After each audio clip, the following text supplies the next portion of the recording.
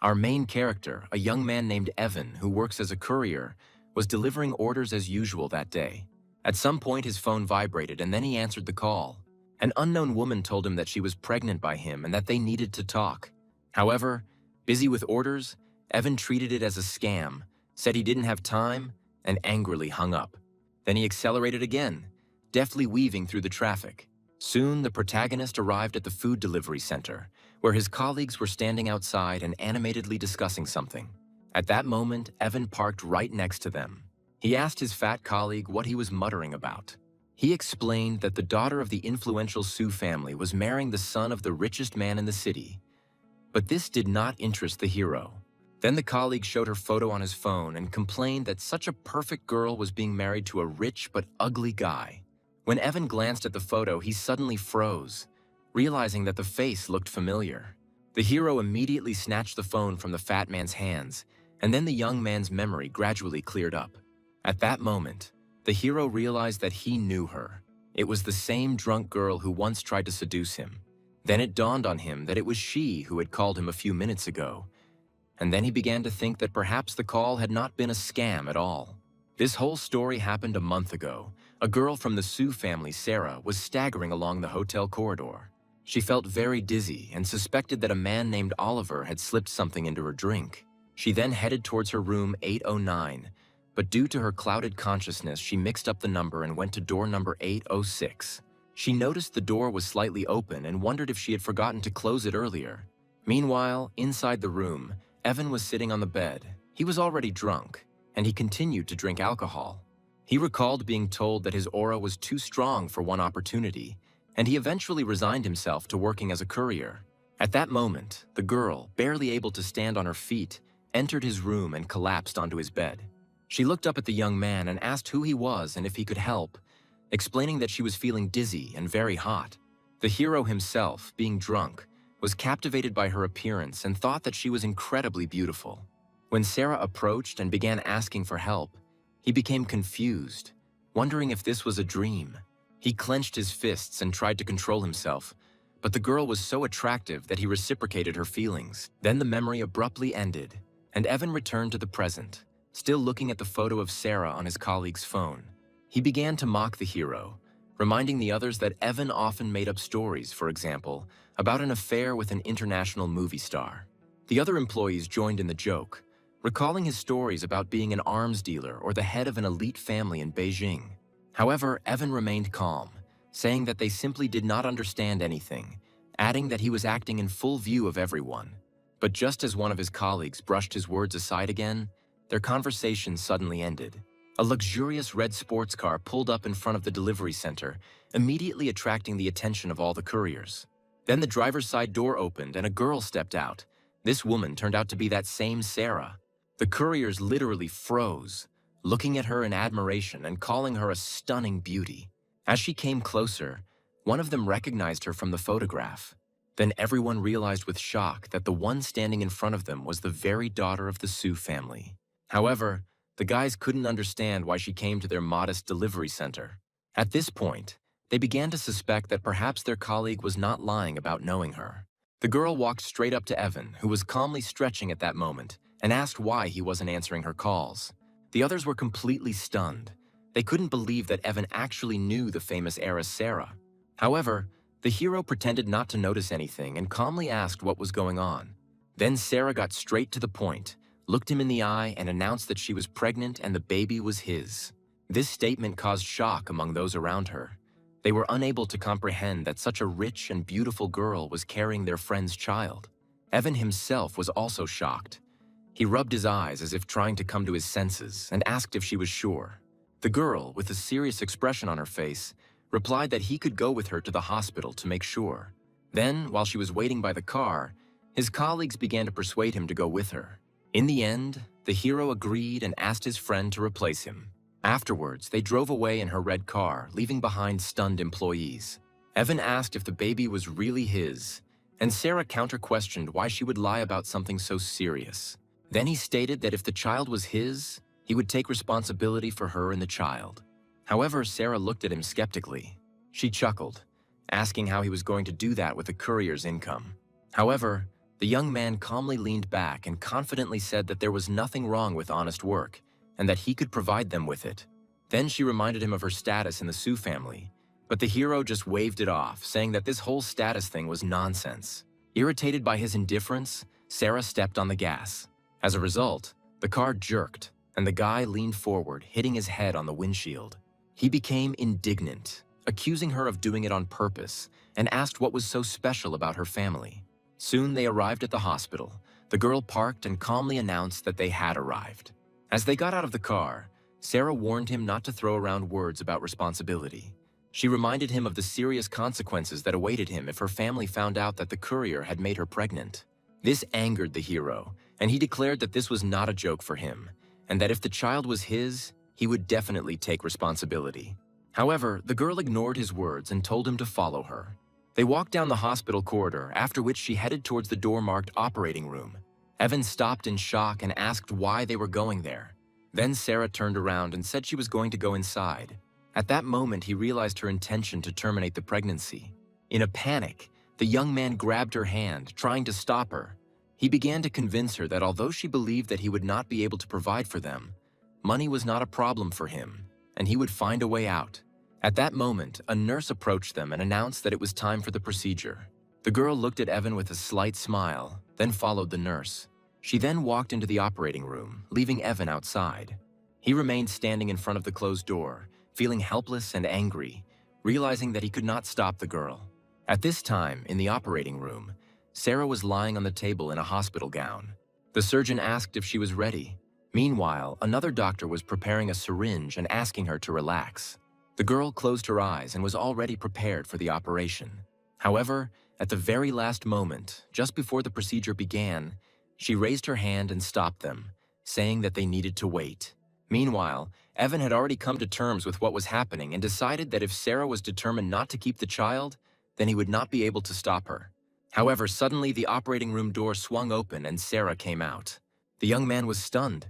He jumped to his feet and asked how she could have come out so quickly, doubting that operations were so fast these days. Sarah, as if nothing had happened, calmly said that she was tired and asked him to take her home. Then the main character confidently agreed, hugged her, and added that he was even capable of piloting a fighter jet. He then got behind the wheel of her red sports car and drove her from the hospital to the upscale Longwang district. On the way, while Sarah was resting, Evan received a call. The man on the other end of the line announced an evening auction at Jianye Tower and said the old man wanted him to attend. Moreover, the interlocutor added that Lucas, the head of the Chamber of Commerce, is on their side. Soon they arrived at a large house on the Sue family estate. Evan announced his arrival, waking the girl. Sarah immediately told him to leave before her family saw him, but noticing that she looked pale, Evan offered to walk her to the door. However, the girl rejected this proposal and told him not to interfere in her affairs. However, as soon as she turned away, her heel got stuck in a crack. Sarah lost her balance and fell forward sharply. At that moment, the hero rushed forward with lightning speed and managed to catch her just before she hit the ground. Helping her up, he noted with slight mockery that she was extremely clumsy.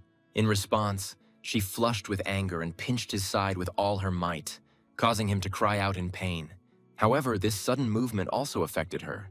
She winced in pain, and seeing her condition, Evan unexpectedly picked her up in his arms. He carried her towards the house, still a little angry at Sarah for pinching him. He carried the girl into a luxurious house and carefully laid her on the sofa. He then opened the first aid kit and began examining her leg, which she had twisted when she fell. Sarah tried to object and told him to leave, but the young man told her not to move. At that moment, as he was bandaging her ankle, they were suddenly interrupted by two women entering the room. It turned out that it was the girl's mother, Lauren, and her best friend, Sophie.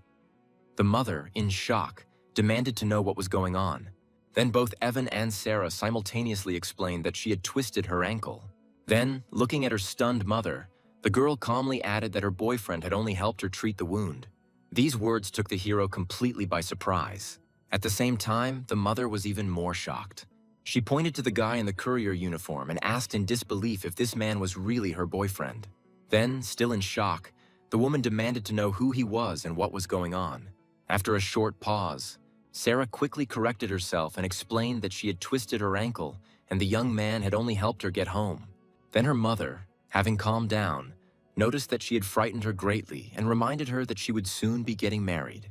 Her husband will be a member of the influential Ching family, so she cannot afford to make any mistakes.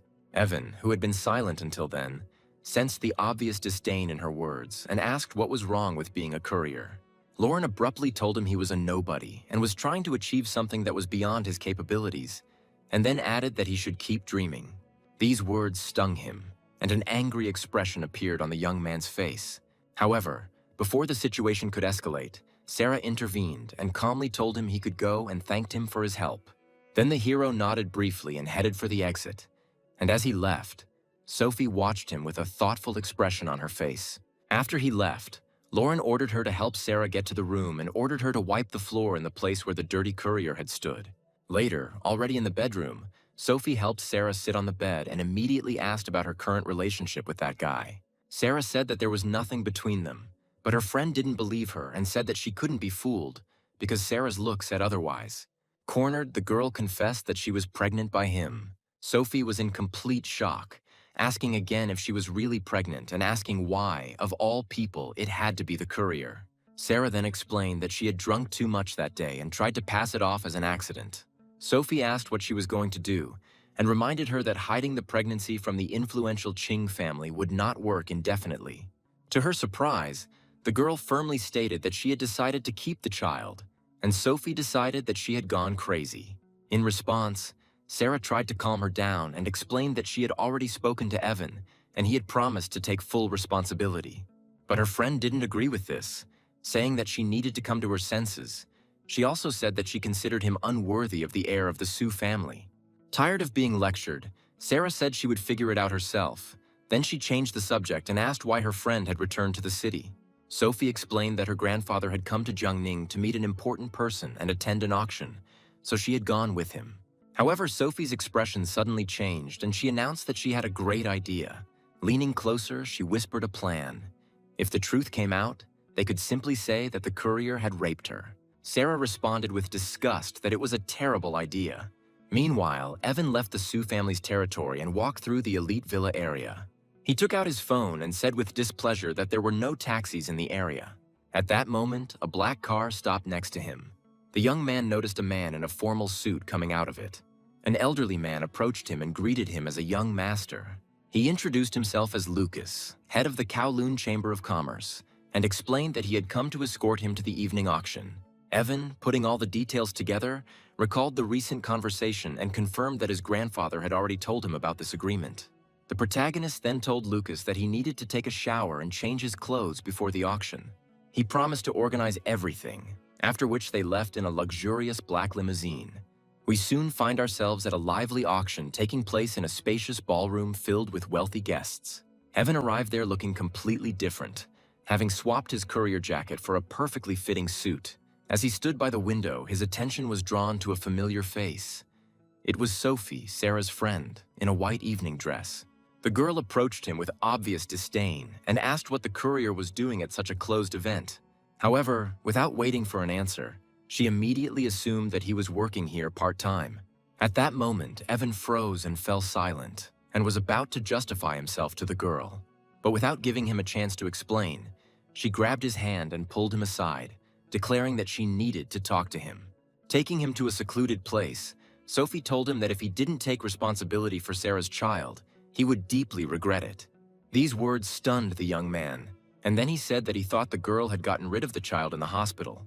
In response, Sophie irritably said that he was wrong and that Sarah had decided to keep the child.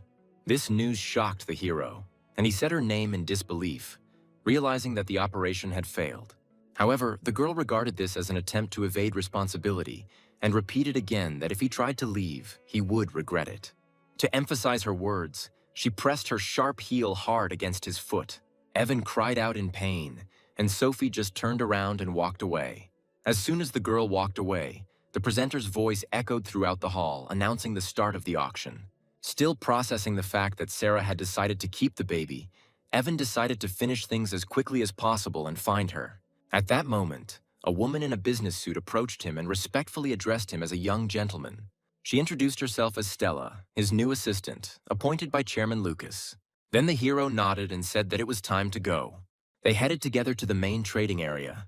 Suddenly, a short, plump man entered the room and announced that the main lot of the day, the new district project, would go to the Qing family.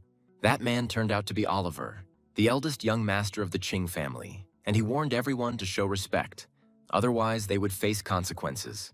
Stella explained that he was from the Qing family, one of the richest in Jiangning and their main competitor for the project.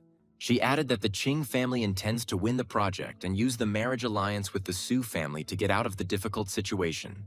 Evan immediately remembered the talk about Miss Su being married to a rich man and realized that Oliver was Sarah's fiancé. The young man finally saw the full picture connecting the girl's engagement, her family's problems, and this struggle for the project. At this point, the auctioneer presented the main lot, plot 053, in the new area. Without thinking, Oliver picked up the sign and immediately placed a bet of 5 billion. There was a noise in the hall. Many said that with the upcoming marriage between the Qing and Su families, no one would dare to oppose them. However, just when it seemed the outcome was sealed, Evan calmly held up the sign and offered 6 billion. There was silence in the room, and then a heated discussion began. The guests tried to figure out who this impudent man was, assuming that he was clearly not a local to dare to challenge the Qing family. Meanwhile, Oliver himself turned pale with rage, clenching his fist until his knuckles turned white. He glared at Evan and shouted, demanding to know who he was and why he was looking for trouble. Despite his aggression, the hero pointed out that this was an auction where the highest bidder wins and asked what the problem was. Then Oliver, distorted with anger, asked if he hadn't heard that this project was needed by the Qing family. Evan replied with complete confidence that he had heard everything perfectly well, but did not understand how it related to him. These words caused a new wave of whispers among the guests. Amazed by his courage, unwilling to give in, Oliver raised the sign again and announced a bet of 7 billion. However, the protagonist responded without hesitation with a bet of 8 billion. The tension in the room was rapidly rising, and soon Oliver, accompanied by people, headed straight towards Evan. Coming close, he shouted that in Jiangning it was the Qing family that made the rules. He made a last desperate bid of 9 billion, defiantly asking Evan to continue bidding if he wasn't afraid of death. In response, the young man only grinned. She easily added another billion to her bet. And then Oliver finally lost his temper. He shouted that the hero asked for it, after which he delivered a sharp blow in his direction. However, Evan was incredibly fast, easily dodging the blow and in one motion delivering a powerful counterpunch to his opponent's face. Oliver flew to the side, crying out in pain, and the hero asked with disdain whether he really thought he could handle him alone. As Oliver lay stunned, his 2 bodyguards jumped up and charged. However, Evan moved with astonishing speed. He delivered precise punches and powerful kicks, and in the end, dealt with them without any difficulty. Oliver struggled to his feet and screamed at Evan, accusing him of seeking death for daring to raise his hand against him. However, the hero said with a cold grin that now it was he who was doing the blows. The young man then attacked again and sent one of Oliver's men flying with a powerful kick.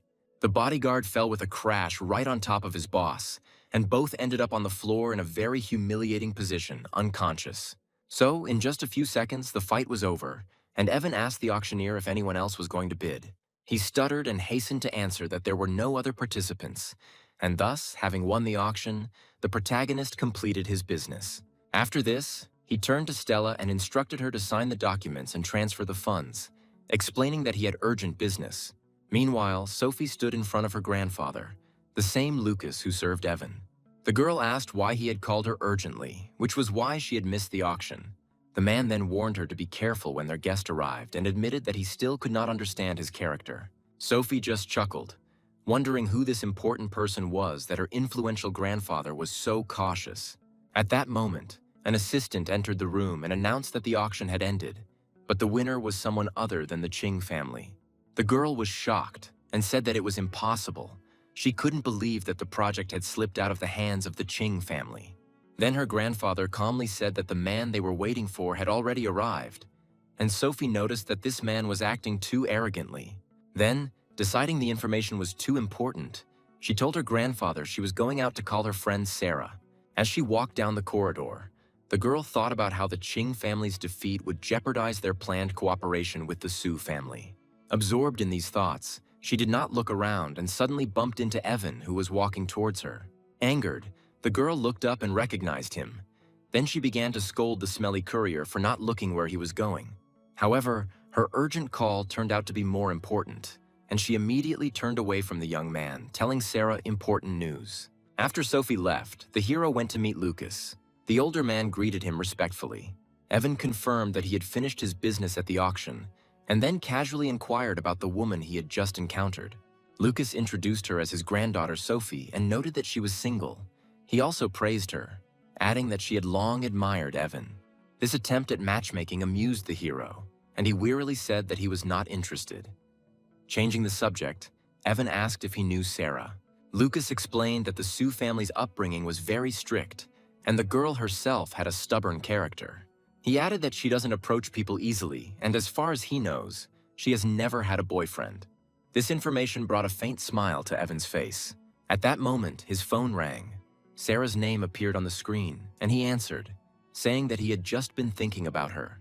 The girl asked him if he had time and said that she wanted to see her.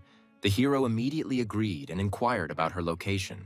Realizing the urgency of the situation, he stood up, told Lucas he was leaving, and added that he could report to the old man. Meanwhile, Sarah sat on the bench, looking thoughtfully into the distance. Her face was very serious. It seemed as if she was preparing for a difficult conversation.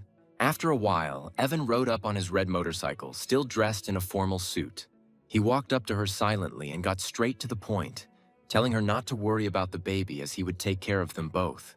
He then made a serious proposal, saying that if she wanted to get married, they could register the marriage at any time. However, Sarah remained skeptical. With a slight smile, she doubted his ability to provide such a life. Then Evan looked calmly into the distance and said that he saw nothing that was beyond his power. To emphasize her point, the girl raised her hand and showed the watch on her wrist, asking if he knew its price. To his surprise, the young man accurately identified the model, Pasha de Cartier, 42 millimeters, 18-karat pink gold, and named a price of $352,000. Sarah was visibly surprised and asked how much he earned and how many years he would have to work to afford such a thing. In response, Evan calmly told her not to worry about money and added that he would not allow her or the child to want for anything. The girl rolled her eyes and told him he shouldn't brag, but their conversation was suddenly interrupted by a phone ringing. It was her mother, who demanded that Sarah return home immediately, saying that Oliver was already waiting for her to discuss the wedding. Then the girl turned to Evan and asked him to take her home. The young man said with a slight smile that he would do it with pleasure. He helped the girl onto the motorcycle and soon they took off. During the ride, she pressed herself against his back, closed her eyes, and a barely noticeable calm smile appeared on her face. Soon they returned to the Sue family's estate. Evan walked the girl to the front door, and as soon as they were inside, Sarah told her mother that she was back. Lauren immediately appeared and began to angrily scold her daughter for her long absence, saying that Oliver had been waiting for her for a long time. The girl calmly explained that she had just gone out for a walk, but her mother noticed Evan behind her daughter's back. She asked with displeasure why she had brought someone home, reminding her that her wedding with Oliver was approaching. The man then greeted Sarah and confirmed that he had come to discuss wedding matters. He introduced himself as Oliver, the second young master of the Ching family, and smiled with feigned politeness. The girl tried to postpone the wedding, because after the Ching family lost the new district project, their cooperation was not completed. However, Oliver insisted that they should get married first, and all other issues could be resolved later. His thoughts were hidden by his true intentions, to first achieve intimacy, and only then decide whether to help her family. Lauren, trying to save the situation, began to persuade her daughter, reminding her that Oliver promised to allocate $1 billion immediately after the wedding. However, Sarah stopped her abruptly, telling her not to say anything more, after which she declared that she would not marry him. This refusal shocked both the mother and Oliver. Then Sarah walked up to Evan, took his hand, and announced that not only was she not going to get married, but she was also pregnant with his child. Her mother screamed in horror, grabbed her daughter and began demanding an explanation, pointing out that he was just a courier. Sarah asked not to be forced into marriage with Oliver and assured that if she was given time, she would be able to help the family cope with the crisis. An enraged Lauren raised her hand, about to hit her. However, at that moment, Evan suddenly grabbed her wrist, stopping the blow. He looked at her and asked what was wrong with being a courier. He then said that marrying off one's own daughter to an unworthy man for the sake of profit is the real shame. The woman tried to break free, screaming for the smelly courier to let her go, and the situation began to escalate. Oliver finally couldn't take it anymore. He pointed at Sarah and accused her of indecent behavior, saying that he didn't expect that from her. He then started talking about her allowing the courier to be with her, after which he turned his anger on Evan and promised to kill him. However, before Oliver could do anything, Evan moved forward with lightning speed and delivered a powerful slap. From such a blow, he recoiled and fell to the floor. He then looked at the defeated Oliver and declared that she was carrying his child, and therefore was his woman. Meanwhile, Oliver was writhing on the floor, screaming in rage, not believing that he had been hit.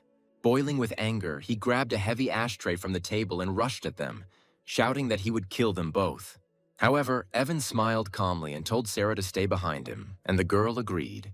When Oliver rushed forward, swinging the ashtray, the hero dodged it without any difficulty. Then, in one motion, he delivered a crushing blow to the jaw, sending the opponent back, the ashtray slipping from his hands. While he was lying on the floor, Evan said that he dared to touch his woman. However, he didn't stop there. The young man grabbed the scoundrel by the collar and declared that he would teach him a lesson today. He then began to deliver a series of heavy blows, ignoring the cries of pain and desperate pleas for help. As he was raising his hand for the next blow, someone shouted at him to stop. The hero heard a commanding voice demanding to know who dared to behave so insolently. A group of impressive people entered the room, led by an elderly man with a long white beard and a cane. The girl, with fear and surprise, addressed him as a grandfather. The appearance of the head of the family instantly made everyone freeze. Grandfather Sar looked around at what was happening. His face became gloomy, and he declared that he had heard everything. Then he looked intently at his granddaughter, hit the floor with his cane, and demanded to know if it was true that she was pregnant by this courier. Sarah quietly confirmed this. Her relatives began to be indignant, saying that the situation was unacceptable, and her grandfather declared that the only way out was to get rid of the child. However, Oliver, having difficulty getting up, did not agree. He shouted that even if she had an abortion, such a girl would still not enter his family. All the family members started blaming each other and complaining that it was all over. They had ruined Sarah themselves, and now the Sue family was doomed. Meanwhile, the girl stood silently, her expression filled with pain. Finally, she couldn't stand it any longer and demanded that the argument stop. However, all this tension took its toll on her. She cried out in pain, grabbed her head, and felt dizzy. Before she could fall, Evan caught her. He held the girl, telling her not to be afraid, because he would take her away from here. Seeing this, her family, including her parents, rushed forward, demanding that the stinking courier let her go and threatening to break his legs. However, Evan looked at them with disdain and asked if they even considered themselves human. Without another word, Evan turned and headed towards the exit of the house, carrying the now unconscious Sarah in his arms. When her parents tried to block his way, the young man effortlessly kicked them away, sending them flying in all directions. Then, stopping at the door, the hero turned around and said that he was taking the girl with him, asking if anyone had any objections. In response, everyone remained completely powerless, unable to stop him. After that, holding the unconscious Sarah in his arms, Evan added that since no one objected, he would leave and left the Sue family estate. He then took the girl to his modern apartment in a high-rise building. Already in the apartment, the young man carefully laid her on the sofa. At that moment, a card fell out of her bag and fell on the floor. The hero noticed the card, picked it up and examined it carefully. Then he realized with surprise that today was her birthday. At that moment, he felt a slight pang of regret, thinking that despite her wealthy family, no one seemed to remember her special day. After about 20 minutes, Sarah began to come to her senses. She slowly sat up, feeling weak and disoriented, rubbing her eyes and trying to figure out where she was. At that moment, Evan came out of another room wearing an apron and handed her a plate of food, saying that she was probably hungry. The girl approached the table where the young man had already laid out a whole dinner for her. The hero then declared that his culinary skills were so good that even a princess from Dubai would beg to try his food. Sarah smiled at his self-confidence and said with a touch of irony that he should brag less. Then they sat down at the table, but the heroine asked her not to say bad words that day, which slightly puzzled her. Before she could clarify what he meant, Evan revealed his surprise. He brought out a small pink cake with one lit candle and congratulated her on her birthday with a confident smile. Sarah was completely taken aback, covered her mouth in surprise, and asked how he knew about it. The young man just smiled smugly, saying that he was quite impressive. Overwhelmed with emotion, Sarah was unable to say anything and tears welled up in her eyes. Noticing this, the hero declared that he was even ready to offer her his shoulder, something that is not available even to international supermodels. His absurd confidence lightened the mood, and the girl laughed heartily. Then he invited her to try the food. Sarah tried it and admitted that it was indeed delicious, to which Evan confidently replied that it couldn't have been any other way. After some time, he asked her to make a wish. The girl closed her eyes, folded her hands, and quietly agreed. When this moment passed, the hero became more serious and asked about her future plans. Sarah reminded him of his promise to support them, wondering if he was going to go back on his word. Evan then assured her that this would not happen, but in response asked her if she would dare to marry a courier like him. Inspired, the girl stood up and confidently declared that she would dare if he could not provide for them. Hearing this, the young man made a decision and announced that they would register their marriage the very next day. However, their plans were interrupted by the hero's vibrating phone. He told the girl that he needed to answer, and she nodded. Then he went out onto the balcony to take the call. The man on the other end of the line, whom he called Mateo, warned him anxiously of the danger.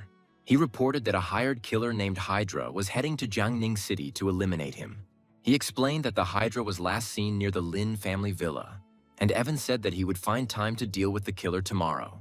While the hero was on the balcony, Sarah was sitting on the sofa, eating cake and talking on the phone. She spoke with Sophie, who wished her a happy birthday and asked if she was the first to do so. The girl replied with a slight smile that her friend was second, and glancing towards the balcony, said that Evan was first.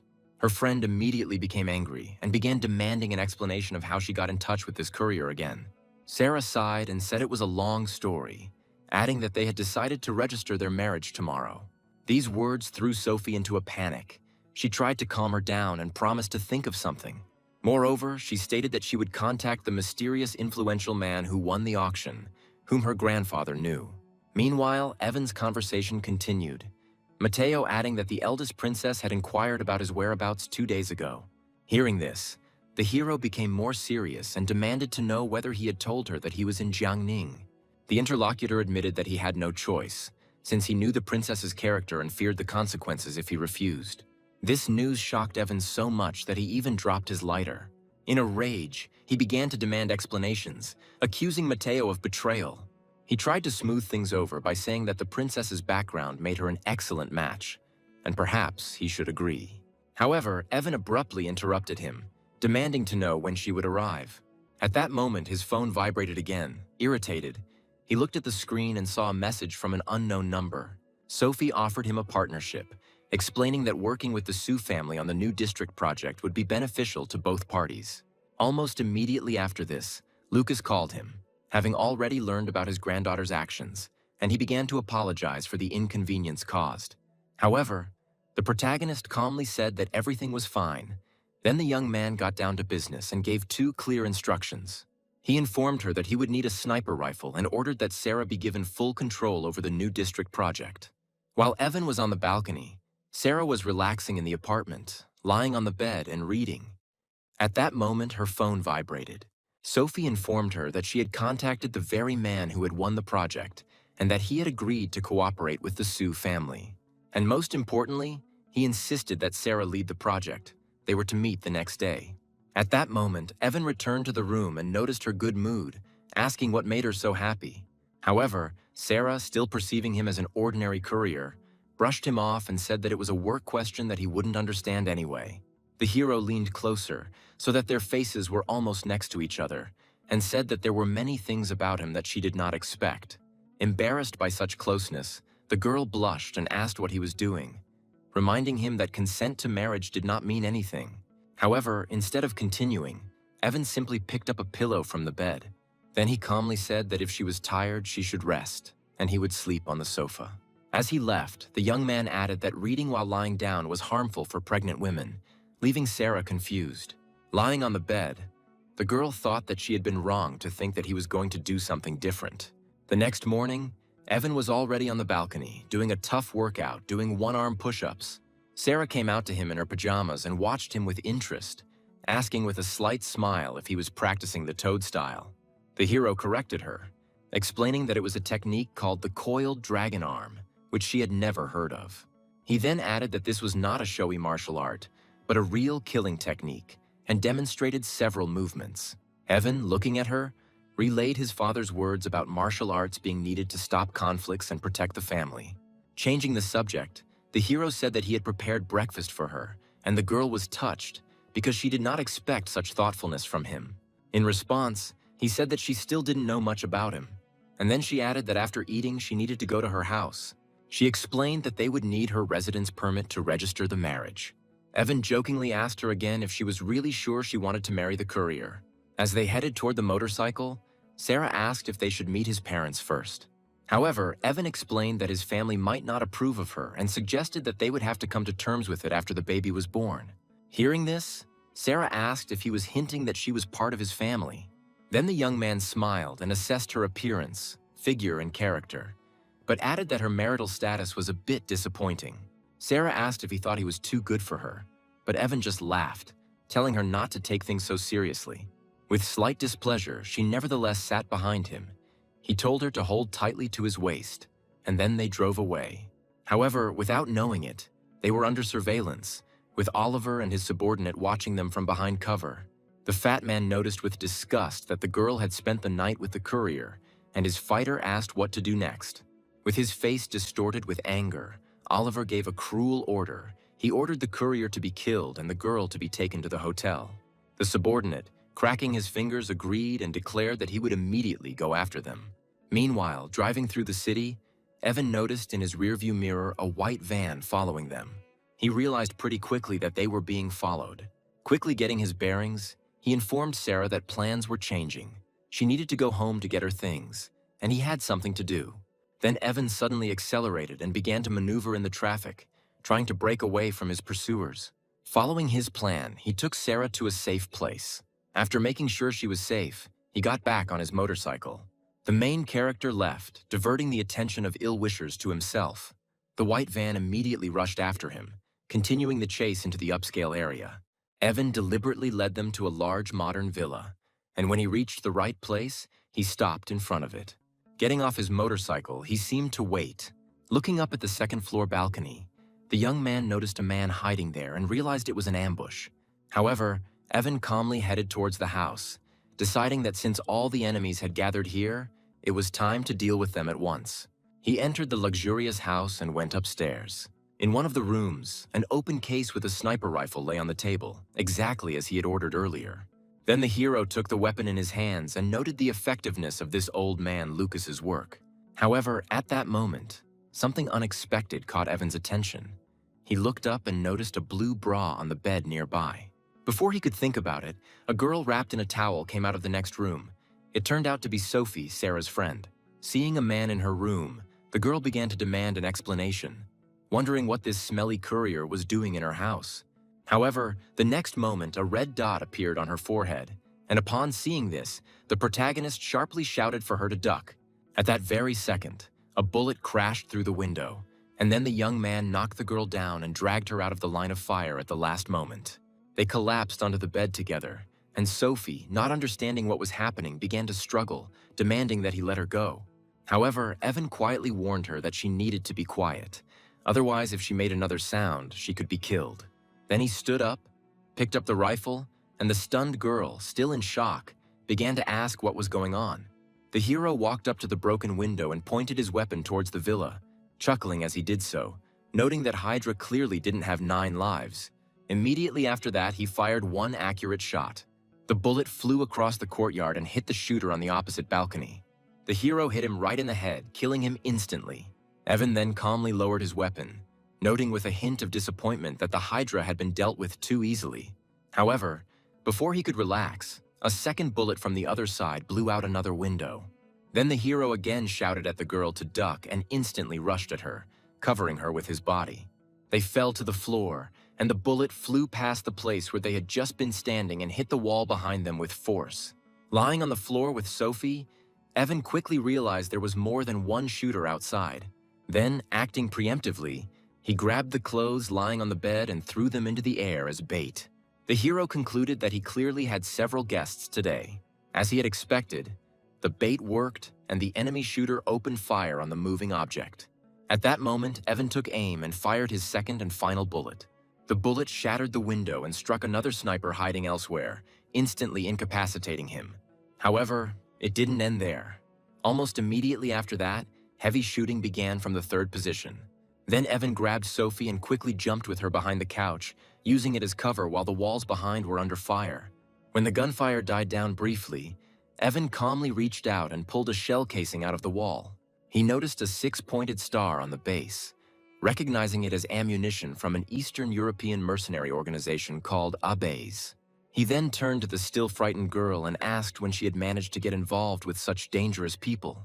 At that moment, she suddenly remembered something.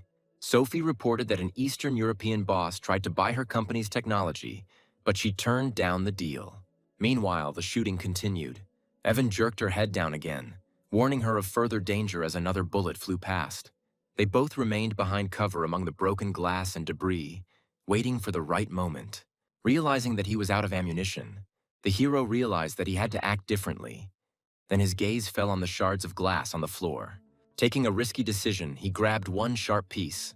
After waiting for a short pause in the shooting, the hero suddenly jumped up and threw it with incredible speed, like a knife. The improvised projectile hit its target, and the last sniper cried out in pain. Thus, the immediate threat was eliminated. After this, Evan stood up and calmly informed the girl that she could now get up since it was safe.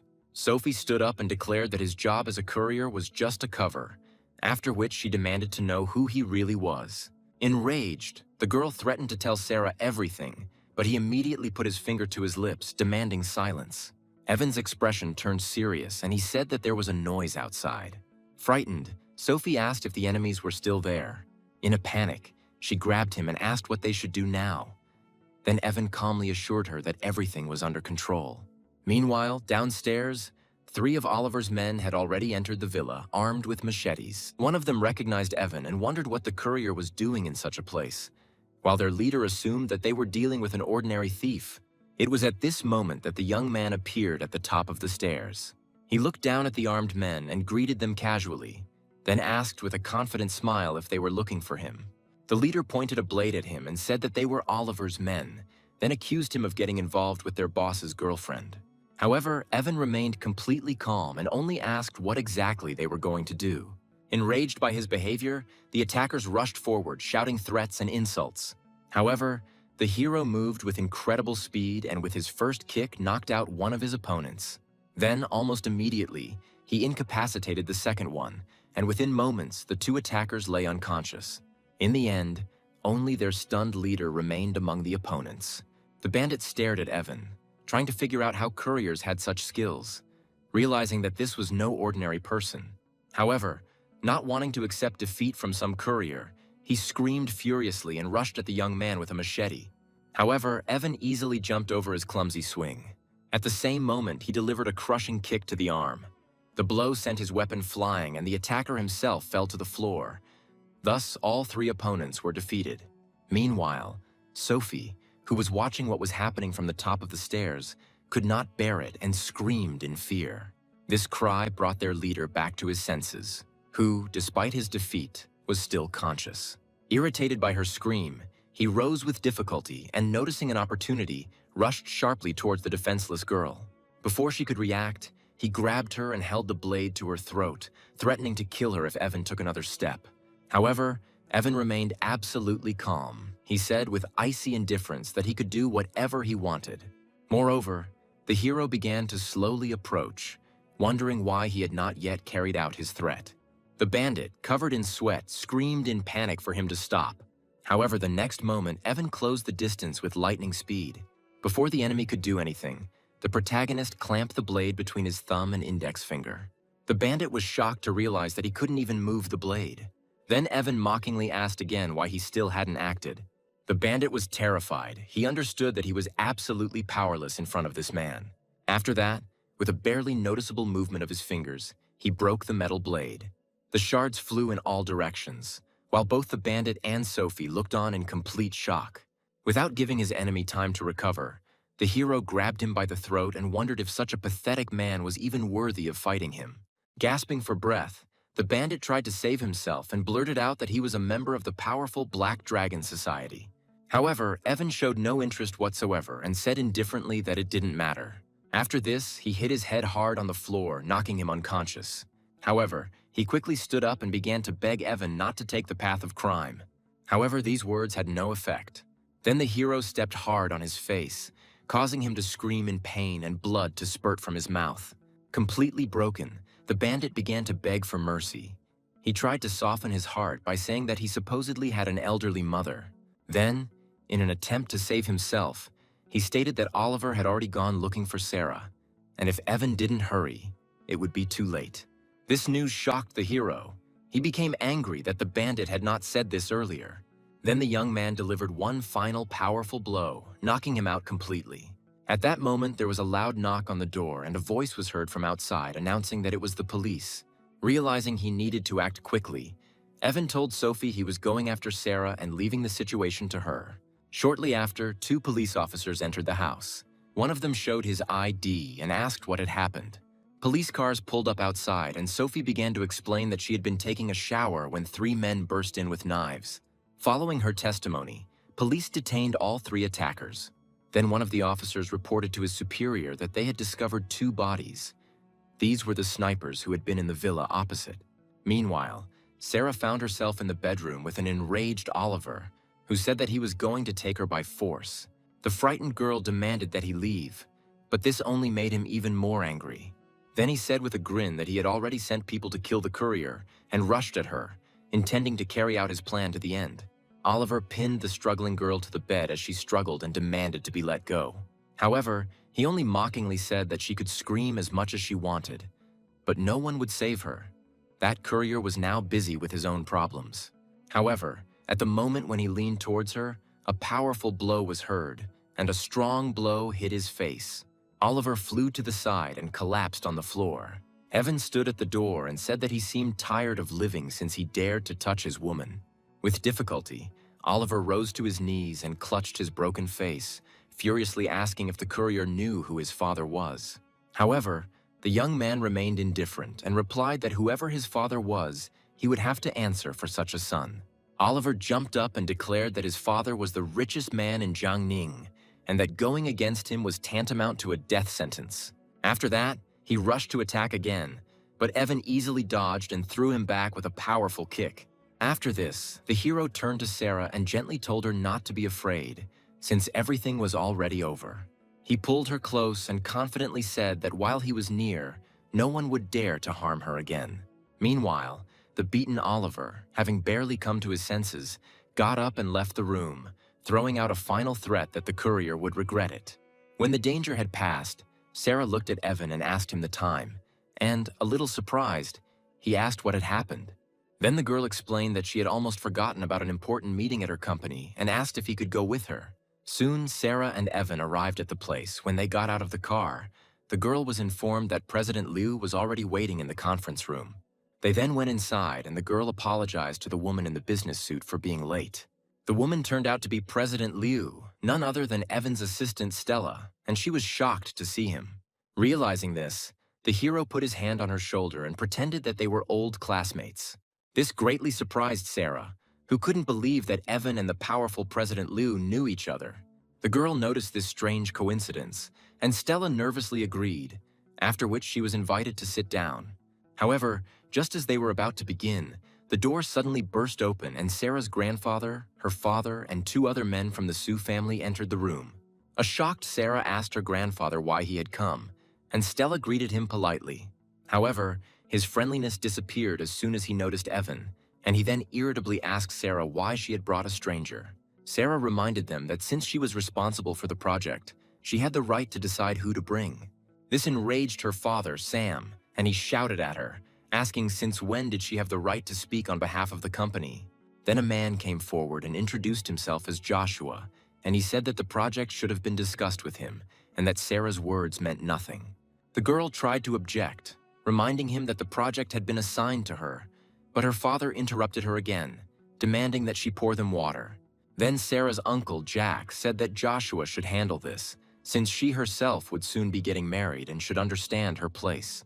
And then Evan finally intervened, asking what exactly they were doing, reminding them that the project had originally been given to Sarah. This further angered Sarah's grandfather, who ordered him to shut up and asked what right he had to speak. Joshua made fun of Sarah for saying her boyfriend was just a delivery man, adding that he had heard that she was also pregnant with his child. This statement infuriated the grandfather. He pointed at Evan and ordered Sarah to immediately throw out this low-grade trash. Sarah immediately came to Evan's defense, arguing that it didn't matter what he did as long as he earned his money honestly. Realizing that the situation had reached an impasse, Evan repeated his condition that only Sarah could lead this project. The old man demanded to know by what right the simple courier had made demands. Evan then approached Stella, asking her to do him a favor. He said that Sarah was his fiancée and that the project was to be given to her. Joshua was shocked and tried to object, saying that Sarah was irresponsible and didn't understand anything about the company's affairs. However, Stella stated that their company would only cooperate with Sarah, and if the Sue family did not agree, they would find another partner. The old man asked to speak to her boss, but Stella said that he did not have sufficient status to meet with her superiors. These words left the old man in a cold sweat and speechless. Humiliated in front of his family, Sam asked President Liu not to be angry and assured that they would fulfill all her demands. Stella then stated that the contract would be signed that same day and asked the rest of the Sue family to leave the premises. Unable to object, Sam agreed and helped the stunned old man out of the room. As the men left the room one by one, Joshua attempted to object to his father, but was quickly silenced and escorted outside. As the door closed, Evan watched with a smirk, thinking that they had brought this humiliation upon themselves. Meanwhile, in another office, an angry Joshua demanded an explanation from his father, but Jack replied that he already had a plan. When Joshua tried to ask Uncle Sam to leave, he stopped him, stating that they were all on the same side. He then revealed a shocking family secret. Sarah was not his biological daughter, a statement that shocked both Joshua and Jack. The latter asked if his wife had cheated on him, but Sam explained that Lauren could not have children, so they adopted Sarah. Jack asked who her biological parents were, but Sam assumed they were long dead, leaving her only a jade pendant. Jack then suggested that they wait and let Sarah handle the project, and once she had completed all the work, they would have a way to take it away from her. Understanding his father's plan, Joshua agreed, responding with a sly smile. Meanwhile, the main character left the office building. With a cigarette in his hand, Evan approached the two guards standing guard and asked for a light. One of them handed him a lighter and assumed that he had come for an interview, but the hero replied that this was not the case. Evan revealed that he was a courier, and the guards burst out laughing, one of them jokingly remarking that couriers and guards were eternal enemies. The hero chuckled, but then noticed how both men became serious and straightened up, so he asked what was going on. The next moment, the guards stood at attention, and one of them informed the other that President Sue had arrived. Hearing this, the protagonist reacted mockingly, reproaching them for reacting so violently to the woman. At that moment, Sarah appeared, and both guards respectfully greeted her as President Sue. Evan, who was watching, asked if such a violent reaction was really necessary. Then the guard came up to him, put his hand on his shoulder and gave him some advice, saying that even as a courier, it was important to have dreams. However, at that moment, Sarah drove up to them in her sports car. She looked at Evan and told him to get in the car. The protagonist said goodbye to the guards with a smile, adding that he remembered their words and would see them again. The guards stood there in complete stupor, unable to comprehend that an ordinary courier had left with their boss. On the way, Sarah explained that everything went smoothly thanks to Sophie, who found the mysterious boss behind the new district project. She then changed the subject and said that she had already contacted the Civil Affairs Bureau and that they would register the marriage the next morning. She only needed a marriage certificate so that the child would have a father, and after the birth, she was going to pay him $30,000 a month.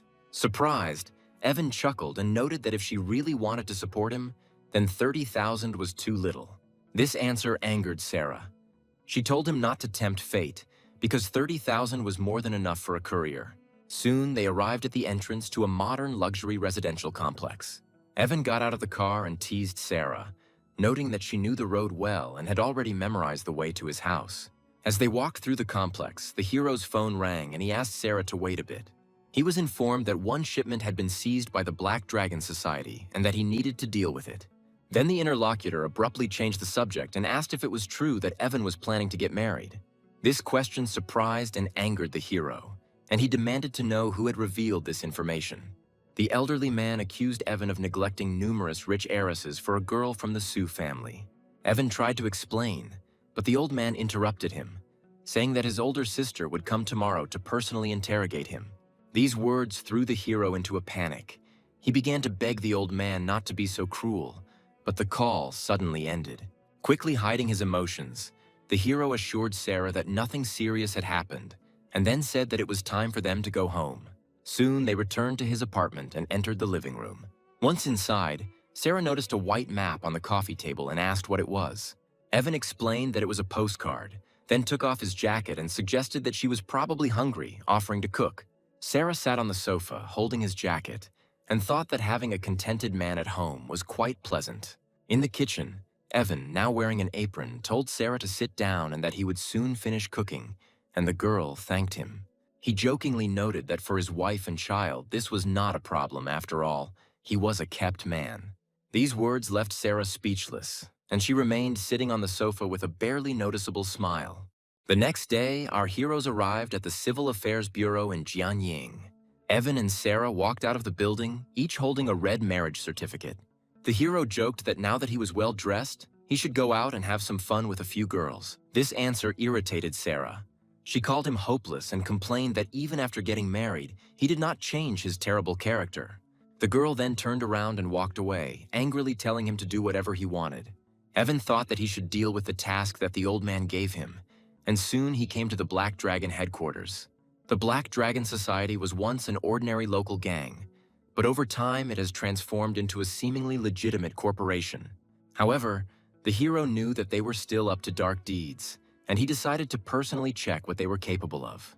The protagonist entered the building and was stopped at the reception desk by two men who asked him what business he had come for. With his hands in his pockets, Evan confidently declared that he had come to collect a debt. The bandit thought he was dealing with a client, but the hero clarified that he had come to collect a debt from a man named Bald Liu. These words enraged the men. They demanded to know who he was and whether he understood whose territory he had entered. The long-haired man attacked first, delivering a sharp kick, but Evan easily dodged it. Due to inertia, the attacker lost his balance and fell to his knees. Then, before he had time to come to his senses, he received a swift kick to the face. Seeing this, the bald bandit rushed forward and tried to strike. However, the same fate befell him. A powerful blow from the hero threw him back. When both men were on the floor, Evan stood over the long-haired one, who was still conscious. He calmly asked with a cold expression if he was now ready to take him to Bald Liu. The action then moved to a luxurious office where the leader of the Black Dragon group, Bald Liu, was resting. Next to him was a woman with long purple hair who playfully licked a drop of red wine from his chest. However, the office door swung open and Vincent ran inside, panicking and reporting that someone had broken in. Enraged, Baldy Liu yelled at him for not knocking and demanded to know who dared to break in. Vincent tried to explain something but did not have time to finish. A body flew through the doorway. It turned out to be one of the bandits from the hall. He fell with a crash in front of the boss's desk, leaving him and the woman in shock. Bald Liu jumped to his feet, pulled out his pistol, pointed it at the door and demanded to know who dared to intrude. Following this, a black object, a black card, flew through the doorway. It crashed into the table in front of the shocked Bald Liu. He carefully picked it up and recognized the symbol. Then the man shouted that it was the black card of the 10 Elders Association. A battered Vincent realized that they were talking about a terrifying organization consisting of 10 powerful leaders of the criminal underworld. At that moment, Evan entered the office and remarked that he was surprised that they had even heard of this association. Baldy Liu shouted, calling him the 9th young master, finally realizing who had come for him. Without hesitation, Baldy Liu knelt down, bowed his head, and asked what the 9th young master's orders were. He then respectfully held out the lighter, and Evan calmly lit a cigarette. He mentioned that he heard that Baldy Liu had recently seized a shipment, and in a panic, he began to claim that it was a misunderstanding. Continuing to feign submission, Baldy Liu promised to return the cargo, but secretly reached for the pistol hidden in his belt. Then the hero asked him if he had heard the expression that when a black card appears, even gods and ghosts obey. Driven to desperation, Baldy Liu pointed his gun at Evan, declaring that the 9th time the young master had left him no choice. However, before he could fire, the protagonist threw a cigarette at him, and it hit the gun at the moment of firing, throwing off the aim. Evan calmly noted that he didn't like having guns pointed at him. After neutralizing the man, he pulled a black card from the table and declared that everyone who had ever pointed a gun at him was dead. The next moment, in one smooth motion, he used the sharp edge of the card as a blade and slashed it across Baldy Lou's throat. The gang boss collapsed to the floor dead. The horrific scene caused the purple-haired woman to scream in fear. Vincent stared in shock at the body of his dead boss. The noise attracted other gang members to the doors, and they froze and began shouting that their leader had been killed. Ignoring the chaos, Evan looked at the terrified Vincent. He offered him two options: hand over the cargo and become the new boss, or hand over the cargo and die like Bald Lou. He and the other bandits immediately bowed their heads in submission, declaring their complete loyalty to the ninth young master. Satisfied, the protagonist accepted their oath and calmly ordered them to take him to the cargo, thereby completing his mission. A car stopped outside the Black Dragon Group headquarters building. Oliver emerged from it, accompanied by a bandit on crutches. Overcome with rage, he declared that he would kill Evan that day in any case. He then headed towards the entrance, shouting that he had come to see the head of the Black Dragon Society. He declared that if the gang boss, Old Liu, would get rid of this stinking courier for him, he was willing to pay any price. Meanwhile, Evan stood in front of the assembled gang members and appointed Vincent as the new leader. However, suddenly the door swung open and Oliver burst into the office shouting Boss Liu's name. He looked around the room and irritably demanded to know where the old boss had gone. Then Vincent calmly announced that Old Liu was no longer there and that he was now the one leading the Black Dragon Society. Oliver congratulated the new leader and got down to business. He wanted them to kill one person and was willing to pay $50 million for it. Intrigued by the amount, Vincent asked who the target was, and Oliver revealed that it was just the courier. Hearing this, the new head chuckled, considering it absurd to pay such money for the murder of a simple delivery man. But an enraged Oliver insisted he wasn't joking and explained that the courier had beaten him and taken his woman, so he had to die. Seeing this as an opportunity, Vincent was interested to see that his first major deal as boss had come so quickly. He then said that there was no need to worry so much about the courier and agreed to sort it out. Oliver, however, insisted that he would go with them. Vincent readily agreed and gestured to his subordinates, announcing that they would help Oliver take revenge. The story then moves to the food delivery center, where Evan has returned to his day job. He was met by colleagues who reported that he had been missing for several days and that his boss was looking for him. The young man calmly replied that he would first complete a few orders and then go see the boss. Then the hero got on his red motorcycle. However, while driving, a black van suddenly turned sharply and blocked his path. The side door of the car opened and an enraged Oliver emerged from it with a heavy metal pipe in his hands. Looking at Evan with hatred, he said that he probably didn't expect to be found so quickly. Blinded by rage, Oliver rushed forward, waving the pipe and intending to force him to his knees. However, Evan, with complete composure, easily dodged the clumsy attack. As his opponent lost his balance, the hero flicked the smoldering cigarette, sending it precisely into Oliver's mouth. Without giving him time to come to his senses, the protagonist delivered a powerful knee blow to his stomach. He then hit him on the back with his elbow, saying that it was he who would make him bow down. The series of blows proved too powerful, and Oliver fell to his knees and screamed for Vincent to come to his aid. At that moment, Vincent and his men got out of the van. Lighting a cigar, the new boss remarked that he was curious if all the couriers were as tough. Oliver, however, stated that he did not want a quick death for Evan, but wanted him to be tortured slowly. Then Vincent walked up to Evan and put his hand on his shoulder, addressing him as a friend. However, the moment the hero turned his head, Vincent's smug grin disappeared, replaced by horror.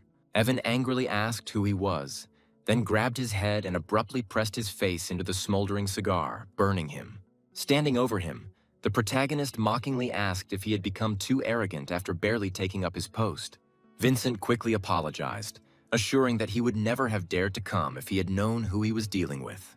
Completely confused, Oliver tried to order Vincent to attack Evan again. However, he, fearing to further anger the hero, immediately turned against his former client and furiously kicked Oliver. The powerful blow sent Oliver flying, and he fell hard onto the asphalt.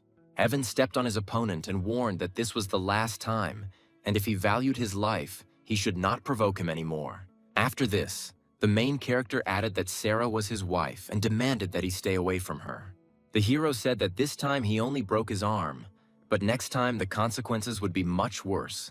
Having sorted out the situation, Evan took out his phone and noted with displeasure that he was late again.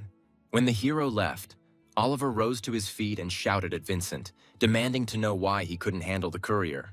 Vincent, however, said that the man he called a simple courier was someone he could never allow himself to insult.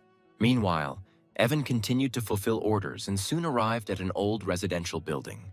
Walking down the dark and dirty corridor with a bag of food in his hands, the young man noted to himself how neglected this place was. Having found the right apartment, he knocked on the door. An unkempt man with disheveled blue hair and a menacing look opened the door. As the man looked for the money, Evan's expression became wary as he felt something was wrong. His suspicions were confirmed when he glanced inside the apartment and saw a frightened girl in torn clothes. Before she could make a sound, another man hit her on the head, knocking her to the floor and silencing her. Seeing this, the hero's behavior instantly changed, and the blue-haired man tried to quickly pay and get rid of him.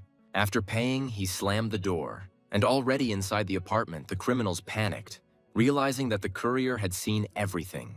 Left in the hallway, Evan ran his hand over his head in irritation, lamenting the fact that he was unlucky enough to encounter a similar situation again. However, his thoughts were interrupted when the door suddenly swung open and the blue-haired man rushed at him with a knife. Despite the surprise, the hero instantly struck with his foot, throwing the attacker back and knocking the weapon out of his hands. Standing in the doorway, Evan noted with irritation that even a routine delivery required him to get his hands dirty. At this time, the second kidnapper realized that in front of him was not a simple courier, but a trained fighter. In a rage, he grabbed a machete and rushed forward, intending to kill him. However, the protagonist easily stopped the attack by grabbing his opponent's wrist and mockingly saying how pathetic his skills were. He then delivered a powerful elbow to the face, sending him to the floor. The scoundrel immediately began calling for help. Having neutralized them both, Evan slammed the door and turned to face his victim. When he entered the room, he froze for a moment in surprise. He saw a tied-up girl lying on a bed, begging for help. Approaching her, the young man began to untie her and asked if she could walk. Having received an affirmative answer, the hero carefully threw his jacket over her shoulders. He then said that he had already called the police and offered to contact her family so that they could pick her up, to which the girl agreed. After this, he added that he would go outside to tie up the criminals and prevent them from escaping, leaving her the phone.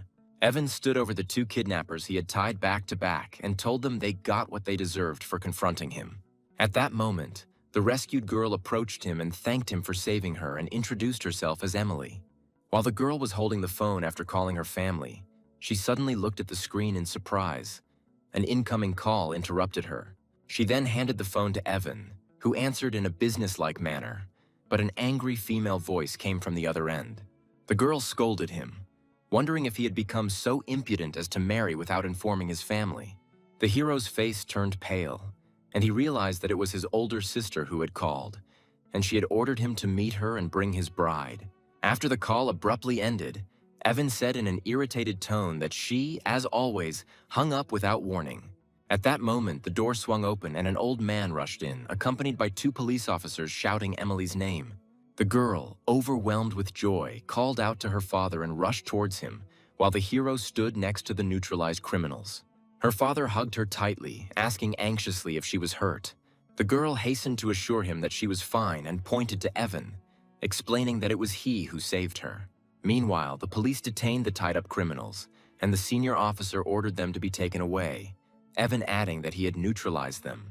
Then the girl's father approached him, thanked him for saving his daughter, and asked whether he had really dealt with the attackers himself. The man was impressed and noted to himself that it was unexpected to meet such a strong warrior working as a courier. He then introduced himself as Tyler and handed over his business card, saying he was greatly in his debt and offering to help. Evan accepted the card and, noticing the name, White Tiger School of Martial Arts, politely promised to visit him if possible. Tyler tried to stop him by offering him a job at his martial arts school, but Evan politely declined. As he watched him leave, the man noted how much outstanding talent such a young man possessed. On the street, the protagonist headed towards his motorcycle while the police loaded the kidnappers into the car. Deciding that this was over, he decided it was time to find Sarah. So he started his motorcycle and drove off. The story then moves to the Sue Group's skyscraper. A man in a blue suit entered Sarah's office, saying that he had heard about her problems and had immediately returned from abroad to help. Peter tried to calm her down, but the girl rejected his offer, saying that the company already had a solution and his help was not needed. However, he continued to push himself, claiming that he had rejected many women because she was the only one who held a place in his heart. Sarah demanded that the man stay away from her, but Peter grabbed her hand and began asking her to become his woman. In response, Sarah slapped him sharply across the face and demanded that he respect himself, stating that she was already married and pregnant. A shocked Peter grabbed his cheek, refusing to believe what he heard, and accused her of lying. At that very moment, the office door opened and Evan walked in with 2 containers of food. And then Peter scolded Evan for not knocking, since he was currently discussing business with President Sue. Then Sarah took his hand and formally introduced Evan as her husband. As she said this, a warm feeling spread inside her, and she smiled, leaning slightly on him. Peter, shocked and perplexed, tried to clarify whether this man was really her husband. Then Evan stepped forward and said that he and his wife wanted to have a quiet lunch alone.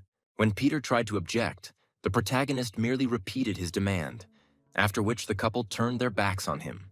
When he left, Sarah told Evan to tell the reception that no more strangers were to be allowed in, otherwise the employees would be fired. After the unwanted guest left, the hero placed the food on the table and noted with a grin that his opponent turned out to be rather weak. As they sat down to eat, Sarah remarked that, strictly speaking, Peter was not his rival, since there were no feelings between them. The hero just smiled and said that he understood her. However, when Sarah started eating, the protagonist suddenly came up with something. He jokingly closed the lid of the container. The irritated girl asked what he was doing, and he teased her, saying that since there were no feelings between them, he would not let her eat his food. In response, Sarah flared up and declared that it was he who made her pregnant, so he was obliged to feed her. After tasting the dish, she admitted that he cooked excellently, and Evan looked pleased. Then the girl suggested that he quit his job as a courier, and she would invest in opening a restaurant for him. Frowning, Sarah asked if he had cooked for other women before. Evan assured her that he was only cooking for one. But since there were no feelings between them, it meant he was cooking for the child in her belly. The girl was displeased with this answer, changed the subject, and asked why he was not in his work uniform. Then, with a sly smile, Evan explained that during one of his deliveries, he had to save an attractive girl and he gave her his jacket. These words instantly made Sarah jealous, and in a rage she kicked him out, telling him to go to his beauty. When the door slammed, the hero panicked, realizing that pregnant women shouldn't worry, and tried to calm her down. Meanwhile, inside the office, the still irritated girl told him to just go to work. Her irritation was interrupted by the sound of her phone ringing. It was a message from Evan. In the message, he suggested that she eat in peace and said that he had gone to earn money for baby formula. This message softened her mood. She replied that she would go to her family in the evening and that he should go with her. When the hero clarified what his role would be, Sarah firmly said that he would be the father of the child. Evan looked at the phone and thought she was being stubborn, noting with a smile that she didn't want to directly call him her husband. Then he got on his motorcycle and drove away. He still had a lot of things to do today. That same evening, a red sports car pulled up in front of the Sue family's modern home. Evan walked inside with Sarah, where they were immediately met by her mother, Lauren, who demanded to know why Sarah had brought that thing home again. And then the girl took Evan's arm and said that they were already married, so there was no reason not to bring her husband home. These words shocked her mother. She could not believe that Sarah had married a courier and wondered if she had gone crazy. However, Sarah firmly replied that she understood perfectly well what she was doing. Their argument was interrupted by the appearance of her father, Sam, and brother Joshua, who ordered them to stop the quarrel during a family dinner. Unexpectedly, Joshua supported his sister, saying that she had the right to marry whomever she wanted. Trying to defuse the situation, Sam suggested that his daughter get up and change before dinner. As Sarah and Evan headed upstairs, Lauren confronted Joshua, demanding to know why he allowed his sister to marry trash. With a sly smile, Joshua revealed his plan. He had already called Oliver, who was on his way. After some time, a guest arrived at their home. Joshua and his parents greeted him at the table. This guest turned out to be Oliver. He looked displeased and asked why he had been called so urgently, but Joshua only suggested that he wait. At that moment, Sarah and Evan came back downstairs. Seeing Oliver at the family table, the girl stopped, not understanding what he was doing there. Her mother angrily reproached her for her slowness and said that she should have noticed that they had a guest. Sarah tried to find out why he was at the family dinner, but Lauren ignored her and told her to sit next to Oliver. When Sarah and Evan approached the table, they noticed that only one chair remained empty. Lauren then said in a rude tone that all sorts of rabble could not sit at the Sue family's dining table. Evan asked why Oliver got the job and he didn't, and Lauren gave him a dismissive smirk and told him to look at himself. Then Sarah's father, Sam, became impatient and ordered everyone to start eating, adding that anyone who didn't have room could squat on the floor. Then Sarah turned to Evan and offered him the last chair, saying she would stand. This enraged Sam, who slammed his palm on the table and demanded to know if she was planning to rebel against him. However, the main character did not argue. He simply stood behind the visibly frightened Oliver and fixed him with a heavy gaze. Suddenly, to everyone's shock, a sweaty Oliver stood up abruptly and nervously offered his chair to Evan, respectfully calling him brother. Lauren tried to object, insisting that he shouldn't give up his seat because Evan wasn't worthy of their table. However, Oliver ignored her and stated that if brother Evan was unworthy, then he himself was even more so. Sitting up, Evan turned to Sarah as the mother of his child and told her that she should sit down, reminding her that she was pregnant and should not stand. The rest of the family could only watch in confusion, not understanding why Oliver was acting so submissively. Realizing his plan had backfired, Joshua intervened, placing his hand on Oliver's shoulder and saying he had a surprise. Evan then ignored them and calmly suggested that Sarah focus on her food. Then they raised their glasses in a toast. At the same time, an irritated Oliver demanded an explanation from Joshua, and he quietly said that he mixed the drug into Sarah's wine. This surprise horrified Oliver, and he grabbed Joshua's hand in rage, realizing that it was a trap that would cause Evan to kill him. Then, overcome with panic, he loudly warned Sarah that she must not drink the wine because it was laced with something. This news shocked the girl, and Oliver immediately pointed to Joshua, panicking, revealing that it was he who had planned to poison her. Betrayed by her own brother, Sarah was furious. She stood up and threw the entire glass of wine in his face, calling him shameless. Wet and humiliated, Joshua was terrified. The attempt to harm his wife awakened a terrible rage in Evan, his eyes turning red. Then he dealt one crushing blow to the villain's face. Standing over his unconscious body, the hero said that he would kill Joshua if he dared to touch his wife again. Disgusted with her family, Sarah declared that the house was filthy before turning around and leaving with Evan. As they left, Sarah's parents rushed to their nephew, anxiously trying to figure out if he was okay. Later, as they were leaving, Sarah turned to Evan and demanded an explanation, finally asking the question that had been nagging at her for a long time. She asked why Oliver was so afraid of him, but the hero brushed off the girl's question, giving a vague answer. He explained that some people were stubborn and only started behaving correctly after a good slap in the face. Sarah rolled her eyes and called him a show-off again, reminding him that with his background, it would be extremely difficult for him to fit into her family. However, Evan remained unperturbed and stated that her family's rules were nothing compared to his own. Their conversation was interrupted when his phone vibrated. The hero's confident expression vanished, replaced by panic. He looked at the message from a contact named Claire. She said she had already arrived and he had 10 minutes to come. Soon they returned to his house. Noticing his condition, Sarah asked who could have scared him so much. The hero warned her that his older sister had arrived and asked Sarah not to say anything unnecessary, since there were many rules in his family. The girl was skeptical about this, but Evan only replied that she would soon find out everything herself and again asked her to be careful. When they entered the apartment, they saw a woman already waiting for them. She was sitting on the sofa and smoking a cigarette. Evan instantly put a happy smile on his face and greeted his older sister, saying that he missed her very much. However, Claire, his older sister, a woman with an iron fist, remained completely indifferent. She ignored his greeting and in a cold, commanding voice ordered him to kneel. To Sarah's complete shock, Evan dropped to his knees without hesitation. Then Claire turned her cold gaze to the girl and motioned for her to come over too. However, before Sarah could react, the hero intervened, explaining that Sarah was pregnant and could not kneel. Hearing this, the woman froze for a moment, calmly put out her cigarette, and looked at Sarah's hand. After feeling her pulse, she was convinced that she was indeed pregnant. Suddenly, her calm disappeared, She jumped up abruptly and delivered a powerful kick to the kneeling Evan, sending him flying.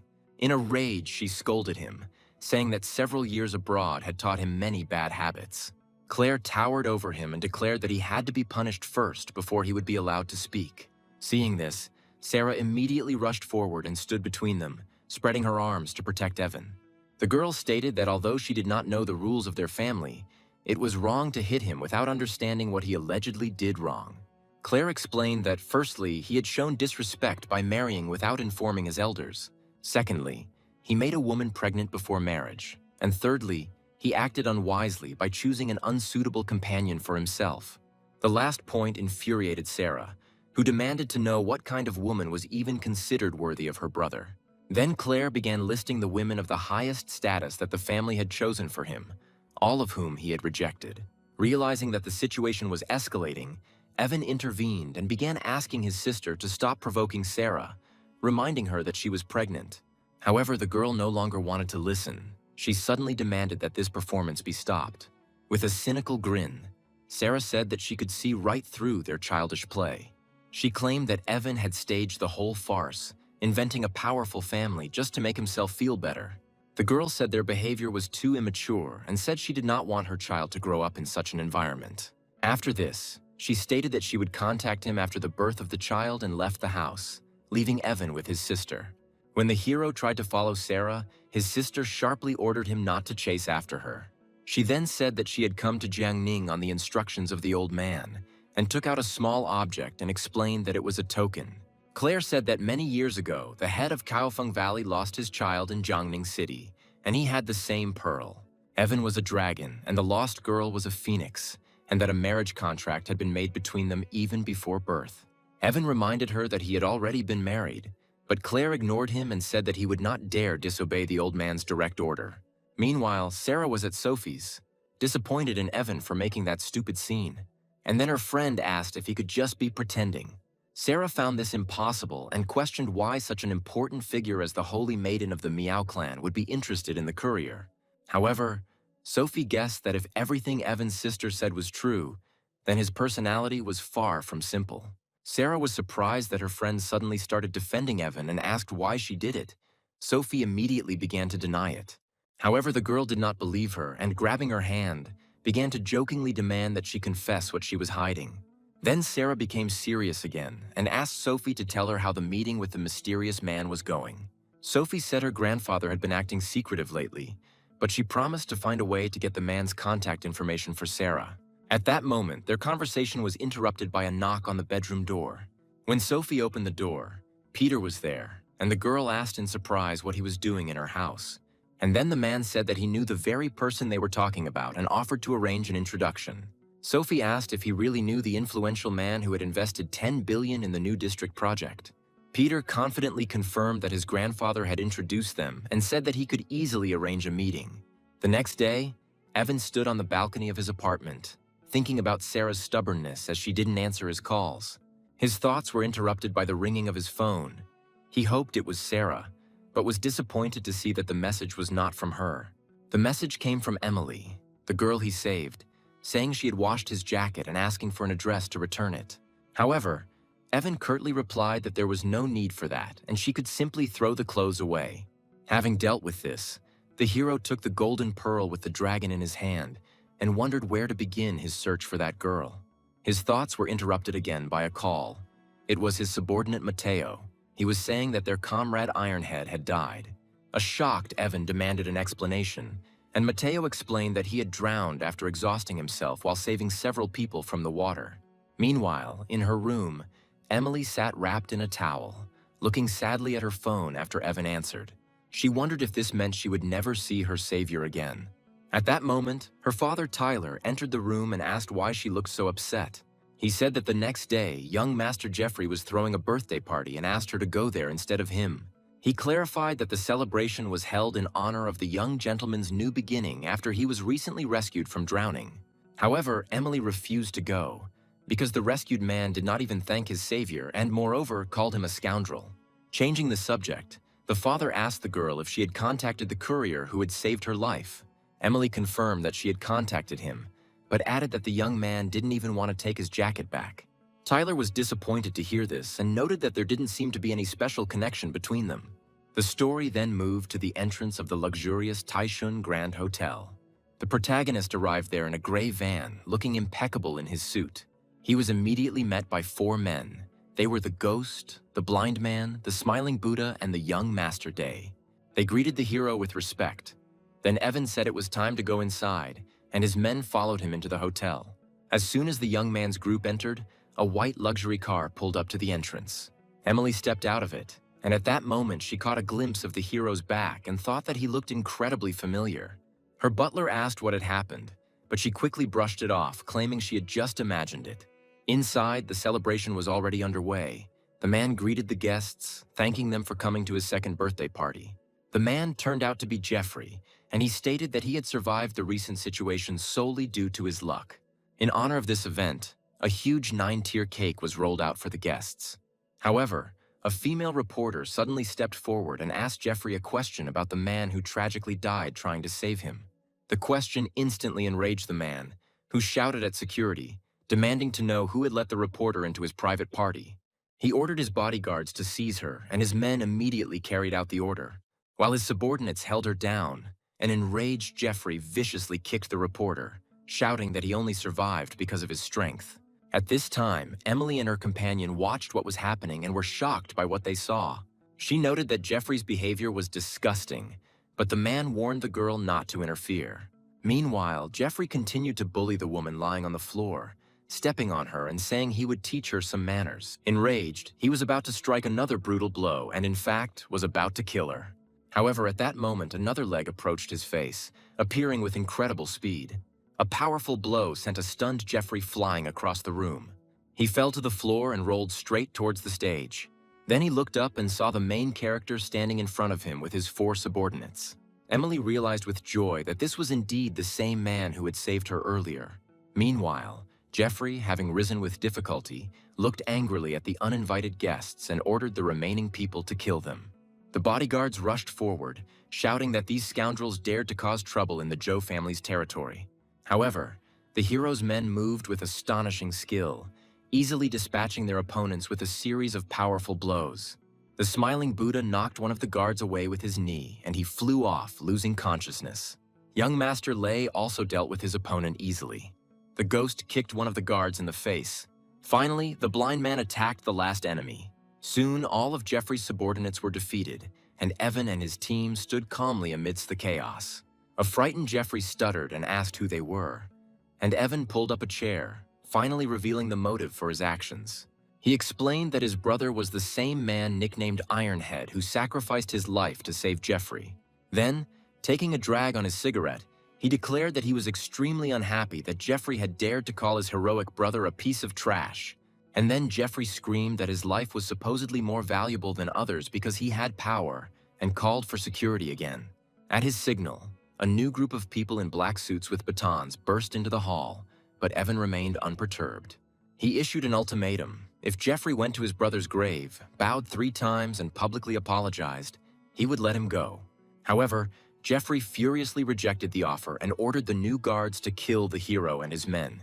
But before they could do anything, the protagonist moved towards them with incredible speed. He stood up, grabbed the chair, and declared that he had given up his chance.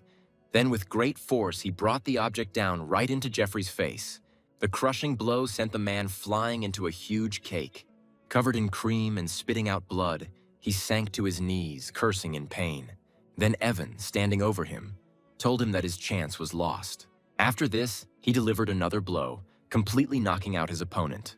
Looking at the unconscious man, the hero noted that he was a pathetic person who dared to behave so arrogantly. At that moment, 2 men entered the hall. One of them turned out to be Joseph. Jeffrey recognized him as his father and desperately asked him to save him. An enraged Joseph pointed at the protagonist and ordered his companion, Old Son, to kill them all, who agreed without hesitation. Suddenly, Emily's companion recognized the new opponent and warned the girl that Old Song was a high-level master. Meanwhile, Old Song rushed forward, calling his opponent a self-confident youth, and dealt a powerful blow.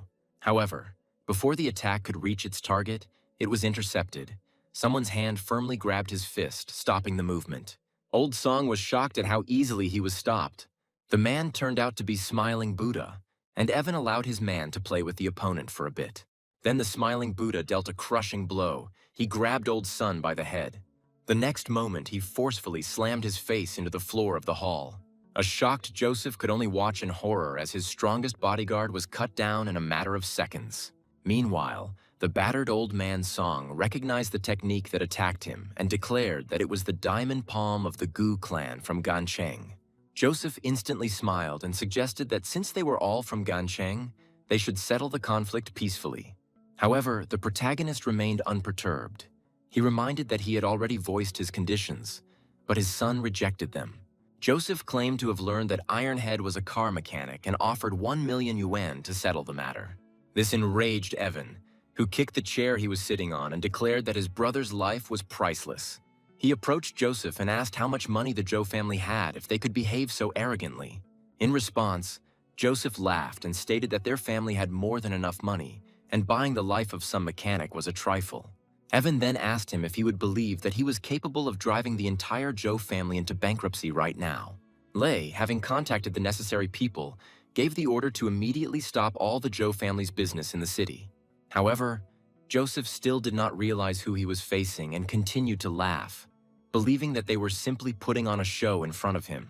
But suddenly his assistant ran into the room and announced that all their partners had broken off their cooperation, and the factories had received orders to stop. Moreover, he reported that the Lei clan from southern China, a family whose wealth could rival entire states, was behind this. Hearing this, Lei stepped forward, adjusted his glasses, winked and confirmed that he was the representative of this clan. Realizing whom he had offended, Joseph began to nervously apologize for not recognizing him. In an attempt to save himself, the man forced his son to his knees, but the hero was not interested in excuses. Then he confidently stepped on Jeffrey's back, and overcome with fear, he screamed, asking his father to save him. Then Joseph declared that his younger brother held a high position in the army, and that mutual destruction would not benefit anyone. However, Evan remained calm and turned to his subordinate, Blind Man, and told him to make the call. He immediately dialed the number and ordered an investigation into the Zhou family in the city. Evan then challenged the Zhou family to try and find him if they dared, before turning around and leaving. As he was being led away, Jeffrey desperately begged his father to contact his uncle, and his uncle promised to do so. A few moments later, Joseph's phone rang, and seeing that it was his brother calling, the man smirked smugly. He answered, but was immediately interrupted. His brother was furious and asked if he was seeking death. He then reported that Jeffrey had insulted a senior figure in the military, leading to his own suspension and investigation. Meanwhile, the story moves to the cemetery. The protagonist and his men stood in front of a tombstone with the name Ironhead. Then Evan ordered Jeffrey to kneel before the grave. He then walked up onto the stone platform and placed his foot on the man's head. Jeffrey tried to resist, but the hero ignored his words and pressed hard, forcing him to apologize to his brother. The impact sent Jeffrey's face crashing into the ground. After this, all the men lined up in a row, holding incense and cigarettes in their hands, and prayed silently. While the hero and his group were saying goodbye to their fallen brother, Sarah came to the cemetery to visit her late grandmother. She knelt before the tombstone and told about her life, admitting that she had gotten married and was pregnant. At the same time, she remembered her grandmother's words that men cannot be trusted. However, the girl then mentioned that she met a noble man who helped her get the project. Sarah placed a jar of fruit and cookies on the altar, adding that she brought her grandmother's favorite treats. Suddenly, it started to rain heavily, so Sarah apologized to her grandmother, saying that she had to leave because of the weather, but promised to return. Then the girl headed towards the road where a black car was already waiting for her. Peter called out to the lady, urging her to get in quickly. In the car, Sarah sat next to her friend Sophie, who began complaining about the rain and ordered Peter to drive faster. Suddenly, the car braked sharply as a huge motorcade blocked the road. An enraged Peter became indignant, asking who dared to block his way, and Sophie noticed the luxury cars. Meanwhile, a whole column of expensive black cars stopped outside. Bodyguards in suits quickly ran outside with umbrellas and headed towards Evan, who was walking in the rain. On the way, the hero ordered Lei to take care of one issue, since Ironhead left behind a daughter. Meanwhile, Peter looked out the window and wondered what kind of crime boss could have come to the cemetery on such a grand scale. Sarah recognized Evan, but she couldn't understand why her courier husband was surrounded by such influence and respect. At this time, Lei respectfully opened the car door for the hero right in the pouring rain. Sophie then brought Sarah's attention back to what was happening, effectively pointing out that this was the man who had opened the door for Evan. Peter was clearly shocked, noting that the man looked like Lei, the heir to a powerful clan from southern China. Already in his car, the protagonist ordered that they first head to Ironhead's house. Meanwhile, in another car, Sophie wondered why such an influential person could open the door for a mere courier. She suggested that Sarah call him, but she refused to do so, being sure that it could not be true. Sarah eventually decided that the heavy rain had distorted their perceptions and agreed to go back. Then Peter assured them that everything was arranged, that important person was already waiting to meet them. He promised that the day after tomorrow he would introduce Sarah to this influential man. The story then moved to a modest area of the city. An elderly man was sleeping on a bench when the hero's car stopped nearby. Evan and his 4 subordinates walked outside, confirming that they had arrived at the right address. The protagonist approached the sleeping man, woke him up, and politely asked if Ironhead lived here. At first, the old man did not understand who was being talked about. Then the hero clarified that he was looking for a man named Chuck. Realizing who they meant, the elderly man pointed to apartment 326 on the 3rd floor. When Evan's men entered the building, the old man sadly said that the deceased's house had already been taken over by his cousin and his wife. Meanwhile, the hero's group walked down the corridor and noticed a small child sitting alone on the floor. Lei realized that someone had dared to appropriate Ironhead's property, while Evan asked if it was Chuck's house. The girl, who had a bruise on her face, looked up timidly and said that her father was not at home and had gone to a faraway place. Then Lei realized that the person in front of them was Ironhead's daughter and was shocked. The hero stroked the child's head and asked why she wasn't inside, and she explained that her aunt and uncle didn't allow her to live in the apartment. She then pointed to a cardboard box in the hallway and said that her aunt told her to consider that box her new home. Hearing this, Lei became furious and outraged that his relatives had forced the child to live like a dog kennel. Enraged, he threw open the apartment door with force. Inside, there was a plump man and woman enjoying a sumptuous meal, and their sudden appearance shocked them. The fat man slammed his fist on the table and demanded to know who they were. Then the main character asked the question of when this house became their property. The man pointed at it and declared that the house was now his, then threatened to call the police if they did not leave.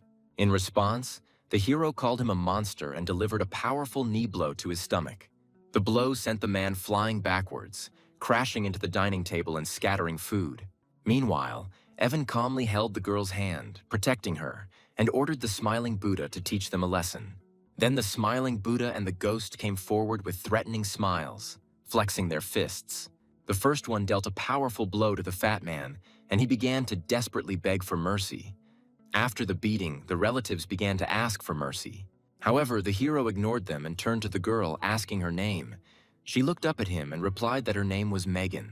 Lei expressed concern, noting that the girl was in a pitiful situation and could die if left there.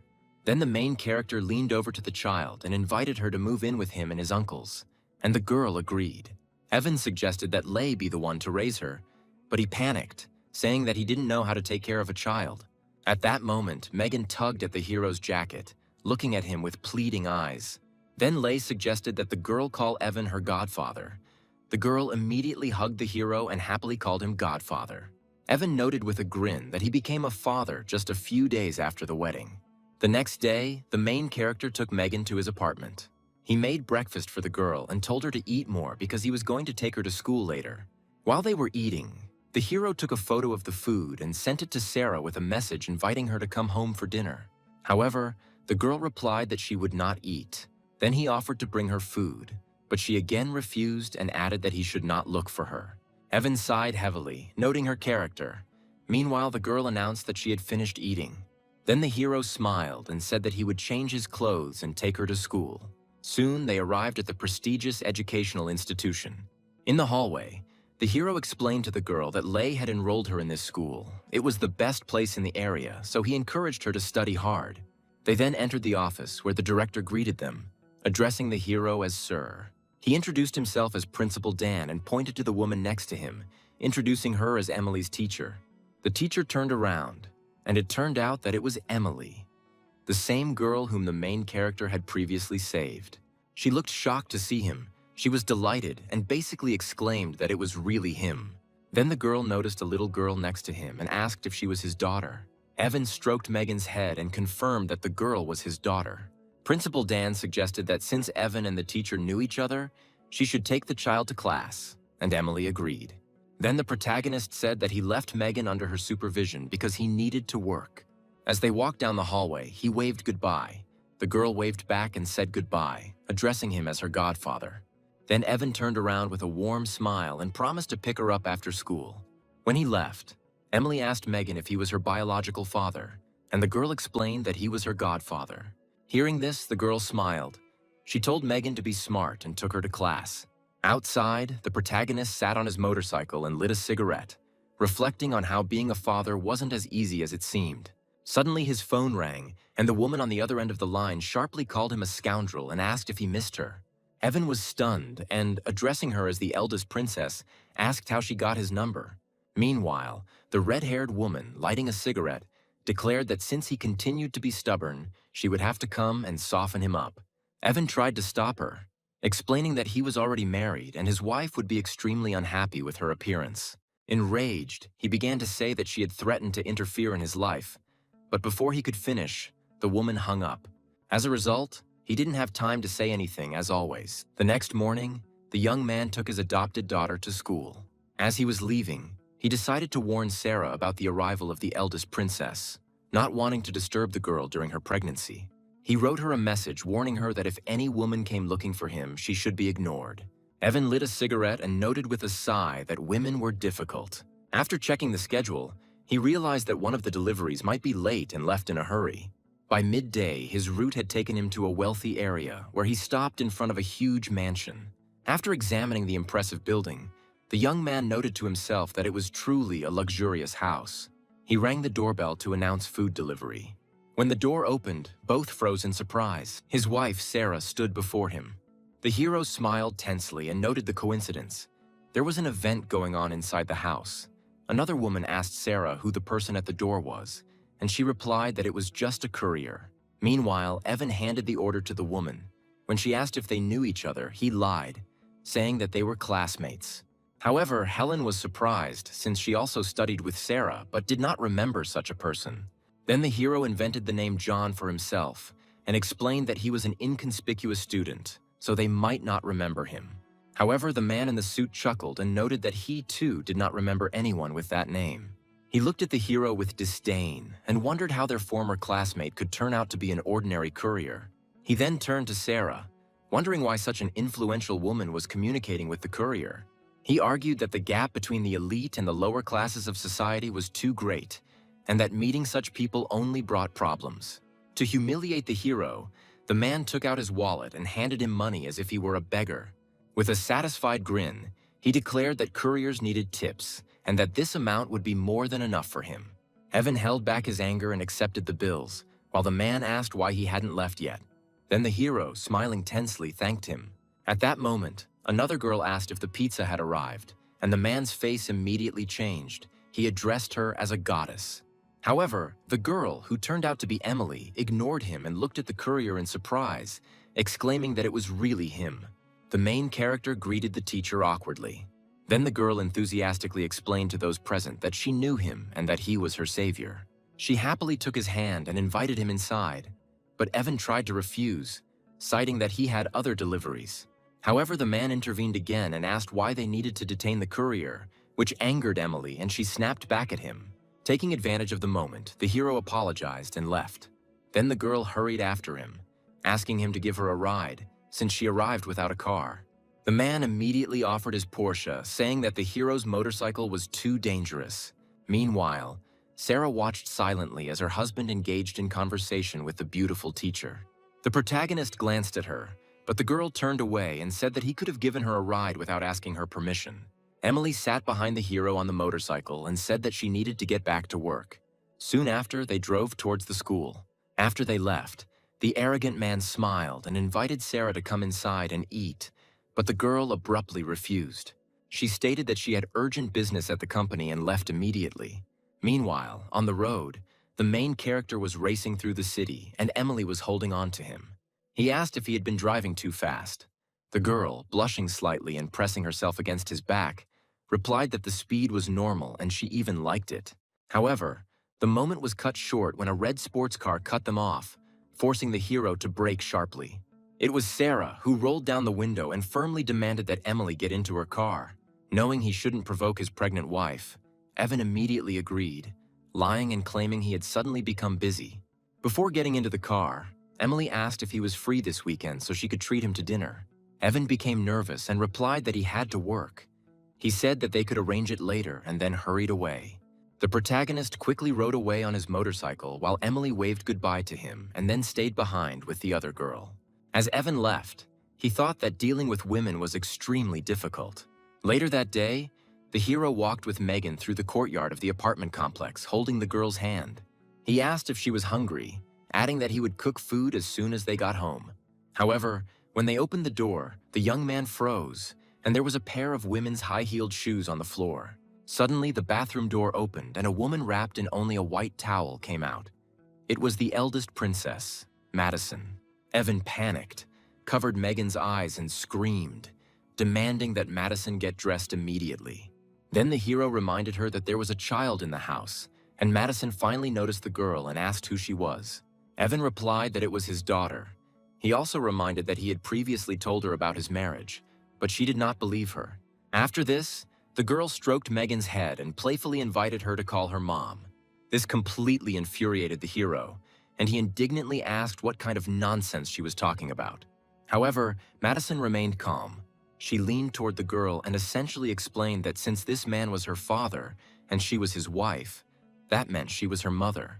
Realizing that arguing in front of the child was useless, Evan gave Megan her backpack and told her to go to her room and do her homework. When the girl left, the tension between them increased. While the hero was scolding the girl, she suddenly grabbed him and indignantly called him a scoundrel for marrying behind her back. Evan jumped back sharply, demanding to be more careful. Madison then tried to kick him in the head, asking if he missed her. Blushing with anger and embarrassment, the young man again demanded that she get dressed. She sat back down, crossing her legs, and said that he had dared to marry another woman, and that she would deal with him later. The hero covered his face with his hands, then handed her his jacket, begging her to stop and reminding her that he was married. Madison knew that he married Sarah because she was pregnant, and added that if she had known about it earlier, she could have given birth to his child herself. Trying to change the subject, Evan asked how long she planned to stay in town. The girl replied that she had two goals: to find him and to discuss a business deal with Lucas. Hearing this, the hero calmed down a little, because he realized that she was not looking for Sarah. Otherwise, his wife could have caused a scandal. He noted that he knew the woman she wanted to meet. However, Madison continued to tease him. She pinned him against the closet and asked him why he behaved like a monk with her, although he could not control himself with other women. The girl approached again, and Evan flinched, asking what she was going to do. She continued to stroke his face, but at that moment they were interrupted by Megan, who came running and said that she was hungry. But seeing this scene, the girl immediately turned away and closed her eyes. The hero took the opportunity to escape the awkward situation and suggested stopping the argument and having something to eat. He then changed into a suit, took Megan's hand, and informed Madison that if she didn't come with them, they would leave without her. Left alone, the girl blushed slightly and quietly noted that this man would sooner or later become hers. After this, the story moved to an elite commercial center. The three walked through the hall, accompanied by a waiter. Megan thanked Aunt Madison for the treat, but Aunt Madison stopped her and said she should have called her godmother. Soon they entered the VIP room. Madison mockingly mentioned her role as a godmother, which caused the hero to reprimand her for using inappropriate language in front of the child. Meanwhile, in the corridor, the waiter greeted new guests, among them Joshua, Sarah's brother, who was talking to Oliver. Joshua said he was never able to find out who took the project away from their family, other than it had something to do with Lucas. The conversation then turned to Sarah, Joshua noting that she was now the one in control of the project and did not allow them to interfere. Oliver then came up with a plan. Since Sarah was married to a courier, they could use the media to ruin her reputation. Joshua approved of the idea, and then Oliver noticed a man walking past their door. He noted that he looked like the man who had outbid him at the auction. Joshua saw that it was the same courier, Sarah's husband. Not understanding what he was doing here, the man decided to look into their room. He peered cautiously into Evan's room and saw him sitting at a table with a beautiful woman and a child. From the outside, they looked like a happy family, with the hero and Madison feeding Megan chicken legs. Joshua hid and thought with a grin that he had found the perfect piece of dirt on Sarah. Later that evening, Madison asked Megan how she liked it, and the girl thanked her godmother. Meanwhile, Sarah waited quietly near the hero's apartment, believing that he was not at home. However, the elevator opened, and Evan, along with Madison and Megan, walked down the corridor, while the hero reminded the girl to do her homework. And then he and Sarah bumped into each other. The girl froze, shocked to see her husband next to another woman. Then Madison stepped forward and addressed Sarah directly, confidently asking if she was the same girl. Realizing that the situation could get out of control, Evan quickly intervened and explained that Madison was his aunt's daughter. However, Sarah did not believe him and, feeling betrayed, said that she was just passing by and had other things to do. After this, the girl turned around and walked away, leaving the young man and his companion behind. Desperate to stop her, the hero offered to at least stay and eat before leaving. However, Madison only added fuel to the fire by asking why, if they were husband and wife, they didn't live together. And then Sarah stopped and, having gathered herself, ordered the hero to open the door, saying that she decided to stay for dinner. Finding himself between the two women, Evan noted that being in the same place with them felt like a battlefield. When they got inside, he tried to escape the tense atmosphere and announced that he was going to the kitchen to cook. Then Sarah turned to Madison, who was comfortably settled on the sofa, and asked since when the hero knew how to cook. The girl then recalled how he had once promised to cook for her, and Madison stated that she also wanted to try his dishes. From the kitchen, the main character shouted that she had already eaten a lot and could not be hungry. However, Madison immediately changed her tone to a flirtatious one and, with a feigned complaint, said that she was hungry again. An irritated Evan raised his voice, demanding that she behave normally. Then Sarah offered her a bottle of water, calling her the hero's cousin and adding that she was probably thirsty. There was tension between the two girls. Sarah said that, judging by Madison's appearance, she should have called her big sister. Madison then returned to her playful behavior and called out to the hero, asking when the food would be ready. Soon, the protagonist emerged from the kitchen with a bowl of freshly cooked noodles and announced that dinner was ready. He placed the hot dish in front of Sarah, and she looked at him and noticeably softened, clearly impressed by his actions and the appearance of the food. Noticing this, Madison asked him to make some noodles for her too, but an irritated Evan sharply told her to shut up. Meanwhile, Sarah ignored their squabble and began to eat. After the first bite, she was satisfied and noted that the taste was very good, and the hero's cooking skills improved. Then, unexpectedly, the girl told him to prepare a portion for Madison too, but first to bring her something sour. At that moment, Megan entered the room. The girl announced that she had finished her homework and asked if she could read a story. Suddenly, Madison called her over, inviting her to come over to her mother and promising to read to her. Megan walked up and thanked her, calling her aunt, but the girl immediately corrected her, insisting that she call her mom. Stroking the child on the head, she even promised to buy her sweets if she agreed, but the girl again called her aunt. Then Sarah calmly intervened and asked her rival not to make the child's life difficult. Then she called Megan to her. She gently asked to be called Mom. The girl was confused and fell silent, not understanding what to do. Instinctively, she looked at the hero, and Evan nodded slightly, giving her permission. Having received approval, Megan turned to Sarah and called her Mom. Sarah praised the girl and said that she would take her to her room to read her a story. As she left, she said goodbye to Madison, telling her to finish her noodles in peace. When Sarah and Megan left, only the hero and Madison remained at the table. Evan placed a bowl of noodles in front of her and offered her to eat. While she was eating, the young man lit a cigarette and asked if she was going to sleep, considering that it was already late. And then suddenly Madison asked why she and Sarah didn't sleep together if they were supposedly married. An irritated Evan said she was talking too much and then suggested she finish up and go to bed. At that moment, Sarah came out of the room and told the hero to go to bed. He obeyed without hesitation. Madison watched this with disbelief and noted that she had never seen him so obedient. Soon the next morning arrived. On the balcony, the protagonist was doing an intense workout, doing one-arm push-ups. Sarah came outside and watched him, and when she finished her approach, Evan noticed that she was awake and informed her that breakfast was on the table. However, the girl refused, explaining that she urgently needed to go to the office to prepare the project. The young man offered to drive her, but she refused, saying he should have focused on getting Megan to school. He tried to insist and asked if he could pick her up in the evening, but she again refused, without even looking at him, and left. Watching her go, the hero smiled and thought that his wife had quite a strong character. Soon, Sarah received bad news.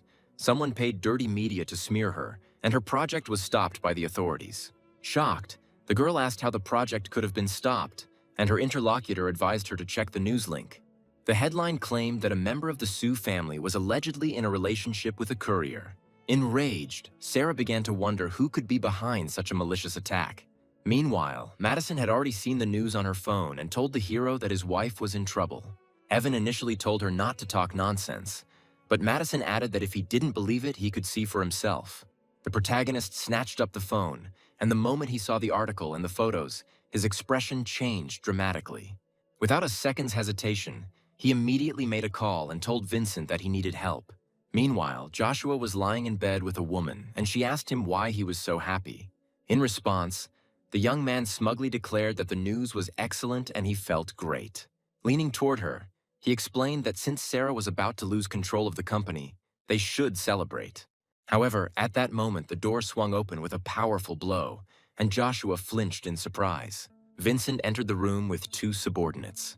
Joshua's smugness instantly vanished, replaced by fear when he recognized the new leader of the Black Dragon Society. Vincent ordered him to get dressed, saying that someone wanted to see him, and Joshua tried to find out who could have called him urgently. However, Vincent's patience ran out and he rudely ordered him to stop asking stupid questions and get dressed immediately. Outside, a hero with a cold expression was already waiting for them. Vincent reported that the man had been delivered. Joshua looked at the man behind his kidnapping and was shocked to recognize him as his son-in-law. Having come to his senses, he replaced fear with rage and began to shout, insulting the hero and demanding to explain what he was doing here instead of working. He also wondered what he was doing in his room, but the protagonist did not answer with words. He immediately jumped into action, grabbed the vase and smashed it hard against Joshua's face. The shards shattered and the man staggered back, blood streaming down his face, shocked and angry, wondering if the hero had been looking for death. But before he could recover, Evan gave him a powerful slap. The blow sent him flying back and falling to the floor, but the beating didn't end there. The hero approached the wounded man, grabbed him, and angrily demanded to know whether he had treated his own sister in this way. In response, Joshua said with a grin that Sarah did not deserve to be called his sister. These words caused a real fit of anger in the protagonist. He called his enemy an inhuman creature. He then delivered a crushing blow that nearly knocked Joshua unconscious. And then he fell to his knees, but turned not to the hero, but to Vincent, offering to pay him twice as much, if only he would kill Evan. This enraged Vincent, who shouted at him for daring to disrespect his boss and kicked him brutally in the face. He then asked what to do with him next, and the hero stated that Joshua should have contacted the media and forced them to remove the false articles. Then Vincent grabbed the trembling man by the hair and warned him that he had heard the order and was obliged to carry it out exactly. However, even in this state, Joshua did not give up and again began to beg to kill the hero. Losing patience, Vincent hit him again and said he didn't want to hear another word. Eventually, Joshua began to beg for the beating to stop, promising to force the media to publish a retraction.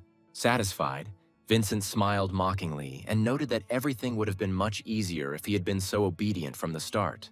The story then moved to the Sioux Group headquarters, where Sarah received bad news from her assistant. She reported that the media would only agree to remove articles for $800,000, and the girl was outraged, calling this blatant extortion. At that moment, the door swung open and her father Sam and grandfather Albert entered the office, declaring that she had brought shame on the family. Sarah tried to justify herself, insisting that everything was not as it seemed, but no one listened to her. Albert called her a homewrecker outright, and Sam added that he had already contacted Chairman Stella, who was on her way there. Then the girl jumped up and said that she knew perfectly well that someone had set her up, but her grandfather ignored her words. Sam stated that there was a way to resolve the scandal. They could work it out, but on the condition that she give up her powers. Sarah immediately understood that this was their goal all along, and Sam added that the project was supposed to be theirs from the start. Despite the pressure, the girl said they could forget about taking power from her because she had a clear conscience. Then her grandfather said that she was too naive if she thought that Stella would entrust such an important project to a man with a ruined reputation. He issued an ultimatum, saying that the honor of the Sioux family was at stake, and she had no choice but to hand over her powers. At that moment, Stella, the hero's assistant, entered the office. Upon seeing her, Sarah and her father immediately changed their tone and began to behave respectfully, greeting the chairman. Taking advantage of the moment, Sam began to apologize vigorously, and Sarah promised that she would find a way to quickly resolve the situation. However, her grandfather responded mockingly, saying she would have to pay millions to silence the media. Then Stella handed her the tablet and informed her that all the negative articles in the media had already been dealt with. The girl took the device, completely confused, wondering how the problem could have disappeared so quickly. Her father and grandfather were also shocked when they checked their phones to find that the posts had indeed been deleted. However, the grandfather refused to give in and turned to Stella, arguing that despite everything, Sarah had already proven that she was a problem. However, Stella abruptly interrupted him and said that her boss came to the Sioux family solely for the sake of cooperating with Sarah. Sarah, still trying to process how quickly everything had happened, called out to her and asked her to wait. Intrigued by the mysterious, powerful man who had helped her, Sarah asked if it was possible to meet her boss. Stella, with a mysterious smile, explained that she could not make such a decision because her boss's character was unpredictable. Then she cleared her throat and left, leaving her alone with her depressed father and grandfather, who, in turn, also headed for the exit. As he left, her father warned Sarah not to relax, and Albert added that the family business was falling apart in her hands. After they left, Sarah sat down and continued to ponder who could have resolved the media issue so quickly. And then her face changed from shock. The news reported that the courier involved in the scandal had been fired from his job. Meanwhile, the story moves to a food delivery center. The hero rode there on his red motorcycle, unaware of what was happening. He greeted his colleagues and asked his overweight friend to borrow his power bank because his phone was dead. However, his comrade looked at him with amazement and said that he had made the news. Evan dismissed it as boring rumors, but his colleague stated outright that he had been fired. Confident, he grinned and wondered who had dared to fire him. At that moment, a man in a suit appeared, whom the couriers greeted as their boss. Approaching the hero, he reported that due to the negative impact of the scandal on the company, a decision had been made to fire him. The protagonist objected, stating that the news was false and the media had already published a refutation. The boss tried to soften the situation by explaining that he had no authority to overturn the decision made by the parent company. As a gesture of goodwill, he offered to help him find a new job, mentioning that his brother was a manager at a security firm. The man then gave him advice that although it was common for men to be attracted to women, they should rely only on themselves. When the hero left, his colleagues said they would miss him, but couldn't resist making jokes, advising him to be more modest at his new job. The protagonist just smiled, thanked them, and offered them cigarettes. At that moment, a female voice was heard asking if there was someone named Evan there, which surprised those around. Suddenly, Emily appeared behind the couriers, clearly pleased to have found Evan. The hero was surprised to see the teacher here. She explained that she couldn't reach him because his phone was switched off, so she asked a friend to find out where he worked. The young man asked if she needed anything, while his colleagues watched what was happening with great interest. Emily said that her father wanted to see him, and since the place was not suitable for conversation, she suggested going somewhere else. Since the hero was about to leave anyway, he agreed. When they left, Evan's former colleagues began to speculate that such a girl might be looking for him to become her kept man. However, their conversation was interrupted when the boss suddenly kicked the overweight man from behind and yelled at them to get back to work. Soon their attention was drawn to a black car that had pulled up. The couriers were surprised, wondering why so many luxury cars had been arriving at their modest company recently. Madison got out of the car and asked where she could find Evan. The two men were literally captivated by her beauty and, embarrassed, asked who she was to him. The girl claimed that she was his wife and had come to take him home. This statement shocked the couriers, and they could not believe that Evan had another beautiful wife. Having come to his senses, the plump man said that the hero had just left with another girl and pointed out the direction. Madison crossed her arms and said with irritation that this scoundrel really knew how to run away quickly. Meanwhile, the hero was driving through the city, and Emily was sitting behind him and showing him the way, asking him to turn left soon. They soon arrived at the White Tiger Martial Arts School. Evan noted that the hall was quite large. When they entered the yard, The girl reported that her father was upstairs. Inside, they were met by a muscular man, Henry, who was surprised to see Emily. She explained that she had brought Evan to her father, and the man looked at the hero and assumed that he was a new student. However, Emily quickly clarified that the young man was not a student, but a new instructor her father had just hired. Hearing this, Henry smirked contemptuously. Looking at the hero, he began to mock his thin physique. Emily immediately admonished the man, telling him to watch his behavior, and stated that they were going up to see her father. However, Henry tried to block their way. He tried to charm the girl by offering her 2 tickets to the concert. However, Emily declined, saying that she already had plans for the weekend with Evan. The girl then led the young man to the stairs, leaving Henry standing behind with a gloomy and furious expression on his face. As they walked up the stairs, they held each other's hands. Left alone, Henry clenched his fist in rage and promised to destroy the man who tried to take the girl away from him. Already on the 2nd floor, Emily announced her arrival to her father, who at that moment was sitting at the tea table with another man. Tyler immediately stood up and greeted them, while jokingly reproaching his daughter for not warning her about such an important guest. Then the man turned to the hero, shook his hand, and invited him to sit down. The moment they shook hands, Tyler felt a powerful energy coming from Evan, which confirmed the level of his skills. Impressed, he remarked on his considerable strength, and the protagonist humbly accepted the praise. After this, the owner introduced the hero to his interlocutor, Leo, explaining that it was this young man who saved his daughter's life. Getting down to business, Tyler offered Evan a job as an instructor at their school and added that he would give him 5% of the company's shares in a year. Emily tried to intervene, but Evan explained that he needed the money because he had just lost his job. Then Tyler offered him a monthly salary of $50,000. In the end, the hero agreed to the proposal, which clearly pleased the girl. Leo also congratulated his friend on finding such an excellent instructor. After this, Tyler offered to show the new employee the hall, and the hero agreed.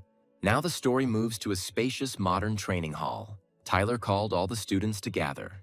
Standing before them, he proudly introduced Evan as the new instructor and invited him to say a few words.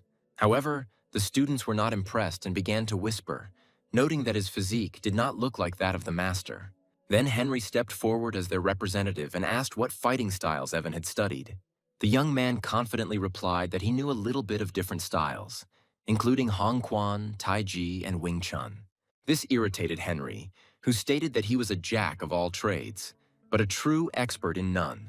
The other students supported Henry. They demanded that he stop talking and show something in action. Emily tried to intervene, but he stated that since Evan had come to teach, there could not be a weakling in that place. The students enthusiastically supported him and began to encourage him to fight the hero to test his strength. Sensing the tension, Tyler suggested that Evan demonstrate his skills, and the hero calmly agreed. Stepping forward, Henry grinned and warned that he had dealt heavy blows, but assured him that he would not kill him. Flexing his fists, Evan coolly replied that coincidentally he had hit pretty hard too. Then Henry proposed a bet. He said that if he won, he would take Emily to a concert that weekend. However, Evan noticed that everything depended on Emily agreeing, and then she asked what would happen if the hero lost.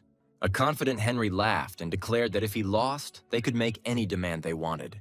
Taking advantage of this, Emily outlined the conditions. If he lost, he would have to give up the tickets, and she would go to the concert with Evan. Henry then turned to his master and asked what to do if the new instructor was seriously injured. Before starting, he warned the hero once again that he would not hold back, but Evan calmly suggested that he begin when he was ready. These words irritated the man. With a loud cry, Henry rushed forward, intending to test the hero's abilities. However, the hero intercepted the attack with astonishing speed. He then delivered a precise blow with the edge of his palm to the opponent's throat, stopping him in his tracks. Without giving him time to come to his senses, Evan grabbed him by the neck from behind. Immediately after that, he delivered a powerful knee to his stomach, causing him to cry out in pain. The hero noticed that Henry's speed was good, but he lacked strength, and advised him to return to training. As Henry writhed in pain, Emily remarked with obvious admiration on how amazing he was. Leo watched from the sidelines and noticed that the hero was using only about 30% of his power. Humiliated by such a quick defeat, Henry lay on the floor muttering something angrily. Unwilling to admit defeat, he suddenly jumped up and attacked from behind, while Emily, in horror, tried to warn the hero of the danger. He managed to grab Evan from behind, and shouting that he should have died, he shocked the girl. He then abruptly threw the hero over his shoulder and threw him hard onto the training mat. Emily indignantly scolded Henry for deciding to carry out a sneak attack despite the hero's already achieved victory.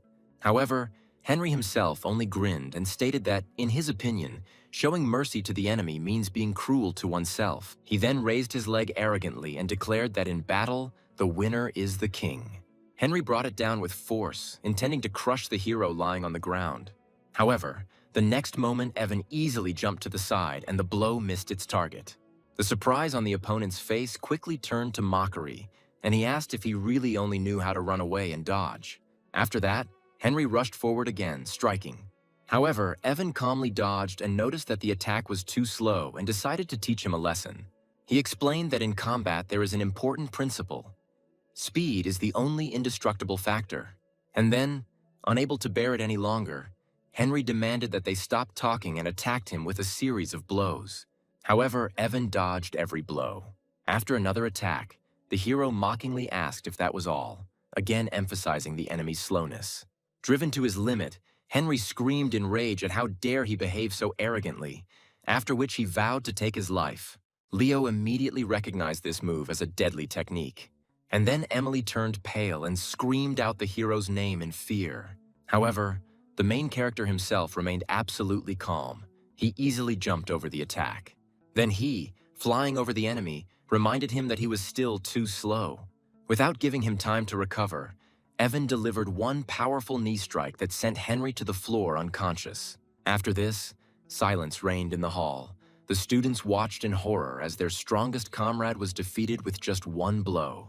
Meanwhile, Emily, on the contrary, was delighted and rushed to Evan, admiringly declaring that he was incredible. Leo noted that with such strength, the young man had probably already reached the level of a minor master. After this, Evan, maintaining politeness, approached Tyler and apologized, explaining that he could not control himself and injured his student. However, the mentor only laughed and said that there was no need to worry, since his arrogant student deserved it. When Evan went outside and checked the time, he saw that it was already 11 a.m. and remembered that he was supposed to bring lunch to his wife. Then his attention was drawn to a message from Sarah, who said that she had learned about his dismissal and was offering to get him a new job. The hero replied that he had already found a job with a salary of $50,000 a month, but Sarah asked if he could be more honest at least once. Annoyed that they didn't believe him, Evan took out the contract, took a photo, and sent it as proof. Then the hero offered to bring her lunch, but she refused, explaining that she had a meeting with a very important person. Sarah explained that she was going to meet with the very same influential person who gave her the project to thank him personally. Without wasting a second, the hero jumped on his motorcycle and called Madison, demanding to know Sarah's current location. At first, she jokingly refused, but after hearing his serious tone, she agreed to check. A moment later, the girl reported disturbing news. His wife was currently with another man and drinking. She then added that this man was far from good, and he had already put something in Sarah's drink. This news caused the hero to burst into rage. He swore, his face contorted with anger, and starting the engine, he took off. Evan swore that he would kill whoever dared to harm his wife. Meanwhile, the story shifted to a luxury hotel. In one of the rooms, Sarah was lying unconscious on the bed, and one of her shoes was lying on the floor. Peter stood nearby, smiling smugly, and announced that since the girl had refused alcohol, he had mixed something into the water. Rubbing his hands, the man said that now she would not be able to leave him. He then took out his phone, intending to film it all, thinking that despite her pride, she still ended up in his bed. He intended to use the recording for blackmail, imagining how her courier husband would die of anger upon seeing it. However, at that very moment, there was a deafening roar, and the door of the room was knocked down by the main character. Enraged, Peter shouted, wondering who was there, and indignantly asked if the newcomer hadn't seen the "Do Not Disturb" sign. The man then turned around and saw Evan standing in the doorway, his gaze riveted on what was happening. However, seeing his wife unconscious on the bed, the hero became filled with rage and called the man standing in front of him a beast. Without saying a word, the young man rushed forward. He delivered a powerful slap to Peter. He flew across the room and crashed hard into the wall. Despite his dizziness, Peter tried to resist. Then he delivered a clumsy blow, but Evan easily dodged the attack. The hero then responded with an elbow strike to the opponent's back. Peter fell to the floor from the blow. Lying on the floor, he mentioned his family's name and begged the hero to stop, offering money and saying that his grandfather Lucas would kill Evan. However, despite the beatings, the man's arrogance did not disappear. Spitting blood, he threatened to destroy Evan's entire family. However, the hero remained unperturbed. He put his foot on Peter's head and said that he should worry about himself. Peter then began to beg even more desperately, offering any amount and promising 1,000,000 yuan, but Evan only increased the pressure. At this point, Sarah began to come to her senses on the bed and complained that she was very hot. Seeing his wife's condition, the hero delivered another furious kick to Peter's face. After this, the hero approached his wife, helped her sit up and tried to calm her down. Meanwhile, Peter, leaning against the wall, called his grandfather in desperation, asking him to save him from the man who was trying to kill him. However, as he pleaded into the phone, a large shadow loomed over him. The man looked up and was horrified to see Evan, who immediately kicked the phone out of his hand. Soon they moved to another hotel room, where the hero was sitting calmly in a chair and the beaten Peter was kneeling. A moment later, Lucas entered the room, approaching Evan with the utmost respect and addressing him as a young master. Taking a drag on his cigarette, the hero asked if this man was his grandson. Then Peter pointed at Evan with a trembling hand and demanded that his grandfather order the man's death. Clinging to the old man's leg, the beaten man said in disbelief that he couldn't believe he had come alone. However, Lucas became furious and shouted, asking if his grandson really wanted to kill him, and hit him with his cane. When Peter continued to scream, still blaming the courier, his grandfather hit him again and ordered him to shut up. After this, the old man turned to Evan and asked what he wanted to do with this bastard. Hearing his grandfather call the man young master, Peter finally realized the seriousness of the situation and was horrified. Meanwhile, Evan took a final drag on his cigarette and reminded Lucas that he knew the rules of their organization very well. Then the old man pronounced the law: whoever defiles women must be punished by castration. After this, the hero gave the final order, ordering him to carry out the punishment himself. Trembling, Lucas lifted the heavy cane. Despite the young man's desperate cry, he brought it down with all his might, fulfilling the sentence. A painful scream echoed throughout the hotel and woke Sarah up. The girl sat up, not understanding how she ended up there. At that moment, the door swung open and her best friend, Sophie, ran into the room. She explained that she had previously asked her grandfather about the meeting and found out that Peter had lied and did not know any important person at all. Realizing that Peter had not had time to do anything, she suggested that they leave immediately, and Sarah agreed.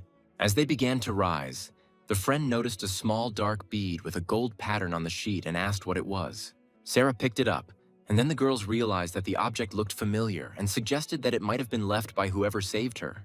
Clutching a mysterious dragon bead, Sarah asked her friend to help her find out who her savior was. Sophie agreed to help her and said that she would deal with Peter later. Evan soon discovered that the two girls were gone and decided that they must have been very scared.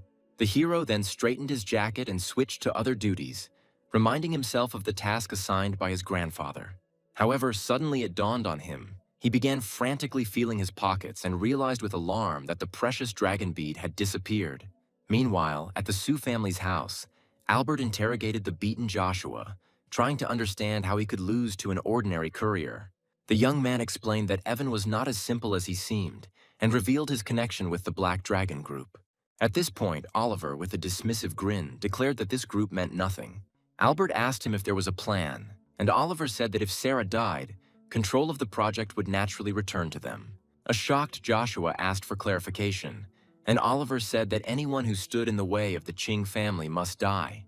Joshua then revealed that he knew Sarah was returning home at 8 p.m. and suggested sending an assassin to kill her. Obsessed with revenge, Oliver added that it was also necessary to get rid of the courier, and as quickly as possible.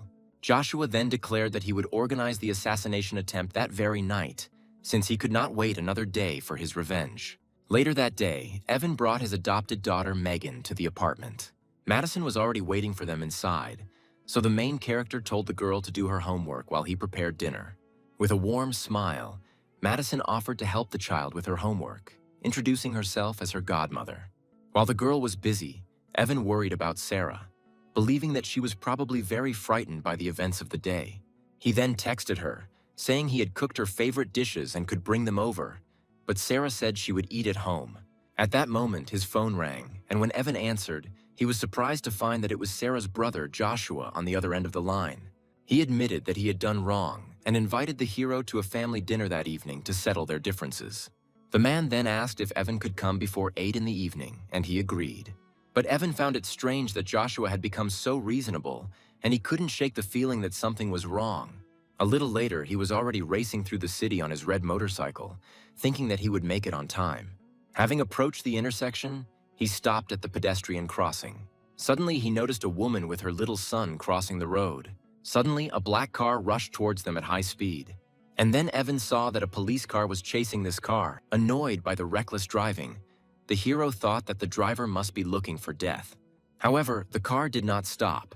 It swerved sharply and screeched to a halt right behind the mother and child. The door suddenly swung open and a large bald man came out. Suddenly, he grabbed the frightened boy, who screamed for his mother. The woman screamed in horror, demanding to know what he was doing. The kidnapper forced the child into the car, while the mother desperately pleaded for help and asked for her son to be released. Evan watched the scene unfold, trying to comprehend that a child had just been kidnapped right in front of him. However, then the black car suddenly took off. Then the hero came to the conclusion that the kidnappers were unlucky to encounter him and rushed in pursuit. The motorcycle roared as the young man raced after the black van. When he drew level with them, he heard the driver say irritably that he was looking for death. Ignoring him, Evan responded by kicking the car's body.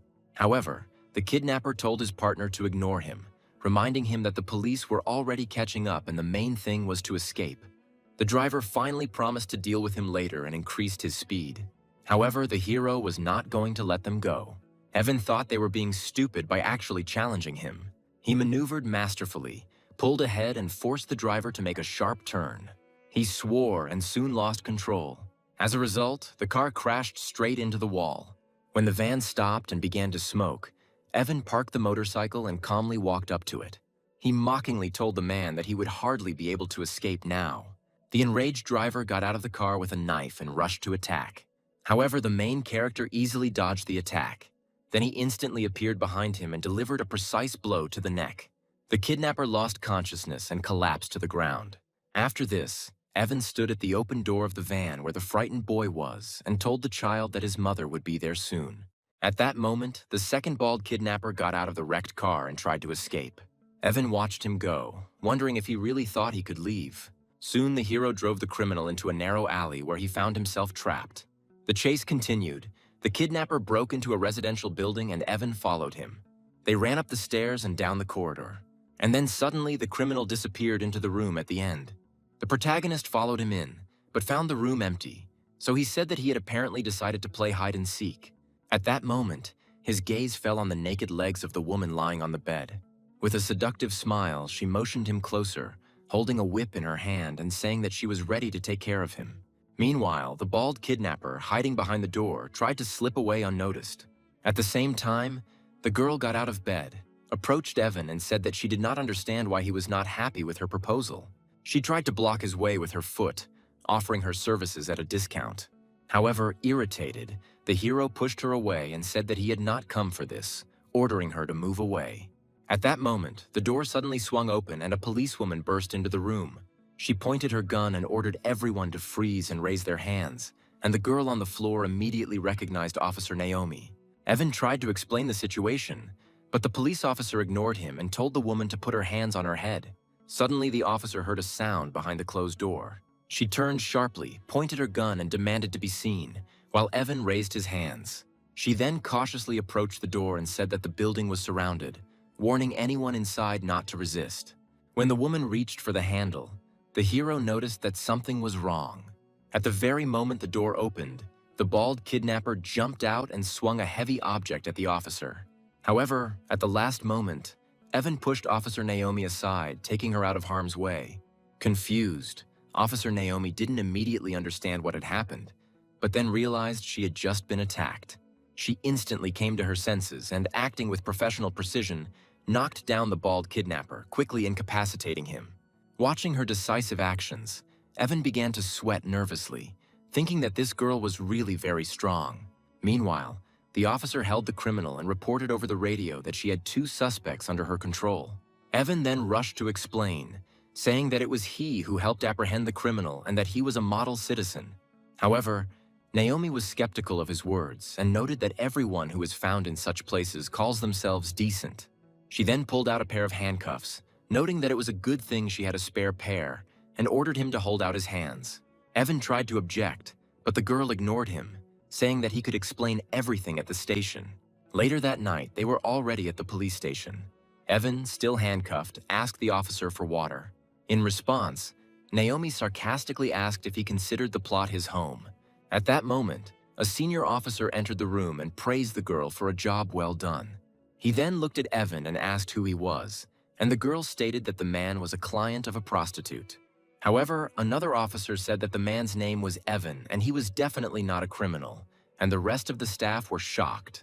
The leader then ordered Naomi to immediately remove his handcuffs, and the embarrassed girl complied and freed him.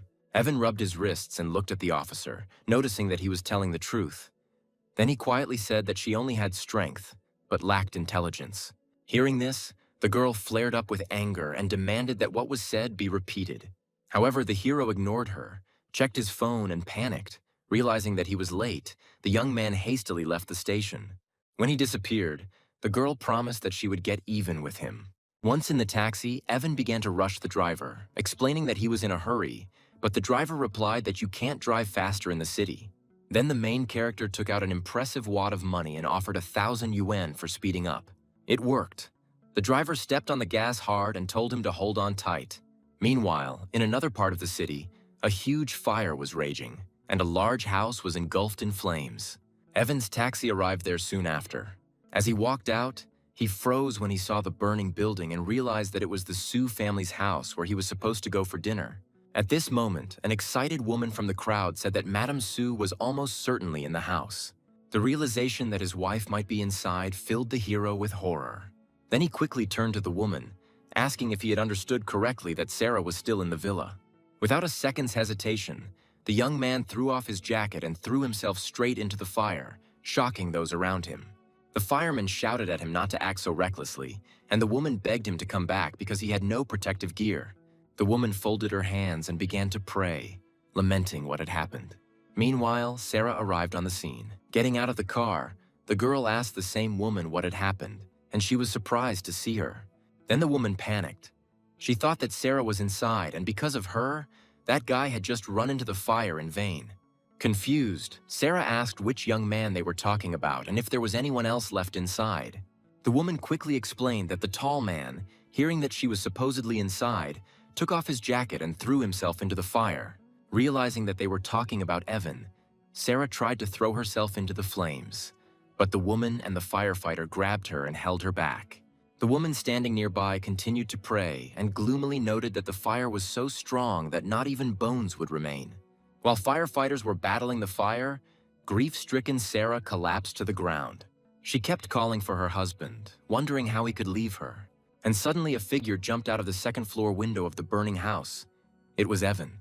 He landed with his clothes still smoldering, and firefighters rushed to him with fire extinguishers and quickly put out the fire. The hero cursed and complained about how hot it was inside. Seeing that he was alive, Sarah screamed his name in relief and rushed towards him. The girl hugged him tightly, calling him a fool and saying that he seemed to be seeking death. Clinging to him and crying, she asked what she and their child would do if he died. Evan hugged her, stroking her hair and trying to calm her down, telling her that he was okay. However, Sarah pulled away, still upset, and lightly hit him in the chest, saying that she didn't understand whether it was worth risking her life. The girl then examined him, trying to find injuries, while a woman standing nearby suggested that he go to the hospital.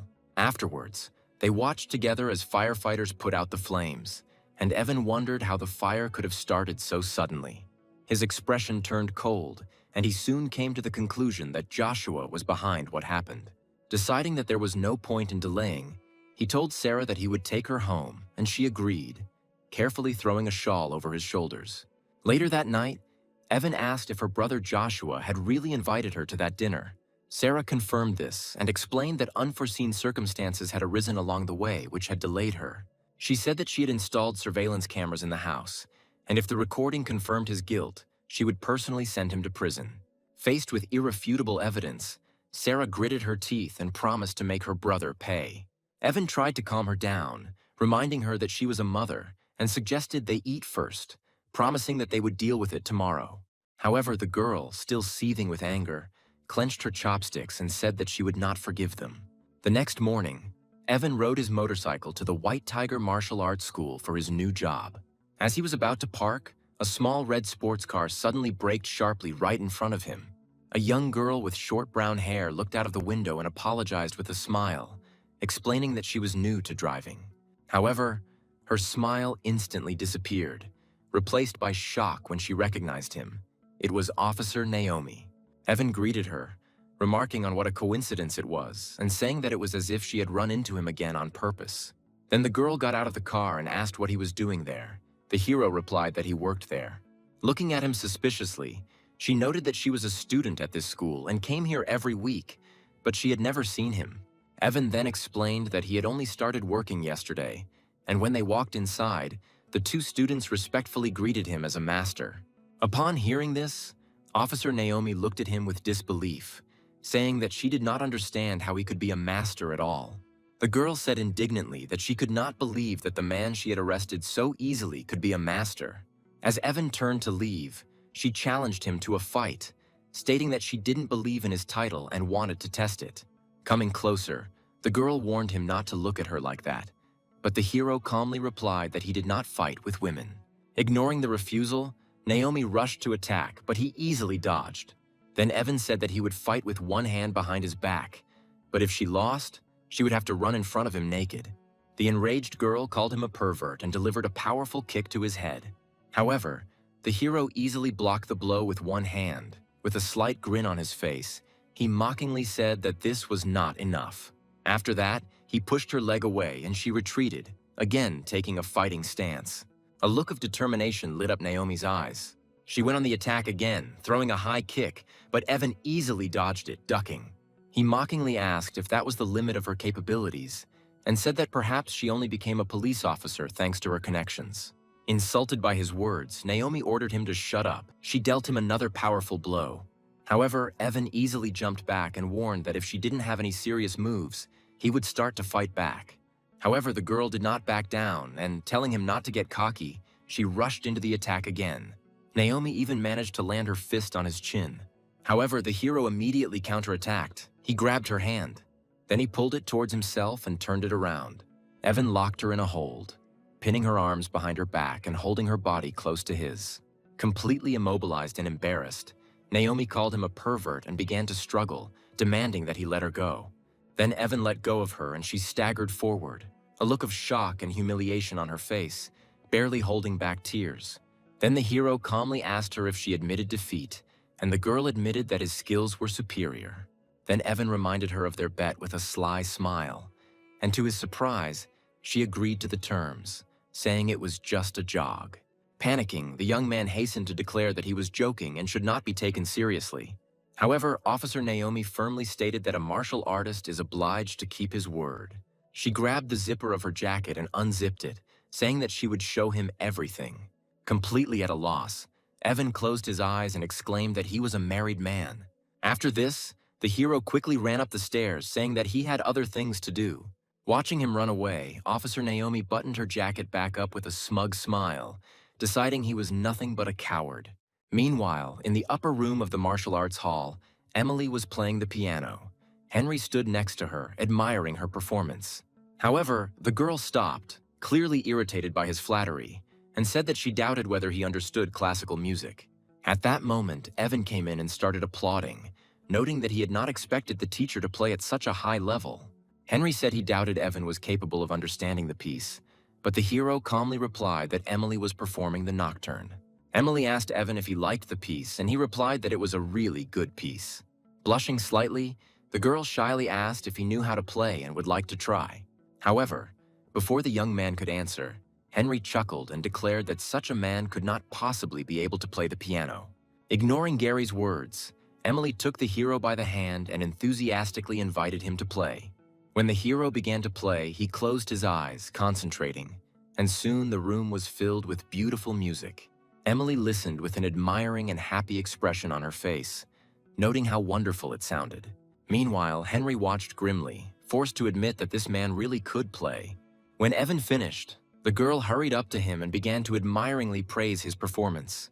However, the hero modestly replied that her own game was also good, but she needed to correct a few minor flaws. These words made Henry furious. He accused him of arrogance. He dared to criticize Emily just because he knew how to play a little. Their argument was interrupted when a woman in a formal suit entered the room, approached Emily and asked if she had played the nocturne. The woman then praised her, saying she was surprised at how much her skills had improved. Seeing a chance to get rid of his rival, Henry informed Evan that Emily's teacher, Giselle, had arrived and hinted that he should leave. Then the hero agreed and headed for the exit. But at that moment, Emily clarified that it was actually Evan who was playing. As the young man approached the door, Giselle looked after him thoughtfully. She called out to him and asked if he was Professor Evan, but the hero said that she had confused him with someone else. Emily watched the whole thing with bewilderment, while Henry dismissed the idea, saying that he couldn't be a professor. However, the woman ignored his words and introduced herself as Giselle, explaining that she had once studied with him at the Berklee College of Music. Upon recognizing her, Evan confirmed that he did indeed remember her, but then apologized, saying that he had to go home to cook. After he left, Giselle explained that Evan was a professor emeritus at Berklee and that whenever he lectured, the room was packed. This news left Henry in complete shock. He began to stutter, unable to believe what he had heard. However, the mentor firmly stated that she could not be mistaken, since she would never forget his unique musical style. She then turned to Emily and asked why she needed another teacher when she had such an outstanding person nearby. Meanwhile, Sarah was having lunch when Evan came in with food. She asked him why he had come, reminding him that she had asked him not to bring her lunch. The girl then asked how his new job at the martial arts gym was going, and he replied that everything was going well. Suddenly his phone rang. Seeing that it was his grandfather calling, the main character went to the window to answer. The old man scolded him for taking a job at a martial arts gym when he was supposed to keep a low profile. Then his grandfather threatened to send his older sister to deal with him, and Evan, frightened, rushed to justify himself. However, the old man ignored his words and ordered him to find a stable job that didn't involve fighting, and the hero reluctantly agreed. Then his grandfather gave him a new task. A group of thieves known as Qianren stole a Buddha head from the museum, and Evan's task was to retrieve the artifact. The old man added that Qianren is an extremely dangerous and unpredictable organization. He also reminded Evan that he must continue searching for the girl with the same phoenix bead his sister gave him. After the conversation, the hero thought that he had to find this bead as soon as possible, otherwise he would have serious problems with his grandfather. Noticing his serious expression, Sarah asked if everything was okay, but Evan simply said that he had an appointment that afternoon. She asked him to be careful when he was about to leave, and he agreed, after which he left the office. That same day, Evan rode his motorcycle to an elite residential complex for his new job as a security guard. There he met the manager and introduced himself as a man recommended by his former boss. While the hero was waiting, a guard approached him, recognizing him as the courier from the news related to the Su family case.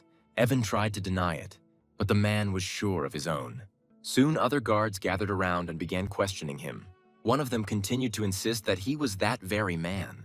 He offered the hero a cigarette and began to persuade him to tell the details.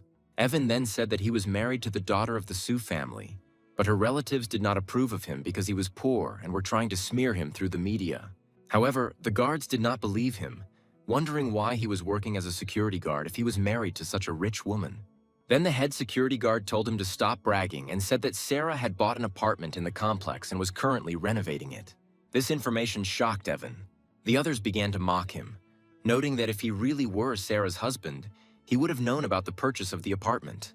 At that moment, Sarah's red sports car drove up right to them, and the head security guard immediately greeted her.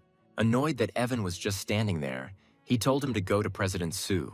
Then Sarah got out of the car and asked why he wasn't at the martial arts gym.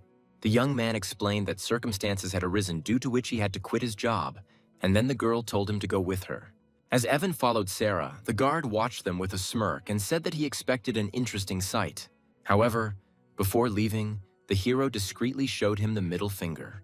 Sarah asked how long he planned to deceive her, and Evan explained that he had recently found out about the apartment and asked why she had moved out. In response, the girl irritably said that some unknown woman had appeared at his house, which made it impossible for her to stay there. Sarah then said he should quit. Evan tried to object, but she offered him the position of personal driver. Besides, he lost his previous job because of her, so Sarah felt responsible and told him to get ready in the morning. In response, the hero only wondered if it was possible that he was now being supported by his own wife. The next day, Evan took Sarah to the Sioux Group headquarters. He drove up to the entrance and opened the door for her. The girl said that she had arranged a small office for him upstairs. As they walked towards the building, 2 guards saluted President Sioux. One of them, watching them, thought with a grin that their relationship was clearly not ordinary.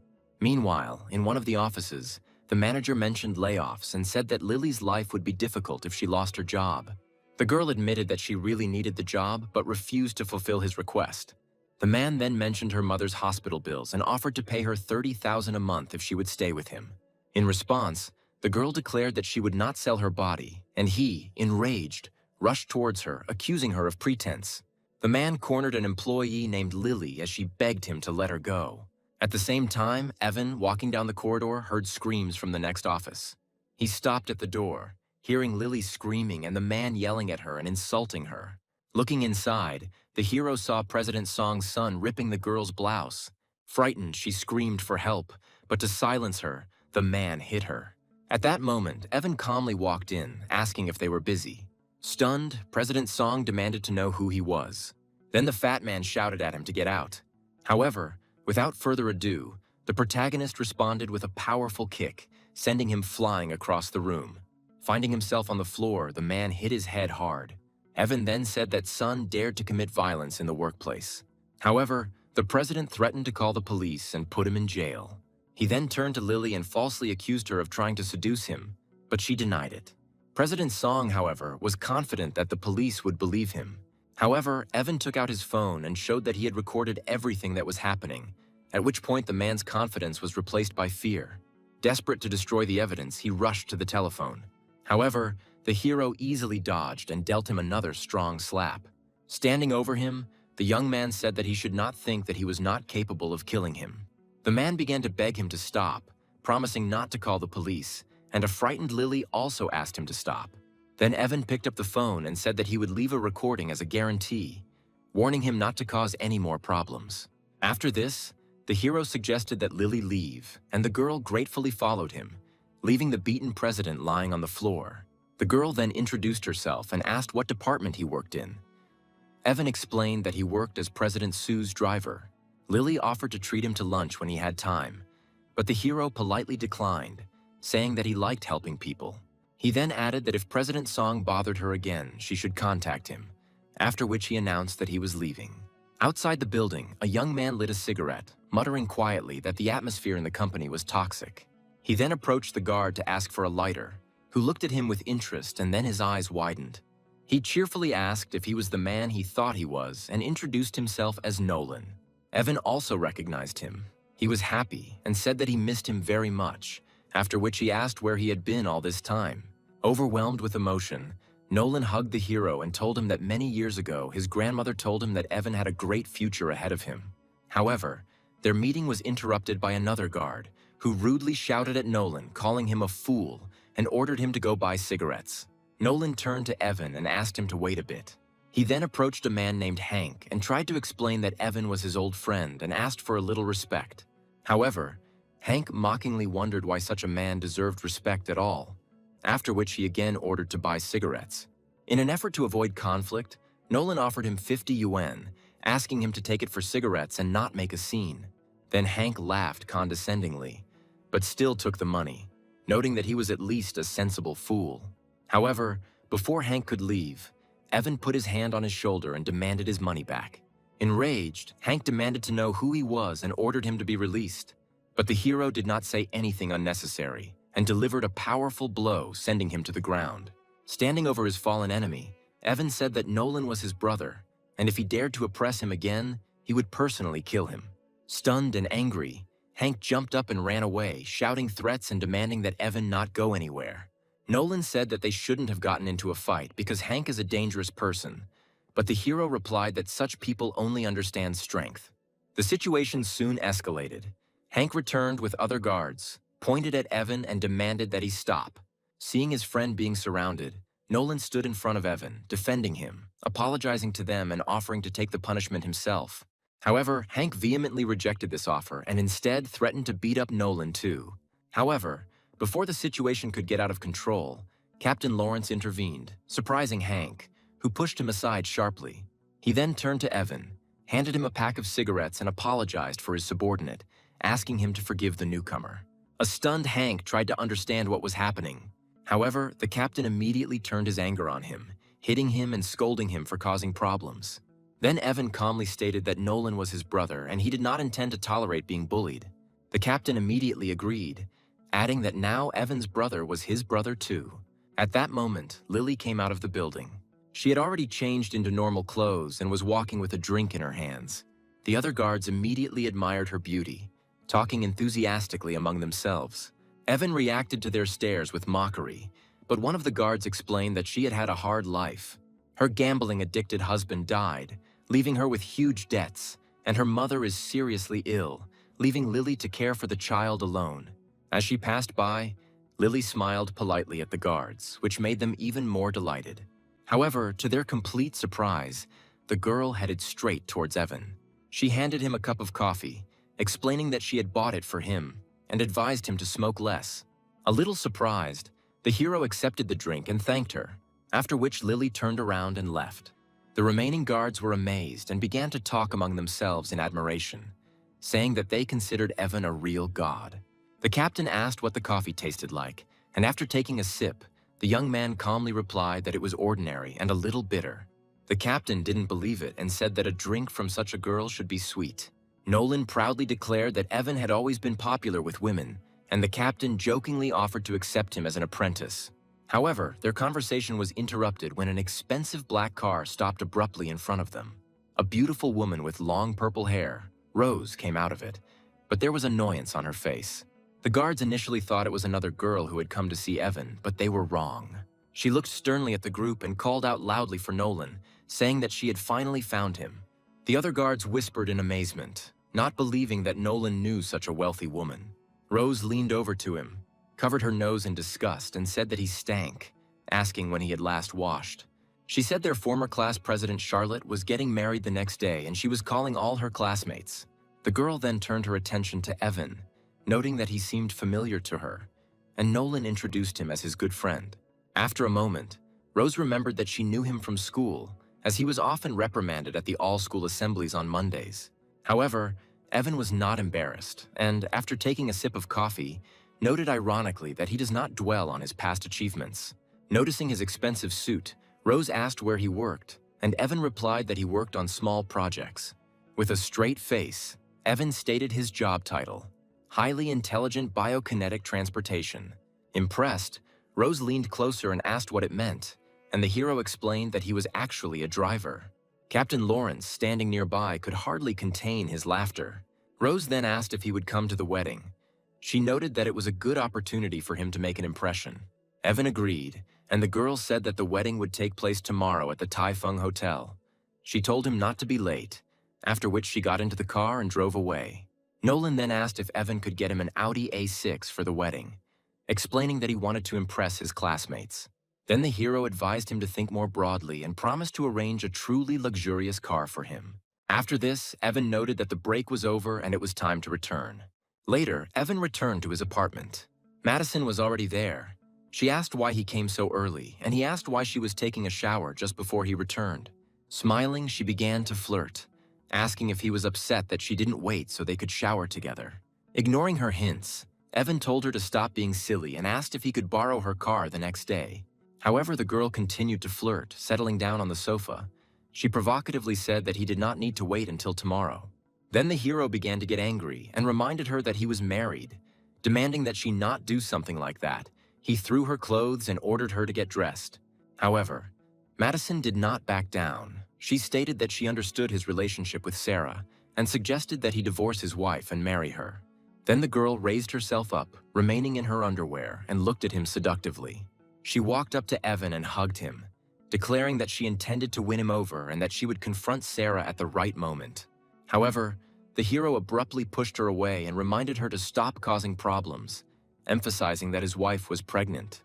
Madison pretended to give up, but then said there was a problem with her car and it wouldn't be ready until the next day.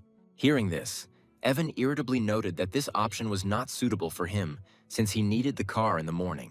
In the end, the hero decided to figure it out himself and called Lucas, asking the old man to prepare a Rolls-Royce Phantom for him by the morning. Later, walking down the office hallway with a slipper in his hand, Evan reflected on how boring his life had become since switching to an office job. However, his peaceful walk was interrupted by someone's crying. Around the corner, he saw a boy who was bullying a crying girl. The boy mockingly stated that she had no father and called her fatherless. When Evan saw that the boy was about to hit the girl, he grabbed the child by the wrist and asked why he was fighting. Evan then warned him to stop, but the boy stubbornly resisted, demanding to be let go, and even spat at him. Losing his patience, the young man hit him on the head with the slipper he was holding in his hand, causing him to cry out in pain. The noise attracted the boy's mother, who burst in and demanded to know who had brought her son to tears. The woman became furious, clenched her fists, and began demanding an explanation as to why he dared to hit her son. Then the hero explained that her son was poorly brought up and he only taught him a lesson, so there was no need to thank him. These words angered the woman even more. She began to justify her son, stating that the girl really was fatherless since he had died. The noise attracted Lily, who ran out and ran to her crying daughter, asking worriedly if she was okay.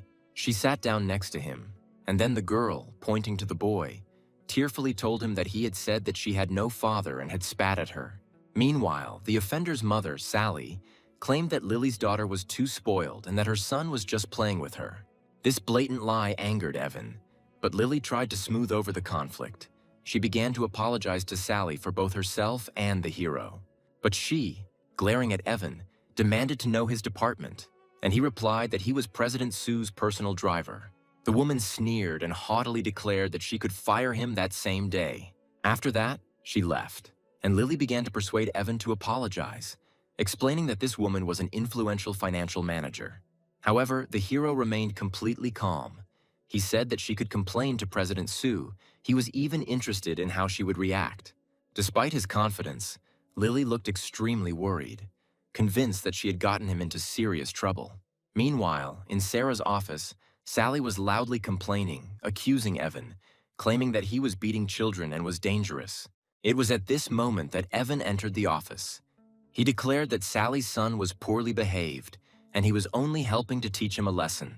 Outraged by his behavior, Sally turned to Sarah, insisting that he was behaving like a shameless street thug, not like a co-worker. However, Sarah remained calm. She said that she had sorted out the situation and that the manager could go. The woman was taken aback and tried to continue the conversation, but Sarah sharply repeated that their conversation was over. Defeated, Sally said she would leave her to work and headed for the exit. When they were alone, Evan approached his wife's desk and chided her for wearing high heels while pregnant. He then knelt down in front of her, removing her shoe and replacing it with a pair of soft slippers. This gesture confused Sarah. She thought about how this man could be so annoying at one moment and so caring at another. Noticing that her leg was swollen, the hero suggested giving her a massage. An embarrassed Sarah tried to refuse, but Evan insisted, asking her to remain still as he began to massage her foot and ankle. During the process, the girl felt different emotions, because she could not even imagine that he was capable of such tenderness. However, this moment was interrupted when Sarah's assistant entered the office and announced the arrival of a delegation from France. But seeing what was happening, she immediately became embarrassed, blushed, and closed her eyes, apologizing for the intrusion. Sarah, pulling herself together, asked what was going on. The girl reported that the French delegation had already arrived, but the translator was stuck in traffic.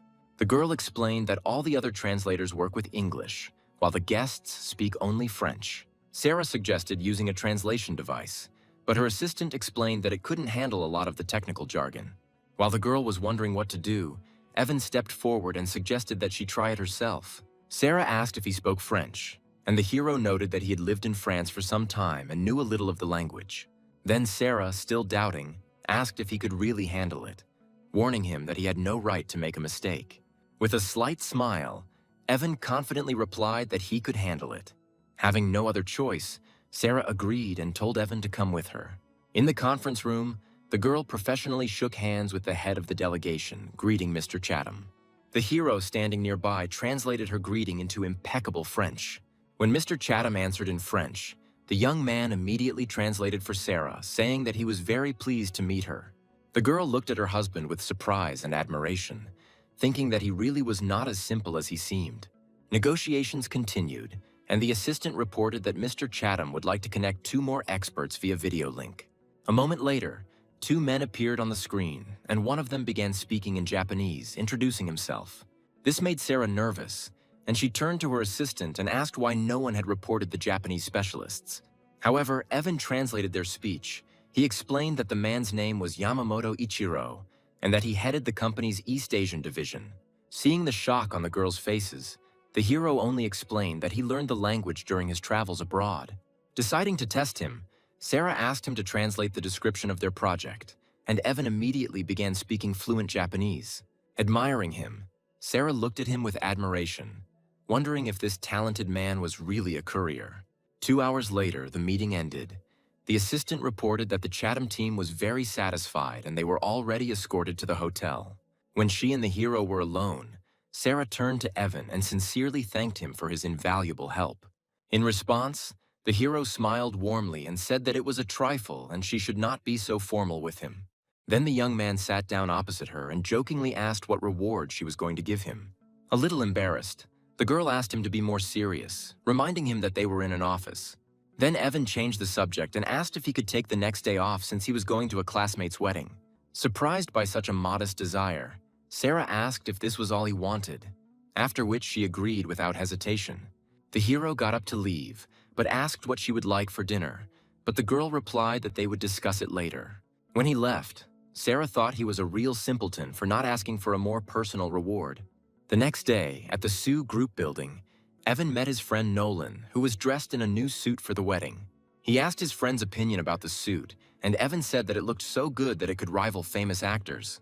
Then the hero, wanting to give him confidence, handed him an expensive watch and offered to put it on. While he was fastening the strap, Nolan asked if it was a real Rolex or a good fake. Evan assured him that the watch was genuine. Still in disbelief, Nolan jokingly remarked that if the watch was real, it must be worth millions.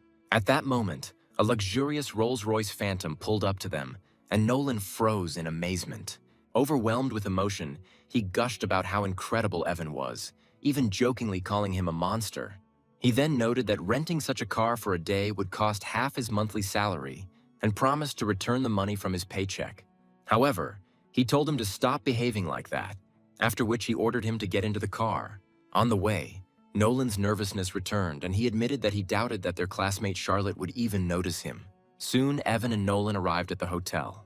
Getting out of the car, Nolan was shocked to see a wedding photo at the entrance. Their classmate was marrying an older man. Evan thought that he heard that she was marrying a senior employee of the Sioux family's company and wondered who it could be. At that moment, a female voice called out to Nolan, asking why they were so late. It was their former classmate, Rose. She complimented Nolan's appearance, which made him embarrassed, and he awkwardly asked her not to reveal his true financial situation. The girl agreed and hurried them inside, explaining that many of their classmates had already gathered upstairs. Soon, all 3 boys entered the hotel. In the banquet hall, a man greeted an elderly man, calling him Teacher Philip. He recognized his former student Axel, noting that the 2 who impressed him most were Nolan and Evan. At that moment, Evan, Nolan, and Rose entered the hall, surprising everyone present. Teacher Philip immediately recognized the girl and greeted her warmly. Meanwhile, Evan politely invited Boss Han to sit down, and an embarrassed Nolan thanked him and sat down. Axel asked Rose who this distinguished man was, and she again introduced him as Han Nolan, much to the teacher's shock. Nolan confirmed that it was him, and the teacher greeted him politely and asked what he was doing now. Then Evan explained that Boss Han now runs a media company. Impressed, the teacher asked the hero what he himself had become. Evan replied that he worked as a driver for Han's boss, and at that moment the teacher recognized him. However, both he and Axel expressed disappointment, saying that they felt Evan had not been successful since he became Nolan's driver. Philip added that he had placed great hopes on him and that of all of them, he seemed to be in the worst position. Nolan, trying to ease the tension, pointed out that they were all former classmates, so there was no need to compare professions. However, Rose interrupted him and, changing the subject, asked if anyone knew why their other classmate, Christy, had not arrived yet. Axel then explained that the girl was stuck in traffic, adding that she was now the wife of a rich man whose husband earned millions. Teacher Philip was impressed and remarked that their class had indeed produced many outstanding people. Then Axel added hintingly that there were drivers among them, but the main character only smiled calmly. At that moment, a woman in a pink dress, Christy, approached them and apologized for being late. Philip praised her. He always knew she would succeed, and Christy thanked him and then asked about the fool Nolan. The teacher corrected her, explaining that he was now a boss and owned his own company. This news surprised the girl. She stated that in fact he was just a security guard in her husband's company. This caused confusion among everyone, and Axel reminded that Evan had previously claimed that Nolan was a businessman and that he was his driver. Then Christy said that everyone knew about Nolan's feelings for his fiancée, but there was no need to invent a false identity for himself. The embarrassed young man tried to stop her, but the girl said that such a fool did not deserve any respect. Evan, who had remained silent until this point, finally intervened. The hero suggested that she find a more secluded place where she could laugh as much as she wanted. Angered, Christy asked who he thought he was to talk to her in that tone and began bragging about her husband. Before the conflict could escalate, their classmates stood up and proposed a toast to Philip's teacher, marking their meeting. Everyone raised their glasses and clinked them with each other. However, when Nolan took a sip, something vulgar was not right. He suddenly began to cough. He ended up spitting red wine all over Christy, much to her horror. Nolan tried to apologize, insisting it was an accident, but she claimed her expensive dress was ruined. Christy said he had to pay for it, and Nolan was stunned by such an excessive demand. He tried to explain that it was just a small stain and offered to wash the dress, but Christy refused and demanded $38,000. Axel then noted that this amount was almost equal to Nolan's annual income. And then Evan declared that such an amount was no problem for Han's boss, after which he took out his phone and asked Christy for the account number. This prompted a chuckle from Axel, who sarcastically asked how much a driver could possibly earn. A moment later, a notification about the receipt of $38,000 appeared on Christy's phone, which surprised her. However, she remained dissatisfied and ordered Evan to stop pretending and threatened to get Nolan fired. Then she waved her hand to the side and called her husband.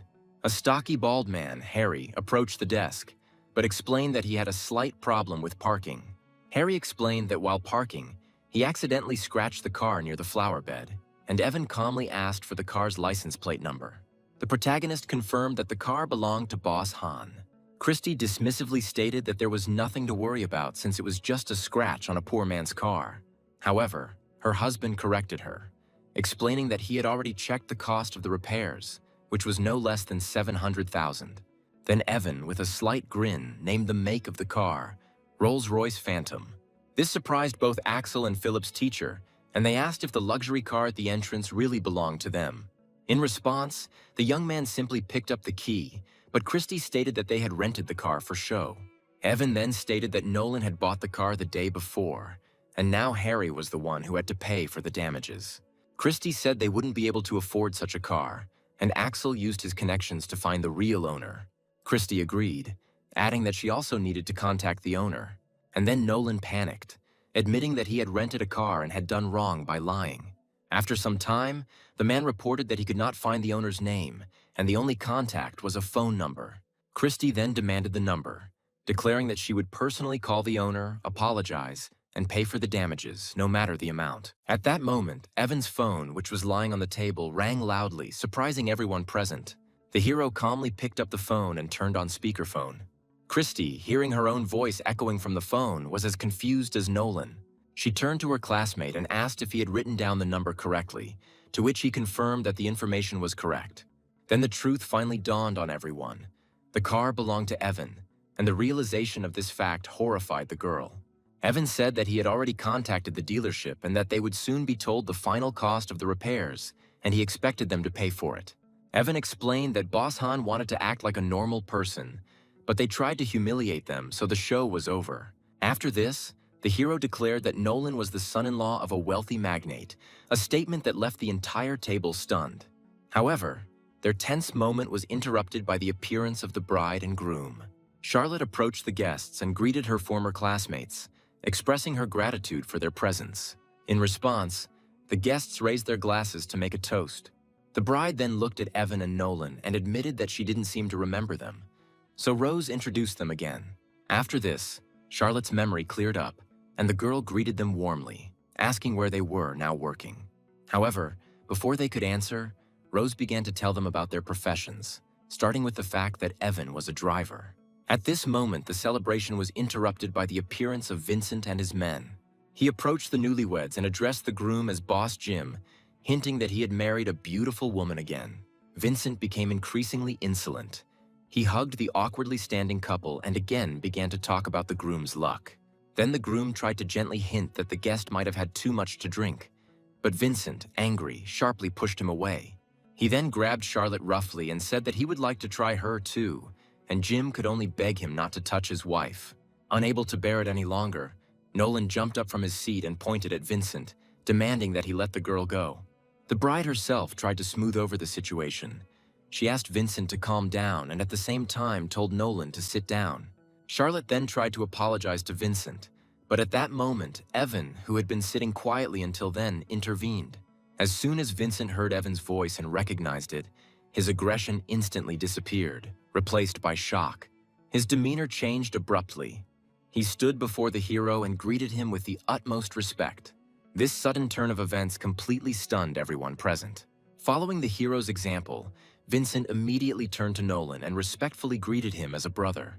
Evan then told Vincent that it was his classmate's wedding and he needed to act accordingly. He stated that he and his men would now leave. And before leaving, he turned to the bride and groom, apologizing for his rude behavior. After this, the groom, Jim, began to look at Nolan completely differently. He began to show obvious respect for him.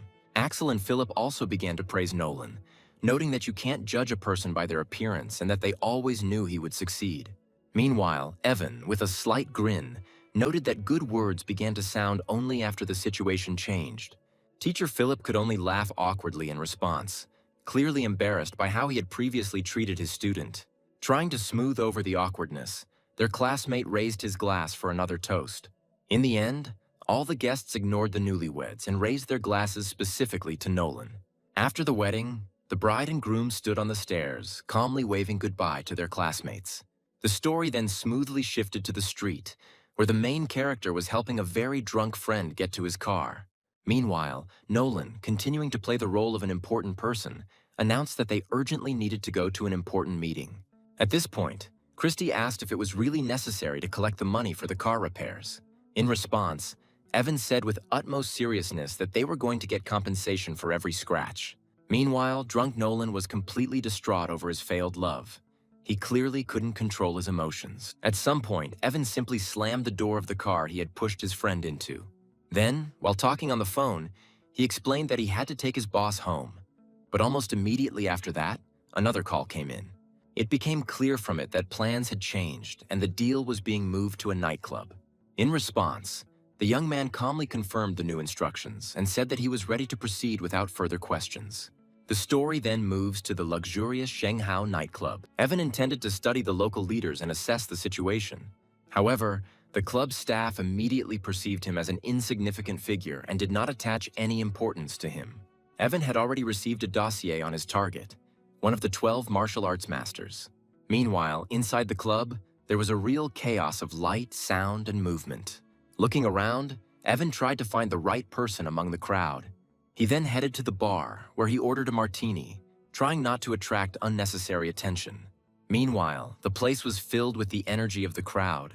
People were moving, talking, and completely immersed in the atmosphere. Soon, the bartender served him a freshly prepared drink. However, at that very moment, the situation changed dramatically. A girl with cat ears unexpectedly crashed into him. At first, the hero did not attach much importance to this, but then he realized with surprise that this was a familiar face. Officer Naomi was clearly taken aback by what was happening and asked what he was doing there. Almost immediately after that, she called him a pervert and pushed him away sharply. In response, the guy asked her the same question. Evan remained calm, however, claiming that he was a decent person and had simply come to have a drink. At this moment, the protagonist received a signal on his phone. From the message, it became clear that the deal had already begun. Afterwards, he warned Naomi that she had better leave before serious problems started. Then the young man headed towards the VIP room. There were 2 guards standing at the entrance. Then he lit a cigarette and once again made sure that he had come to the right place. One of the guards tried to stop him by telling him to scan the QR code, but Evan refused to do so. The very next moment, the situation changed dramatically and the men immediately rushed at him.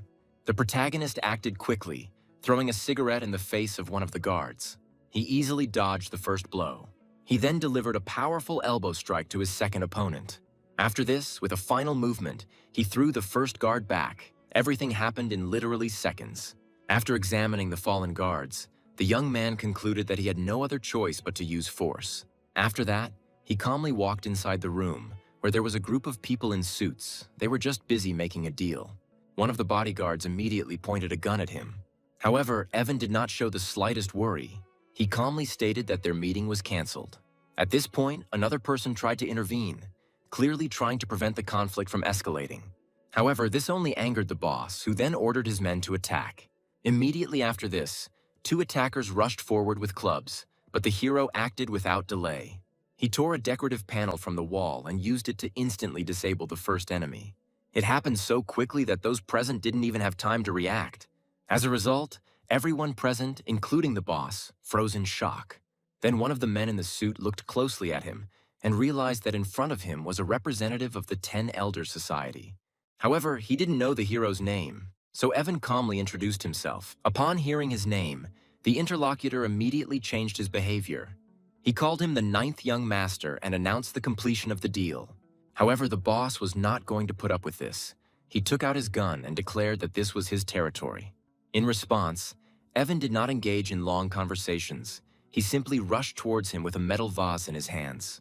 The blow was accurate. The weapon flew out of the boss's hands. After this, Evan told him to watch his words. Then he sat down calmly, lit a cigarette, and returned to business. He demanded that the head of Buddha be handed over to him. Another person tried to offer an alternative, but the young man immediately said that he only needed this item. Soon, the situation escalated again. The man in the suit asked if Evan had come alone, and the hero confirmed it. And then a gun was pointed in his direction. However, he remained completely unperturbed. He said that they could shoot. At some point, a shot rang out. However, the bullet only hit the wall behind the main character. He himself remained unharmed. The man then warned him of the serious consequences, making it clear to him that this step could lead to dangerous consequences. However, Evan did not change his mind. He simply held out the bag and demanded that the item be handed over. Then the boss ordered his subordinates to carry out the order, but one of them clearly hesitated. Then, to speed up the process, the boss fired a warning shot into his ear. After this, the frightened man hurried to pack the figurine into a bag. Having received what he wanted, Evan listened to the final warning. He was informed that after this there would be no turning back. However, he did not attach any importance to this. He calmly turned around and left the room, leaving the others to deal with the consequences of what had happened. Meanwhile, the remaining people gradually began to realize what had happened. They understood that this man was a serious figure. The beaten boss demanded an explanation. He wanted to know where Evan was. He then grabbed one of the men in the suit, demanding answers, in response to which he was told that his allies had long since left the place. Finally, he recommended that the boss first figure out who the 10 elders were before taking any action. These words shocked the man. He obviously knew their reputation. At that moment, he put the facts together. He realized that in front of him was the same person who had previously defeated Bald Liu. Meanwhile, on his way to the elevator, Evan suddenly ran into a group of people who were dragging a girl he knew, Naomi. She was in an inadequate state, while the men made clear hints about what they were going to do to her. The young man immediately recognized her and noted that she had gotten into trouble during the mission. After that, he decided to intervene. He followed them without attracting unnecessary attention. The elevator delivered him into a brightly lit corridor, the space decorated in rich pinks and reds. Loud music was coming from somewhere. It caught his attention, so he decided to look inside one of the rooms. There he saw a girl chained to a counter, surrounded by shirtless men. The situation looked extremely strange. The hero didn't even think that everything would be so bad. Meanwhile, Naomi continued to complain of fever, clearly unaware of what was happening around her. At this moment, one of those present noticed a stranger and demanded that he leave immediately. Almost immediately after that, he tried to strike. However, Evan easily blocked the attack and then kneed him in the chest. Then the second attacker intervened in the situation. He tried to attack the hero, but Evan quickly reacted. After this, the third man tried to intimidate him. He asked Evan if he knew who he was. However, in response, he also received a blow, after which all threats were eliminated. Then the young man turned his attention back to the girl, who continued to complain of a fever. At some point, she began to try to take off her clothes. She did this completely unaware of what was happening around her. Evan grabbed a bottle of water, deciding that a cold shower would be best in this situation.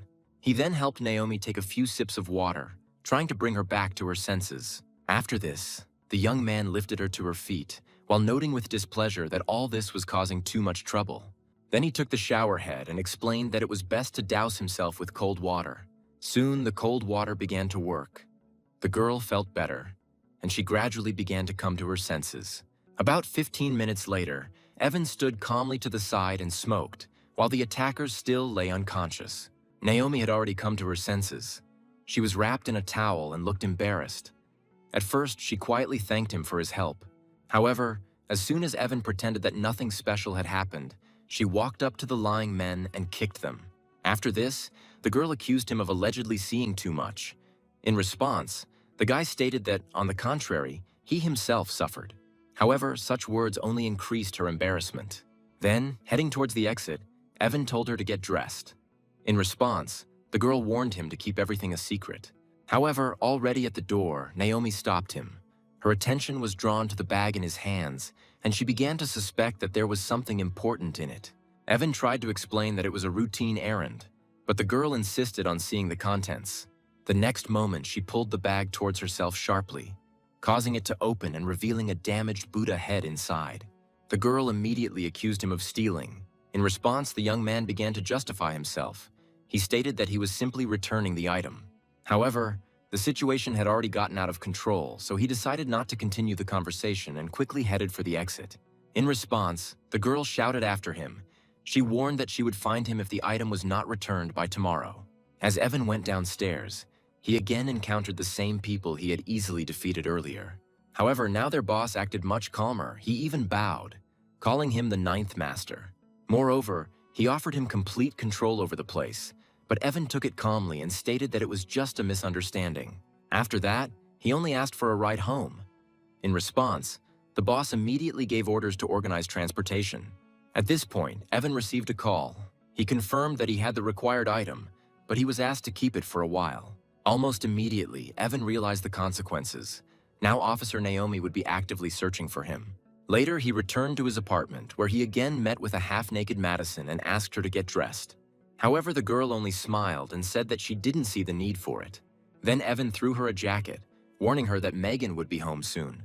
In response, the girl asked where his wife Sarah was, to which the guy sharply replied that it was none of her business. After that, he picked up his phone and texted his girlfriend to order a light meal. Later that day, Madison followed him outside. She declared that during the day he belonged to her. In response, Evan asked what kind of nonsense she was talking about. She then threatened that he could pay off the debt with his own body. But Evan did not attach any importance to this. Continuing to walk with her, he suddenly noticed a group of people. They squeezed Lily between themselves, not allowing her to pass. And then one of them grabbed her and began making unambiguous demands for the evening. At that moment, the woman suddenly recognized Evan, which immediately attracted the attention of the attackers. Then Evan tried to explain that he simply lived nearby, but this only made the situation worse, and one of the men began to insult him. Then Evan intervened. He demanded that they stop this and not make a scene. In response, the man pulled out a contract and stated that he was simply doing his job to collect the debt. According to him, Lily only paid the principal amount but not the interest. After that, Evan stood in front of her and asked her the total amount of the debt. The man gave a clearly inflated figure, saying that taking into account the debt and interest, she owed him $300,000. Lily tried to protect the hero. She asked not to drag him into this matter. However, this gave the attacker a new idea.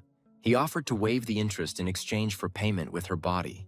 However, before anyone could react, Madison intervened, delivering a swift kick to his head. As a result, the attacker ended up on the ground. After this, she declared that she was his wife. These words completely caught the hero and Lily off guard. He tried to explain that she was just his acquaintance. Meanwhile, the enemy stood up and ordered his men to seize both women. Two of his subordinates immediately rushed forward.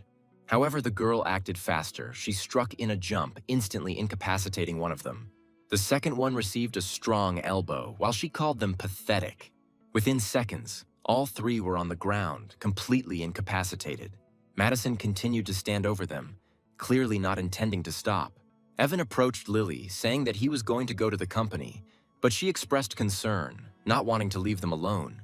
In response, he calmly assured her that everything would be fine, while the defeated men began to beg them for mercy. After this, the hero went to the company where his wife Sarah worked. Evan brought the girl lunch, but she immediately expressed dissatisfaction with the fact that he was late. In response, he explained that there was a delay.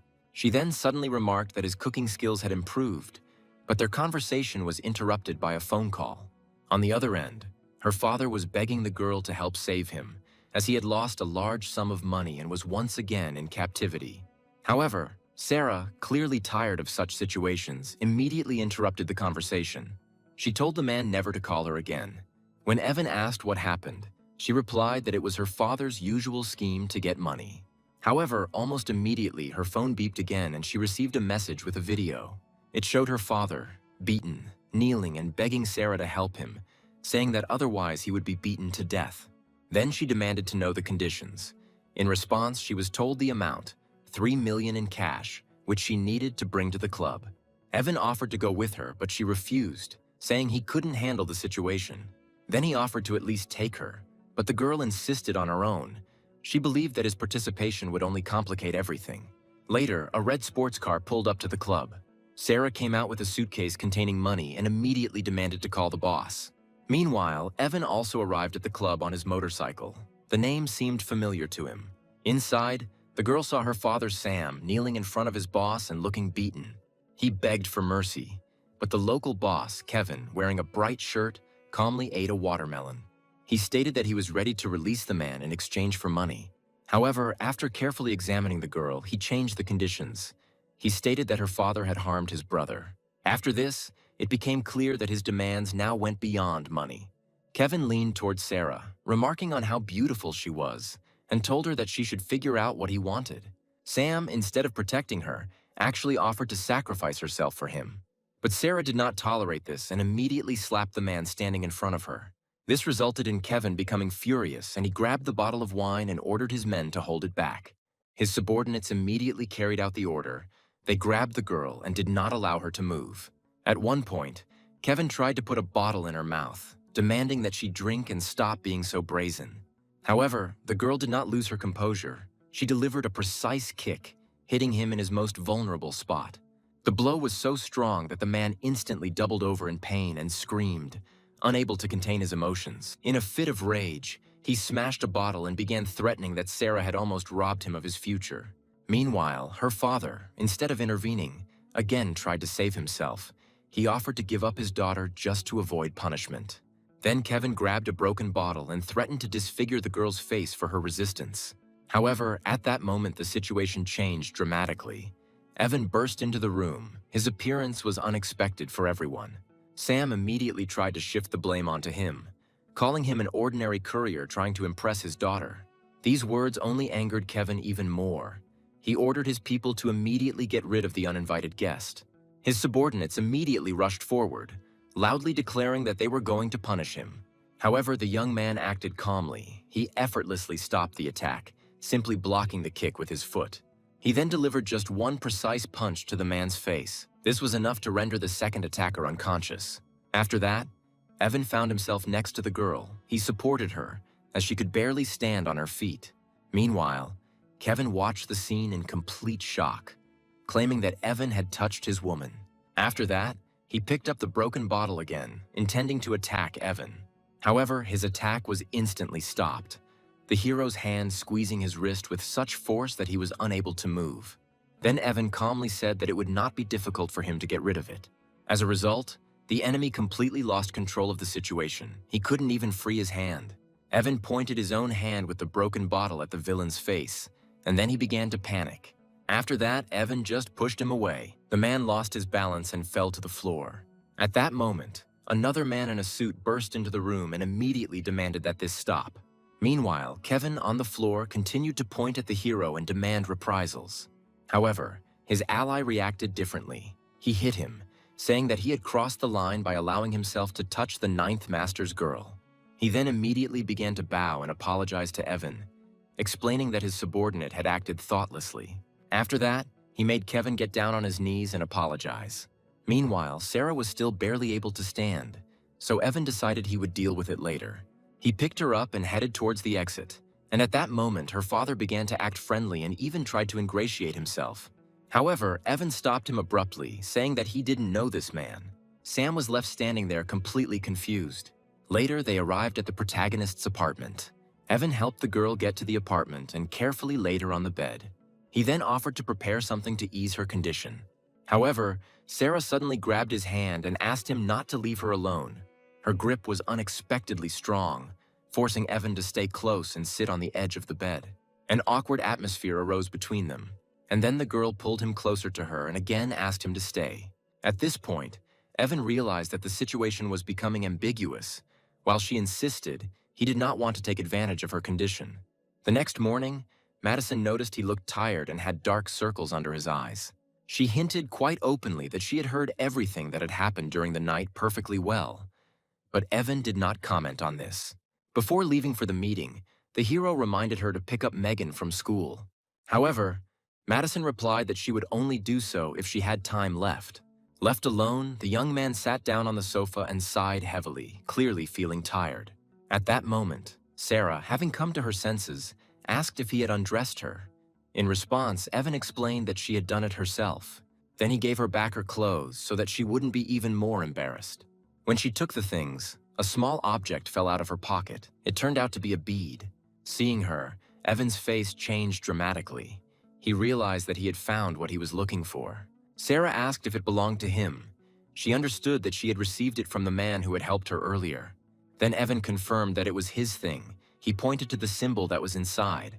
This became proof. At that moment, everything became clear to Sarah. She realized that he was the very person who had helped her earlier. Later, they arrived at the office building where she worked.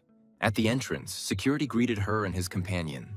Evan, in turn, allowed himself an informal gesture, as if he was used to being treated this way.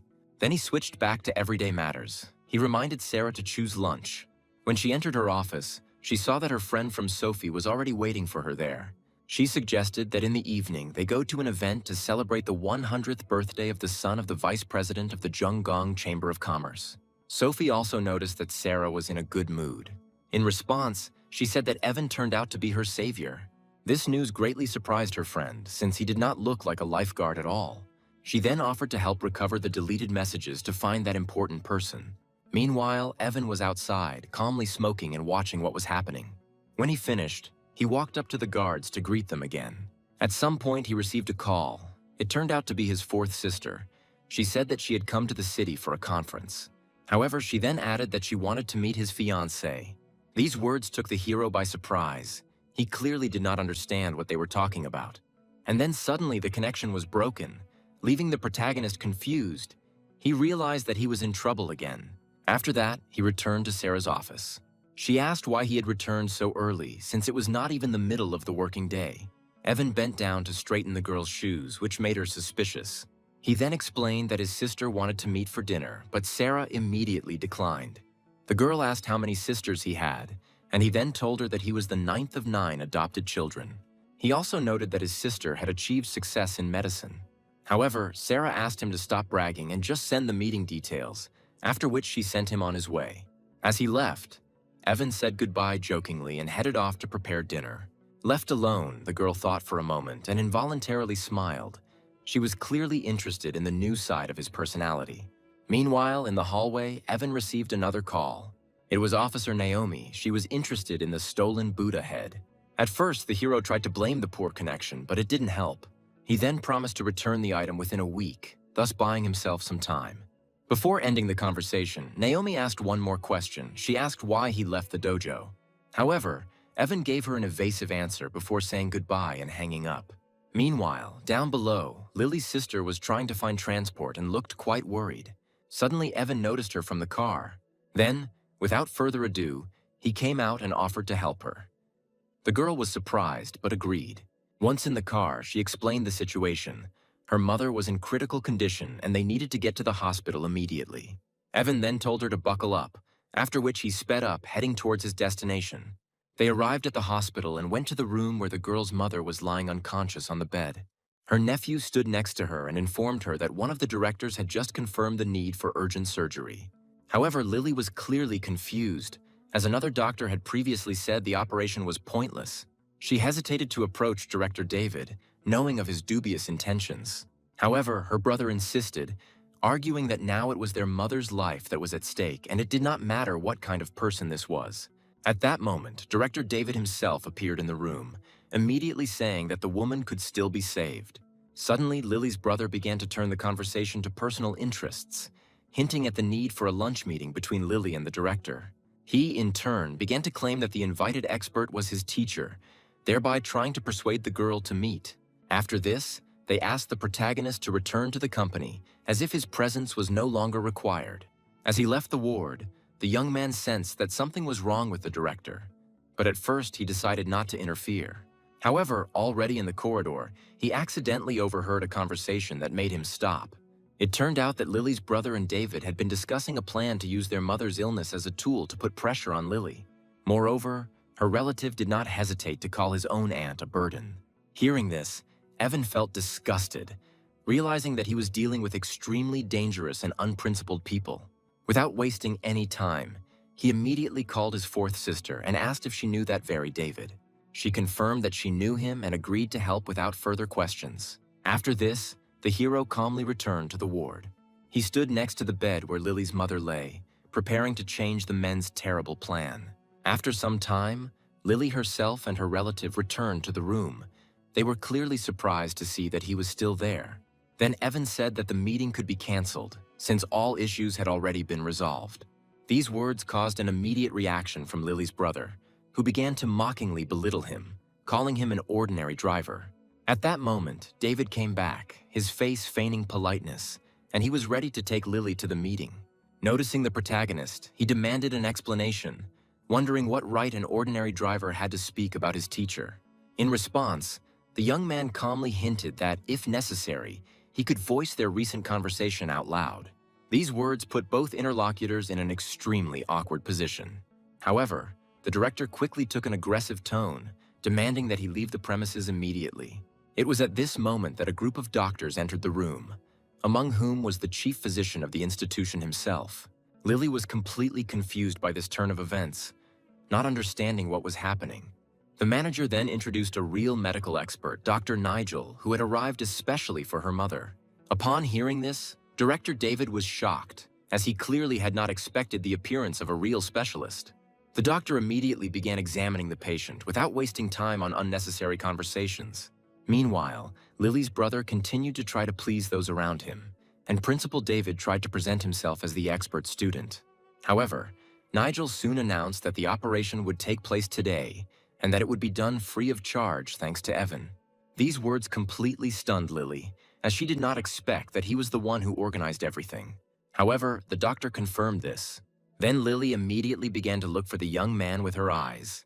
Noticing him near the car, she ran out to him. Meanwhile, Evan behaved calmly and even asked why she went out. However, the girl, overwhelmed with emotion, simply hugged him, expressing gratitude.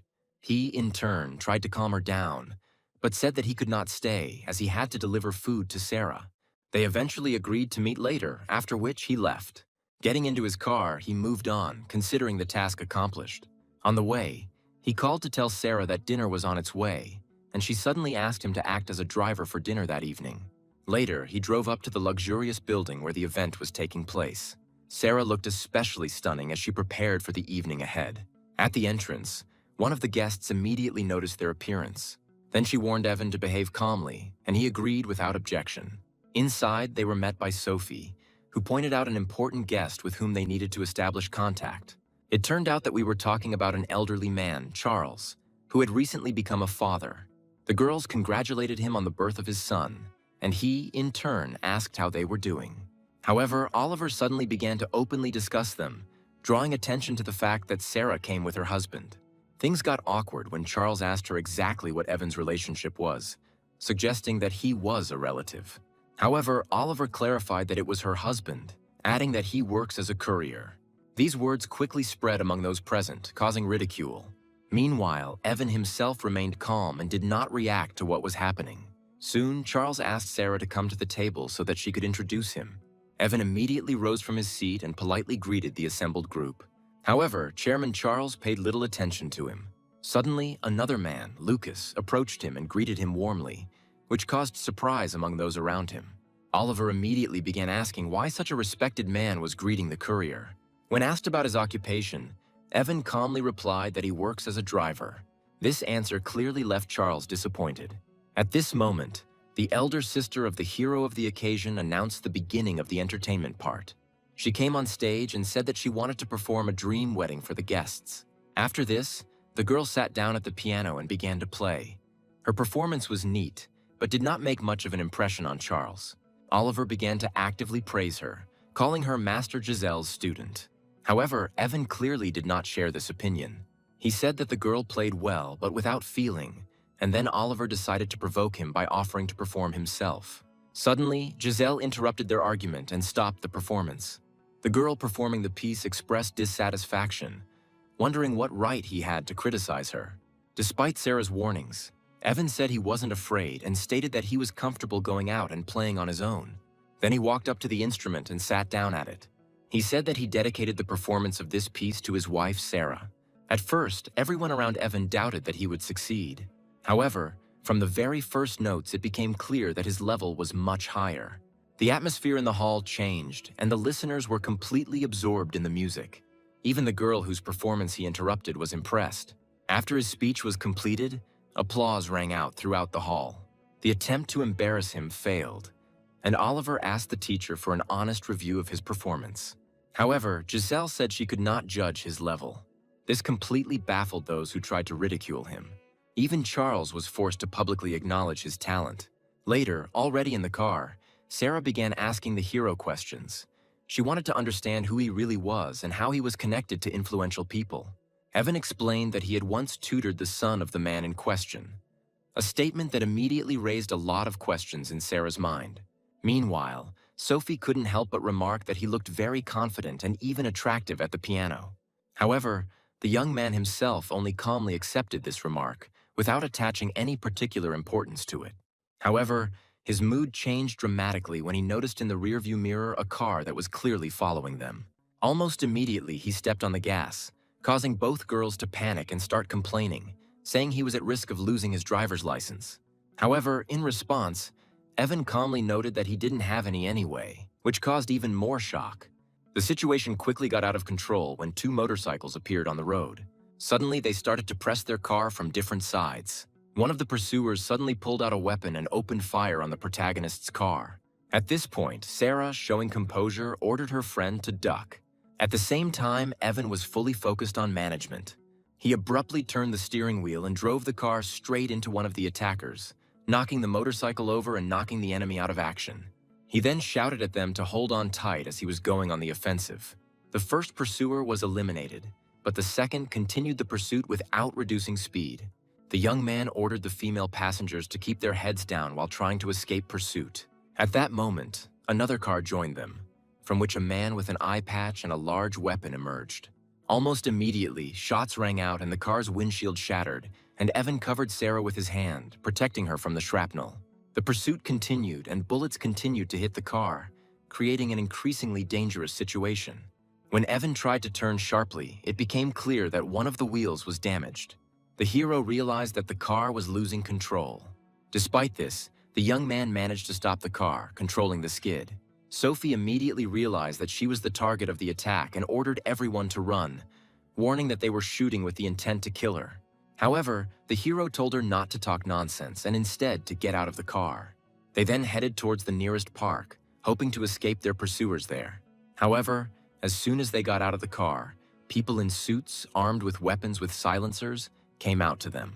At that moment, Evan ordered the girls to duck and covered them with his body as the shooting started. Then he suddenly picked up a stone from the ground. He threw it with precision at one of the shooters. As a result, The stone hit the shooter directly in the eye and disabled him. The girls were amazed that Evan had such skills, but he did not comment on it. Meanwhile, the attackers continued to approach, and the situation became increasingly tense. The young man then took the girls behind a tree, using it as a temporary shelter. At one point, he was grazed by a bullet, but he only calmly stated that they would pay for daring to threaten his wife. With these words, he came out of hiding again and began to act even more actively. He dodged the shots and continued to use the objects at hand, throwing stones with amazing accuracy. One of these throws hit the enemy directly in the head, instantly neutralizing him, and soon all the attackers were incapacitated. After this, Evan noted that they were representatives of a group known as the Seven Fallen Angels. Sophie immediately demanded an explanation, since she did not understand what he was talking about. He then pointed to a 6-pointed star tattoo on the neck of one of the attackers, explaining that it was the symbol of the Abyss organization. He then added that Sophie possessed something that could alter genetics and extend life, meaning that such attacks were inevitable.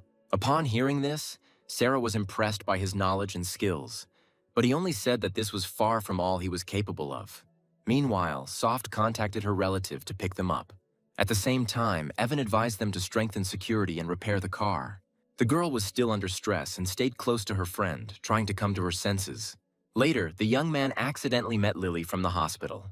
At that moment, she tripped and dropped a box of things, among which were her personal belongings. Evan immediately rushed to help, asking why she was carrying boxes alone. But while picking up the things, he accidentally saw her underwear, which made him noticeably embarrassed. However, the girl did not pay attention to this and asked about his wound. And yet, she soon noticed what it was Evan was holding in his hands. Then he calmly replied that everything was fine and said that her mother's operation was successful, after which he tried to leave. However, Lily reminded him of the previously promised dinner, but Evan carefully postponed this meeting, trying to remain calm. As he left, the young man reflected on what had happened, noting to himself how unpredictable such situations could be. He later returned home to find Madison lounging on the couch, looking rather revealing. The hero immediately asked her to get dressed, since there was a child at home. After that, he got down to business, talking about life-extending drugs, which surprised her, as she didn't expect him to know about it. Evan then explained the situation with the Abyss organization and the recent attack. In response, Madison warned that the organization was extremely dangerous and did not tolerate interference. She then began to hint at possible solutions to the problem. Getting too close to him, however, Evan said he preferred to keep his distance. Despite this, she continued to try to persuade him to cooperate, claiming that he could resolve the issue with just one word. At one point, she even tried to sit on him, but the hero stopped her, declaring that he did not intend to participate in such games. Nevertheless, he agreed to contact the organization's leader, warning her to be careful.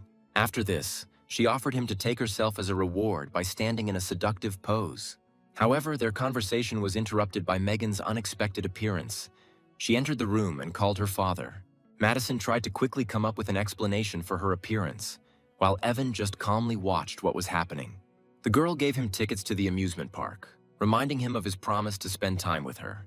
Evan realized that with all the fuss, he had almost forgotten that he had promised Megan to take her out on the weekend. In the end, he agreed, after which he sent her off to rest. After this, he asked Madison to behave decently in the presence of the child, but she stated that she still intended to take the mother's place. Then she said that she was leaving the day after tomorrow, and the hero asked if she really wouldn't stay for a couple of days. The girl immediately took this as an invitation to stay with him longer. However, the hero still asked her to leave the house as quickly as possible, which irritated her. Meanwhile, in another location, at the Lin family mansion, 2 guards were on duty. And then suddenly a knife flew out of the darkness towards them, hitting one of them right in the head. The attacker acted quickly and accurately, eliminating them without making any unnecessary noise.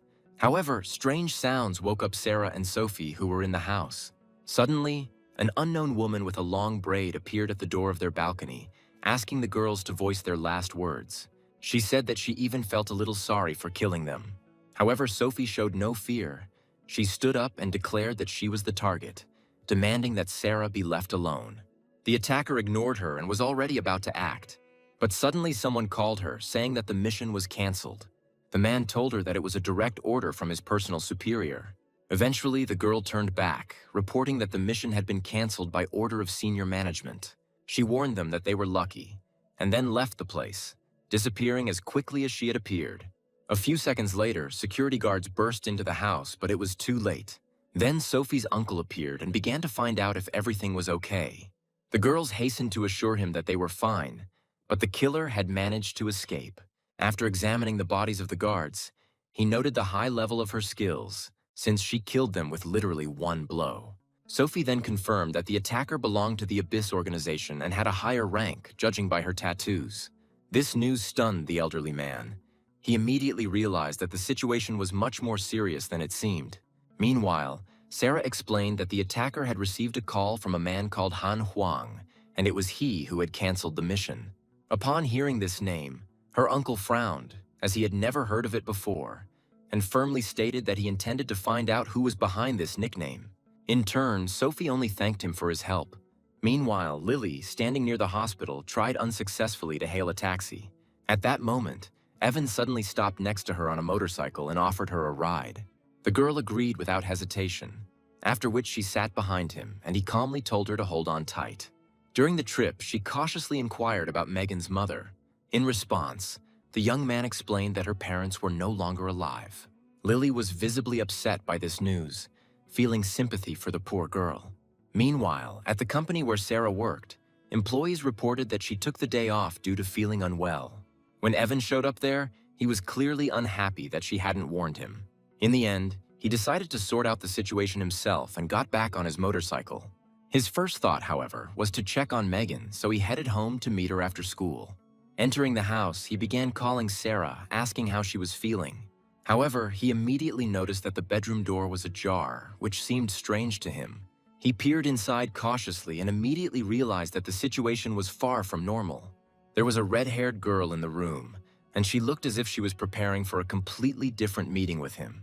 She immediately began to behave provocatively and tried to persuade him to get intimate, hinting at something more personal. However, Evan showed no interest, pretending not to understand her intentions. However, the girl continued to act. She approached him and asked him to turn around, promising a surprise. Placing her hands on his back, she confidently declared that she would show him how to have a good time. However, instead, she suddenly pulled out a knife and tried to attack. She was counting on a quick victory, but everything went differently. The young man easily dodged the blow and immediately intercepted her hand. He then effortlessly stopped the next attack, completely depriving the girl of the ability to act. Evan then demanded an explanation, trying to find out who she was.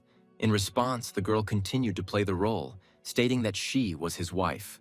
However, the hero noted that his real wife behaves differently. Then he completely immobilized his opponent. Realizing that there was no point in hiding any longer, the girl tried to escape by jumping over furniture. However, she had a backup plan. She took out a gun and pointed it straight at him. But even this did not change the situation. He remained completely calm, and the shot missed him. Then, already on the bed, the girl demanded that they give her the Buddha's head, threatening to kill her. However, Evan again evaded and stated that the item was not in his possession. Despite this, she did not believe his words and continued shooting, claiming that she had received accurate information. Then he suddenly pulled out his black card. The hero threw it with such accuracy that it knocked the weapon out of her hands. After this, he pinned her to the bed and again demanded an explanation. But the girl continued to adhere to her previous line of behavior. Then his attention was drawn to her clothes. He noticed a small pendant and asked if she was the daughter of the master from Kaifeng Valley. The hero's confusion gave her the opportunity to escape. She pushed him away and headed for the window, but before leaving, she noted with surprise that he knew about her origin. At that moment, Evan began to suspect that the woman in front of him might be his longtime fiancée, who, at the same time, looked very similar to Sarah. Before disappearing, the girl warned him about the Buddha's head, after which she jumped out the window. Once she was outside, Evan shouted that she still had to give him an answer about the bead. As a result, he was left alone in the apartment, trying to understand what exactly had happened. Almost immediately, he called Lucas and asked if Sarah had a twin sister. Then he learned that she was adopted, and the only clue to her past was an item that her adoptive father had once sold. This made the hero think about her possible connection with that very girl. Later, he began to carefully ask Sarah about her childhood. The girl didn't understand why he was interested in such questions. However, at that moment, her adoptive father appeared at the door and immediately began demanding a large sum of money, playing on her pity. But Sarah no longer responded to such behavior and made it clear that she did not intend to help him again. Despite this, the man continued to insist, but the girl interrupted the conversation and took him away, leaving her father alone. Left without attention, he began to behave extremely irritably, complaining about his daughter's ingratitude. Then he noticed the jacket left by the hero and decided to check the pockets. Sam was very angry because even an ordinary courier now had more money than he did. There he found money and that very bead, and Sam began to wonder how an ordinary person could possess such a thing. He soon realized its significance and decided to use it to his advantage. When Sarah returned, he had already prepared a new story. He stated that she was not his biological daughter. As evidence, Sam cited a past incident involving a blood transfusion. However, the girl did not want to listen to him. Then he took out a bead and said that it would help find her real parents, but he demanded money for it. Sam demanded that she give him $500,000 at once, and then he would do everything. Sarah was only willing to give him $100,000, and after much debate, they settled on $300,000. In the end, the girl agreed to transfer this amount to him. Having received the money, Sam left the bead and hurried out of the office, citing urgent matters. Left alone, the girl looked at the object, feeling a strange connection with it. Meanwhile, Evan returned to the office, trying to find something important. He started to take off his jacket and suddenly noticed something strange. At some point, he realized that the bead was missing. The hero immediately suspected the recent stranger of disappearance. At that moment, Sarah entered the office and confirmed that her father had indeed been to see her. Trying not to show her excitement, she offered to go with her to the hospital, and the hero immediately agreed. He immediately asked what had happened to her, but Sarah said it was just a routine checkup. During the trip, the girl asked to keep the visit a secret, and Evan confidently promised that he would not tell anyone. However, they were suddenly cut off by another car. Evan immediately cursed at the driver as he tried to steady the car after it jolted them. It was at that moment that the girl noticed the bead hanging around his neck. Then Sarah demanded an explanation from him as to where he got her. Evan tried to explain it through his friends, but she didn't believe him. Then he began to tell a convoluted story about family agreements and personal obligations. He even hinted that Sarah was jealous of him, but the girl immediately refuted his assumption. Later, already in the office, the girl was waiting for the test results. She looked at the bead and began to think more and more that all this might not be a coincidence, but part of a more complex story. Her thoughts were suddenly interrupted when her assistant announced a visitor. It turned out that Madison had come to see Sarah. She entered with such confidence, as if she were the mistress of this place. The girl immediately recognized her as her cousin and realized that she clearly had not come for a friendly conversation. She, without wasting any time, put a bank card with a sum of $100 million on the table, offering to buy Evan out. Sarah just chuckled at the banality of it all and assumed it was Evan's idea. She stated that she was married, pregnant, and remained true to her choice. Madison, however, pushed the card forward again, insisting that the girl think about the money. In response, Sarah wondered with a hint of mockery whether Evan really considered himself so valuable. When the uninvited guest left, the girl was left alone in the office and tried to comprehend what had happened. However, almost immediately Sophie arrived, beaming with joy and reporting good news. She was quite familiar, talking enthusiastically about collaborating on a research drug. She said that her partner was a medical genius, Ellie, and Sophie insisted that they needed to meet this famous doctor. Sarah latched onto the familiar name Ellie, trying to remember where she had heard it. As soon as they left, Joshua made his way into the empty office. He quickly noticed the bank card left on the table. Joshua was clearly pleased to find that the password was written right on it. Meanwhile, Evan contacted the fourth sister by phone. She told him in detail about Sarah, describing her as a good girl from a poor family with a healthy child. Soon after, Evan was already preparing Sarah for a meeting with his fourth sister, assuring her that she was very calm and easy to talk to. However, when they entered the house, they were immediately greeted by an unexpected picture. The hero's sister and Madison were already in the kitchen and acting like they were at home. Moreover, it turned out that his sister Ellie was the very medical genius that Sarah had just heard about. The whole group was already assembled, including Megan, and Sarah was trying to make sense of what was happening. Her thoughts were confused, and she couldn't help but wonder if her courier husband was hiding his true origins. Ellie, meanwhile, invited her brother and his wife to the table, introducing herself as Evan's fourth sister. At the table, Evan tried to act casual and treated everyone to his sister's signature fish dish. However, soon Ellie unexpectedly said that she was going to sleep with Sarah to take care of her, and told Evan to go to the couch. Madison added a snide remark about his new sleeping place, but Evan cut her off abruptly, telling her to just eat quietly. Night fell soon after. Evan, already banished to the couch, continued to try to track down Sarah's killer double on the phone. He received a message at night, and the young man checked it with curiosity. However, what he saw shocked him. The text message was from Sophie and was accompanied by a thank you photo of a clearly inappropriate nature. Evan just tiredly covered his face with his hand, finally convinced that this girl had no boundaries. The next day, Evan went for a walk with Megan when he was called out to by the girl's teacher, Emily. In the end, without thinking twice, they decided to spend the day together. Soon, the three of them headed towards the carousel. However, Evan suddenly stopped, feeling like he was being watched. As it turned out, Henry was watching them, but then suddenly someone's hand fell on his shoulder. When the man turned around, he realized it was none other than Evan. Henry immediately began flirting with Emily, to which she accused him of stalking her. The girl threatened to tell her father about it, but the man was worried that she was spending time with a man who already had a child. When Evan left with the girl and the child, Henry remarked that if he didn't have her, no one else would. Despite this, they tried to continue the day calmly, and Evan even suggested going out for burgers. However, suddenly there were cries for help. Someone fell into the water. Seeing the man in the water, Evan immediately rushed to the water. Emily wanted to help too, but suddenly someone stopped her, claiming that it was too dangerous. As it turned out, it was Henry. He did not allow the girl to move, fearing that something would happen to her. While they were arguing, Evan had already dived into the water. He moved with such speed that those around him mistook him for a professional athlete. He ended up saving one person, but was told there was another victim, someone entangled in the seaweed at the bottom. After that, he went underwater again. Meanwhile, Megan and her teacher watched in horror as the scene unfolded.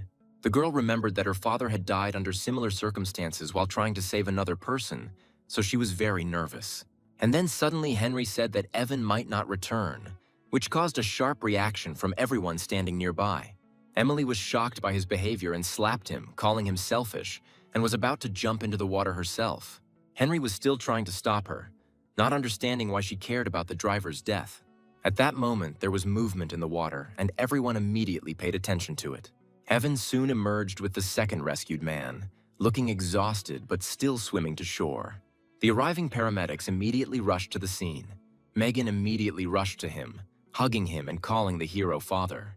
However, the second rescued person remained unconscious, which baffled doctors. Then Evan, ignoring his condition, said that he would check it himself. Evan began checking his condition, which surprised those around him, and eventually came to an unexpected conclusion. He had a cycle failure. This statement immediately brought the man to consciousness, and it turned out that it was a girl.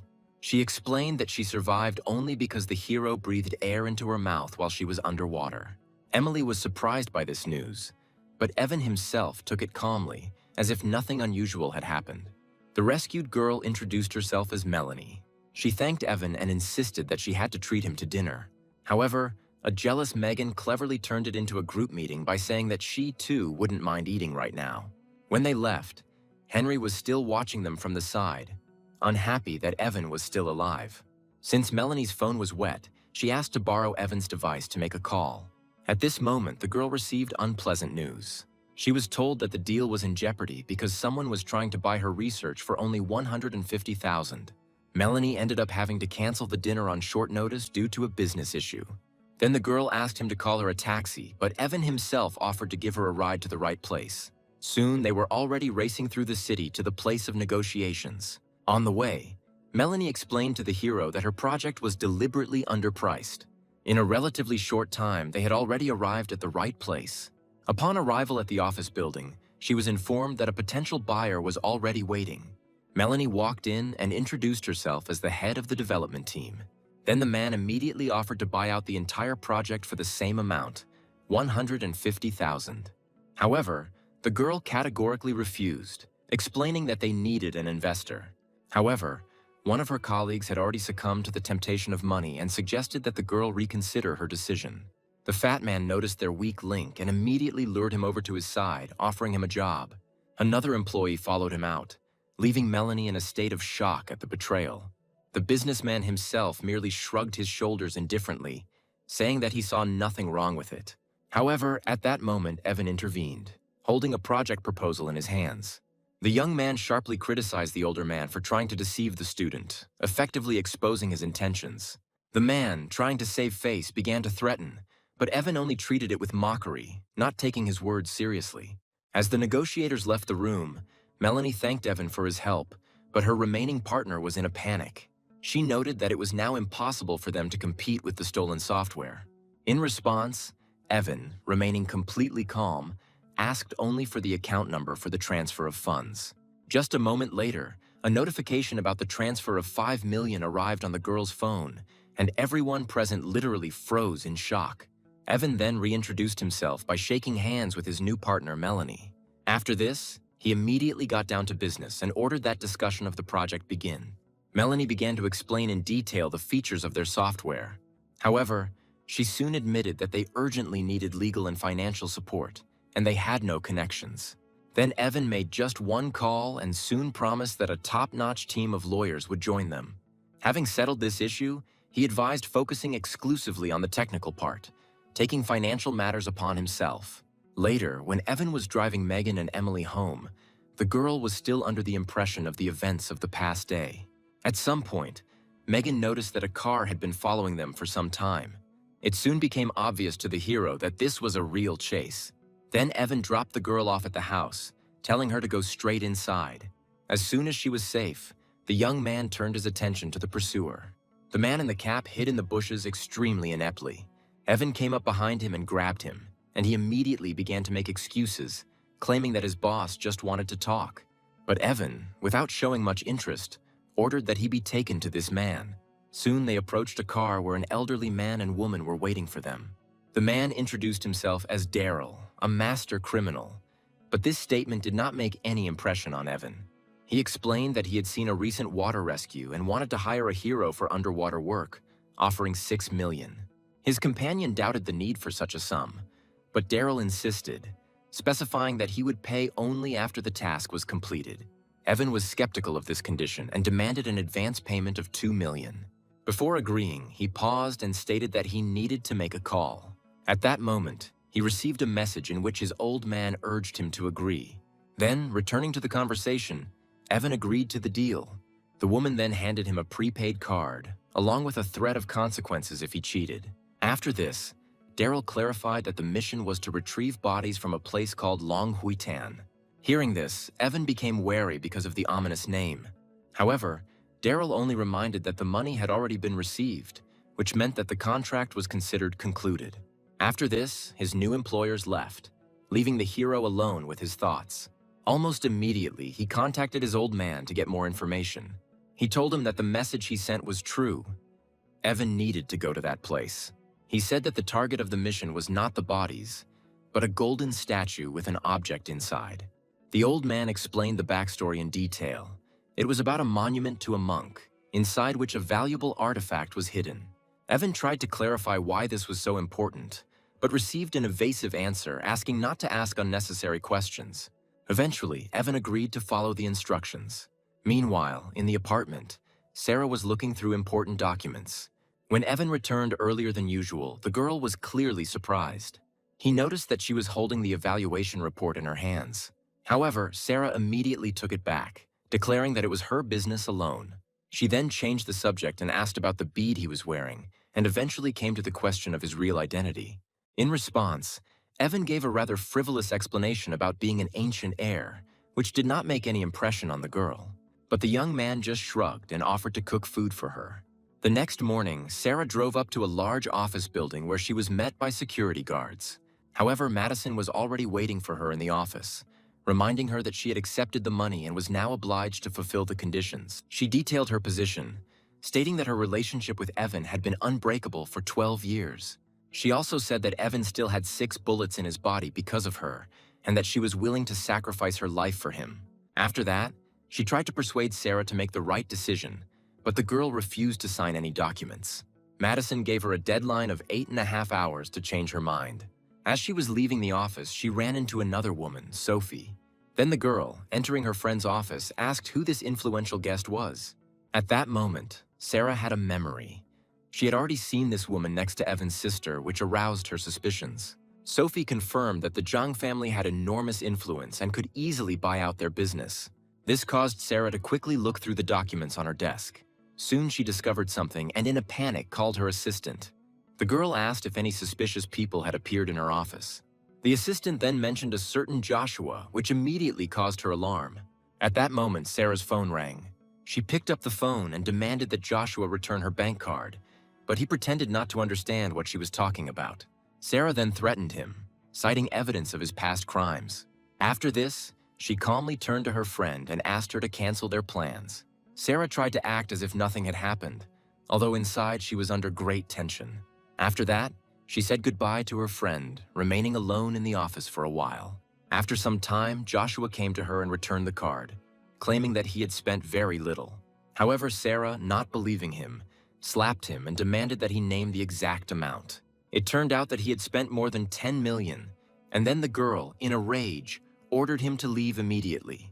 When Joshua stormed out of the office, she realized that Madison had given her the 100 million just to get her to give up Evan. Meanwhile, the story moves to the company's headquarters. There, Evan chatted calmly with the guards, telling stories about pirates. At that moment, he heard Sarah's voice calling him. He greeted her formally as the CEO, causing her to momentarily think he was about to leave. Instead, however, Evan suddenly announced that he would like to cook her fish stew for dinner. Watching him leave, Sarah pulled out her phone and a plan began to form in her head. She called someone and tried to urgently sell her new house and car. They tried to dissuade her. Sarah said that she urgently needed money and that she was ready to even take a loss. At that moment, a call from Madison interrupted all of Sarah's thoughts. The woman again offered to buy Evan for any amount. However, Sarah calmly stated that she would return the 10 million, and that would be the end of their financial relationship. She added that her interlocutor could take her card back at any time, completely ignoring her offer. As for Evan, Sarah emphasized that his future depended only on himself, and she did not intend to interfere with this choice. Meanwhile, outside, Evan continued to calmly communicate with the guards, completely unaware of what was happening. At that moment, a luxury car pulled up to them, and those around them decided that it was intended for him. Madison got out of the car and called Evan to talk. She said she was planning to leave that night, and Evan, a little surprised, asked why she was in such a hurry. Suddenly, the girl spread her arms and with obvious excitement demanded that the hero hug her. Evan didn't resist and responded to her with unexpected gentleness. He suddenly noticed that the girl was crying, but Madison said that it was nonsense, that she just had a speck of dust in her eye. Then the young man tried to calm her down, hinting that they would have time to talk later. However, in response, he received a sharp blow from the knee between the legs. Then Evan, bent over in pain, asked her to at least maintain decency in a public place. After this, the girl, without further ado, got into the car and, as she drove away, declared that she would always love him. Evan remained standing there in complete bewilderment, trying to comprehend what had happened. He did not understand how such drastic changes in emotions could be combined in one person. Meanwhile, at the office, Sarah received a message from Madison. It said that she was leaving for good and leaving a card with 100 million to the girl. This news hit Sarah hard, and she was now even more determined to understand who Evan really was. Without wasting any time, the girl contacted an acquaintance and instructed him to conduct a full background check on the young man. However, the report turned out to be extremely strange. It only mentioned an orphanage and military service, after which the trail completely disappeared. Despite this, Sarah decided to continue the investigation and asked to check his supposed sisters. At the same time, Evan himself received a call from his informant about Sarah's double. He said that they managed to detain one of the woman's accomplices, but he was unconscious. The meeting place was a villa in Dragon Bay. Then Evan immediately announced that he was heading there. Having mounted his motorcycle, the young man raced rapidly through the city streets. Soon he arrived at Longwang Villa. Evan walked confidently inside and called for his man, old Lucas. He pointed to a man lying unconscious on the sofa. Without wasting any time, Evan ordered that he be brought back to his senses. The next moment, water was poured on the red-haired stranger's face. When the man woke up, he looked scared, while Evan remained calm. Evan showed him a photo of Sarah's double and demanded to know her location. However, he only grinned and hinted that he knew about the Buddha's head that Evan had. For such words, he immediately received a strong blow. Even after this, he continued to behave defiantly. However, Evan just looked at him, saying that he was not going to tolerate such behavior. After a short but very convincing jab of his finger into the sore spot, the man quickly changed his tone and began to speak. He said the woman they were looking for was named Daphne and that she was going to kill Evan. She belonged to the G family, one of the clans that made up the so-called 8 Dark Gates, which united the clans of assassins. The informant warned that becoming a target of such an organization meant almost certain death. However, Evan merely treated this information with disdain, not considering the threat serious, and ordered the interrogated person to be taken away. However, despite his confidence, he immediately ordered protection to be organized for Sarah, clearly concerned for her safety. Even though he wasn't afraid of these people, his pregnant wife could be in danger. At that moment, Sophie appeared on the stairs, surprised by his presence. She was amazed that her grandfather addressed Evan as young master. Lucas explained that it was Evan who won the Ching family's important project. Realizing this, the girl was shocked and suddenly remembered some photographs which she immediately regretted. The old man didn't understand what they were talking about, while Evan began to criticize the photographs, which completely threw the girl off balance. She ran upstairs in panic, shouting that now she would not be able to wash away this shame. After she left, the old man instructed Evan to follow the informant and find information about this girl Daphne. While Evan was processing what he had heard, his phone rang. As it turned out, it was Melanie. The girl panicked and reported that their competitor had already released similar software. However, Evan calmly replied that he was heading to the company immediately. Meanwhile, Sophie returned and began asking her grandfather where Evan had gone, which left Lucas puzzled. She was in a depressed state, still unaware of Evan's true situation. Lucas warned her not to reveal his identity to anyone for Sarah's safety. Meanwhile, in Melanie's office, the situation was rapidly deteriorating. She met Evan and told him that competitors had already spent $2 million on advertising. Evan then asked why the $5 million he had allocated had not been used, but Melanie said she had been hesitant to act. Once he was sure the software was ready, Evan gave the order to invest the entire $5 million into promotion. The girl was shocked by the amount, but Evan said that it was only a minor expense. Meanwhile, the competitors were in good spirits.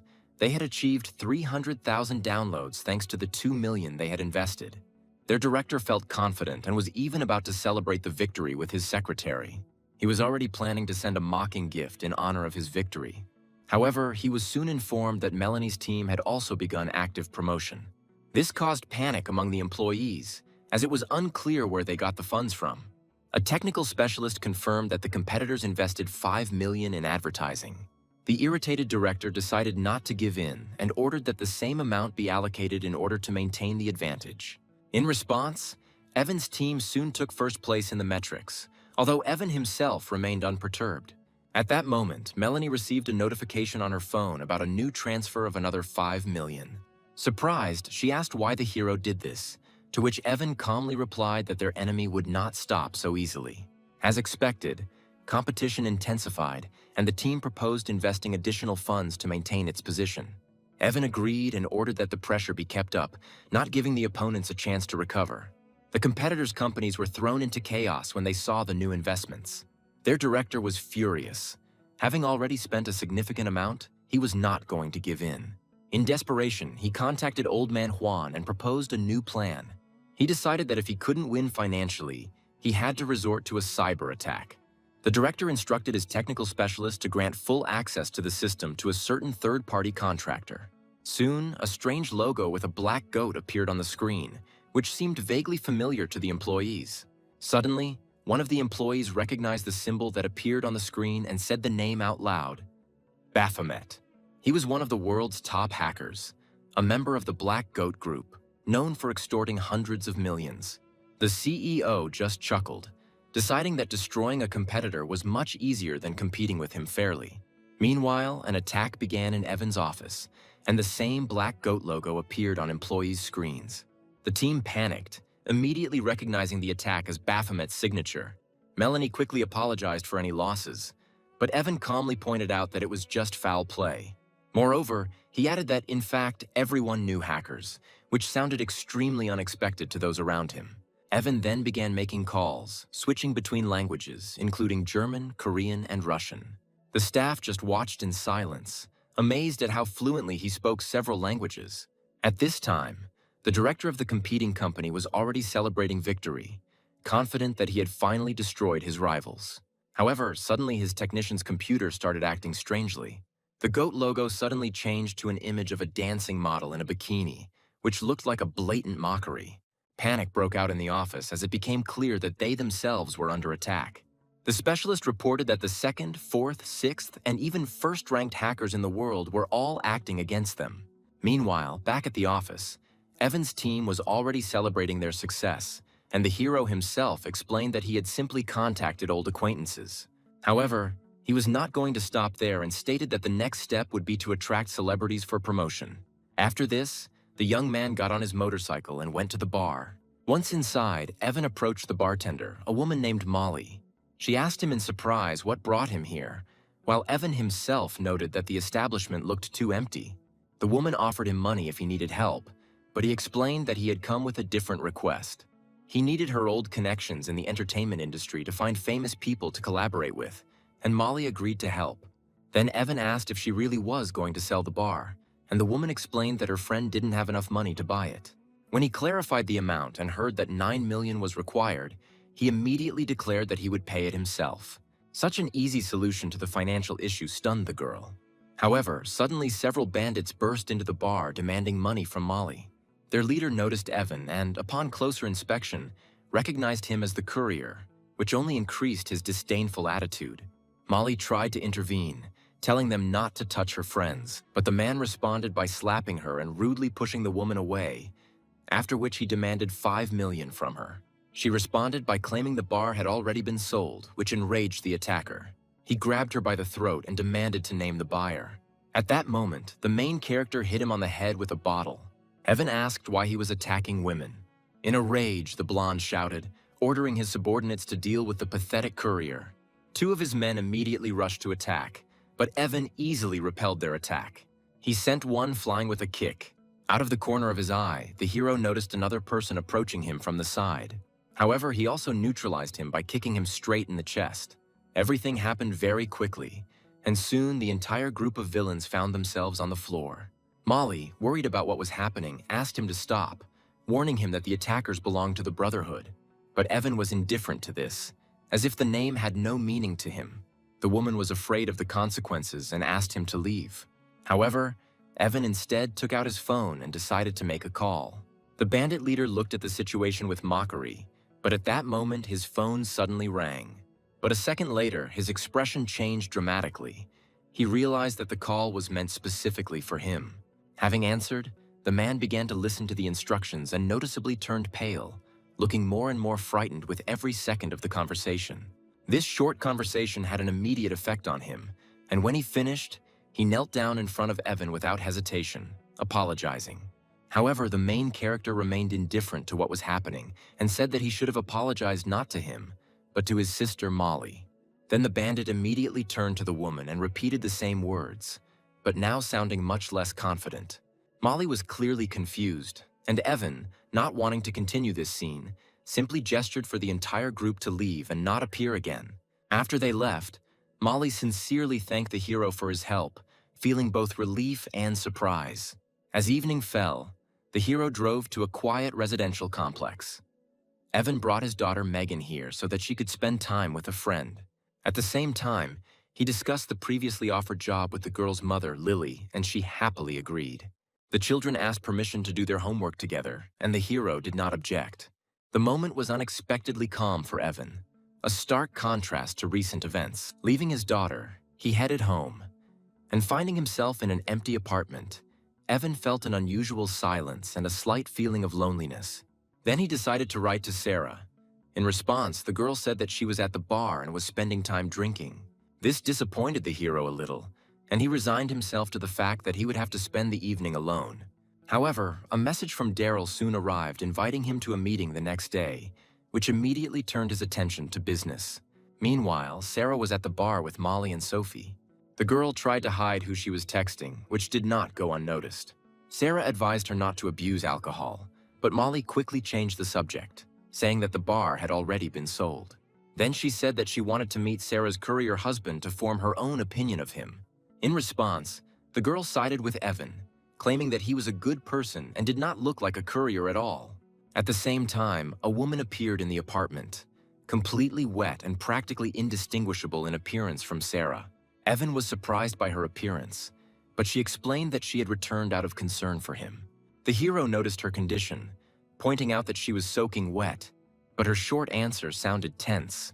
When he offered to help her, the girl responded with a cold and wary look. The next moment, she suddenly went on the attack, taking out a knife. And then the hero realized that it was not Sarah in front of him, but Daphne. However, Evan, without the slightest hesitation, knocked the knife out of her hands with his elbow. The girl was amazed that he knew who she was. At this moment, she was already trying to twist his arm. However, Evan was not going to give up so easily. With a powerful movement, the hero knocked her down and pinned her to the floor, demanding to know the purpose of her mission. Then Daphne screamed, demanding the return of the beads and the Buddha's head. Evan just watched her calmly, not paying attention to the threats. Despite desperate attempts to break free, the girl could not free herself. Then she suddenly spat a sharp needle at him. She flew past Evan's head, narrowly missing him. Daphne continued to shout threats, but the hero still held her wrist, completely in control of the situation. Moreover, he easily parried her next kick, at which point Evan finally realized that in front of him was an exact copy of Sarah. The situation took an unexpected turn when the girl asked if he wanted to become her relative. Daphne said that since he was her son-in-law, he had to obey her and give her the Buddha's head. Evan grabbed her leg effortlessly and stated that he had no idea what she was talking about. Then, unexpectedly for the hero, she sharply increased the pressure and managed to break free from his grip. At that moment, she suddenly heard her phone ringing.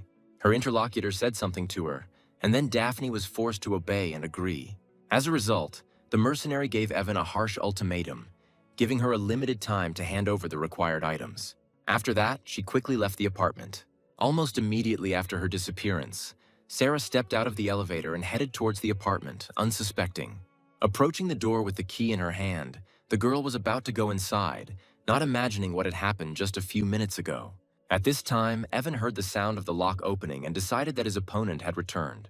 As soon as the door opened, Sarah looked down at the floor and was surprised to see water spilled everywhere. Evan reacted instantly and grabbed the girl who entered, addressing her as his wife's sister and demanding an explanation. However, a moment later, he checked her pulse and was surprised to realize that he had made a serious mistake. It was the real Sarah in front of him. Realizing this, the hero immediately changed his tone and asked why she had returned. The girl replied that she had forgotten an important document. She then noticed the condition of the apartment and asked why the floor was covered in water. Coming closer, Sarah looked at Evan carefully and suspiciously tried to catch any foreign smells on his clothes. When she asked if there was another woman there, the hero hastily declared that a man who looked exactly like her had just left. These words sounded so strange that the girl perceived them as an extremely unconvincing excuse. Sarah turned away and headed for the exit, not wanting to continue the conversation, but the hero continued to insist that she was wrong. In the end, the girl left, slamming the door, leaving him alone to deal with the consequences and look for a way to explain this incredible truth. The next morning, Evan received a message that transport for the meeting was already waiting for him. At the entrance, he was met by a woman named Lucy, who informed him that he had been expected for a long time. Having got into the car, the hero immediately asked a question about Daryl. However, the girl avoided a direct answer, explaining that he should address him as the sixth master. She then took out a blindfold, explaining that it was necessary for safety. About an hour later, the car arrived at a building that looked like a factory. Lucy had to wake Evan up to remove the bandage. Once outside, the hero stretched after the ride, after which he was met by Daryl's men. He introduced him to Mr. Hamasaki, emphasizing his outstanding swimming skills. The Japanese, unaware that he was being understood, quietly expressed the idea of the need to eliminate Evan after completing the mission. However, Daryl translated his words as a sign of trust and high expectations. However, Evan immediately exposed their deception, claiming that he understood perfectly what was said, but the conversation quickly returned to business. The group headed to the beach to carry out an underwater operation. Their guide was an elderly fisherman named Stanley, who was also involved in recovering bodies from the water. And then suddenly Lucy said that they had received a message that another young master was also heading to this place. Daryl immediately ordered one of his men to stay and detain the competitor. Meanwhile, Stanley reported that the current was changing and there was little time left, so it was necessary to start now. Without using any equipment, the elderly guy dove into the river without hesitation, as if it were the most ordinary thing for him. Lucy and Evan followed him into the water, wearing full diving gear. Once underwater, the old man led them deeper, directing them to a hidden grotto. Along the way, Lucy pointed to a certain metal landmark and made it clear that it was the iron bull that was supposed to show the way. The hero gestured to her that he understood everything. However, instead of the expected landmark, they saw huge creatures chained together and resembling sea serpents. The hero swam closer to examine them, and soon noticed that this creature looked more like a giant centipede than a snake. Stanley immediately stopped him, gesturing not to touch anything. He then pointed towards a powerful whirlpool, which he said served as a safe entrance to the cave. Soon, the entire group was pulled inside by a rapid flow of water. Once in the grotto, the participants in the operation barely had time to get their bearings. Stanley immediately tried to renegotiate the payment terms, which seemed highly inappropriate in the situation. Meanwhile, Evan ignored his words and began to examine the cave with a flashlight. He soon discovered his target, a golden statue stuck high in the wall. An elderly man tried to get it by breaking off a stalactite and using it as a tool. However, his attempt was unsuccessful. Then the hero decided to intervene and help him. Having confidently approached the right place, he delivered one precise blow, breaking the stone. This result clearly impressed Stanley. Inside, they found a mummified monk, after which Evan asked about the final payment amount. However, it was at this moment that Stanley suddenly attacked him, throwing a sharp stone in his direction. It hit the protagonist right in the face, leaving a deep wound. Without wasting any time, the old man grabbed the mummy and hurried away, promising only to perform a ritual in his honor. Evan, left in the cave, bleeding, was overcome with rage and at the same time with the realization that he had been betrayed. However, he didn't have time to think.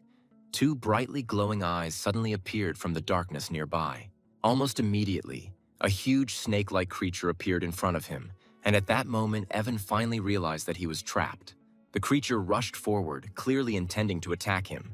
However, he managed to react by pushing himself to the side. The hero was even able to strike right between the enemy's eyes. In response, the creature released a cloud of poisonous gas, forcing the man to cling to its head to avoid its effects.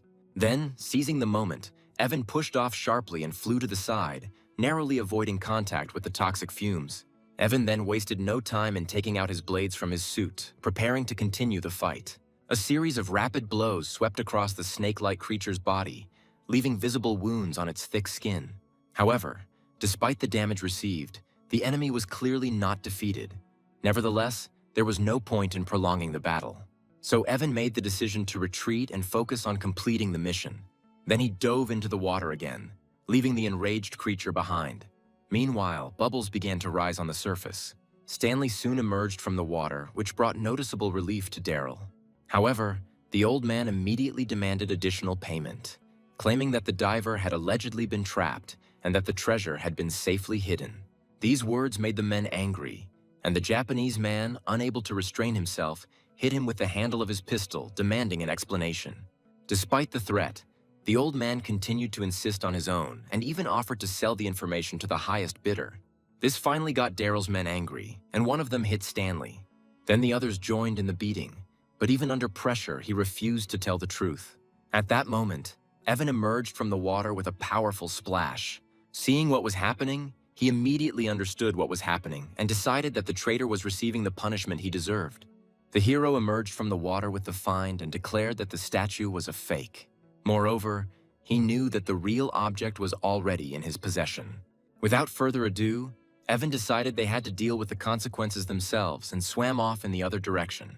Later on the beach, Evan was changing clothes when his phone rang again. His old man asked if he had managed to obtain the necessary items, and the hero confirmed the successful completion of the task. However, the old man gave him a new order, to gain the trust of those around him and find out who was really behind the whole operation. The hero agreed without further ado, accepting the new task. Meanwhile, on the shore, Hamasaki continued to extract information from the guide using force. The old man, despite what was happening, again stated that he was ready to sell the information to the highest bidder. Then Daryl, finally losing his patience, ordered Lucy to go look for Evan. At this point, Stanley, with obvious glee, declared that the young man had probably already been swallowed by the sea monster. However, almost immediately Lucy noticed a figure in the water signaling.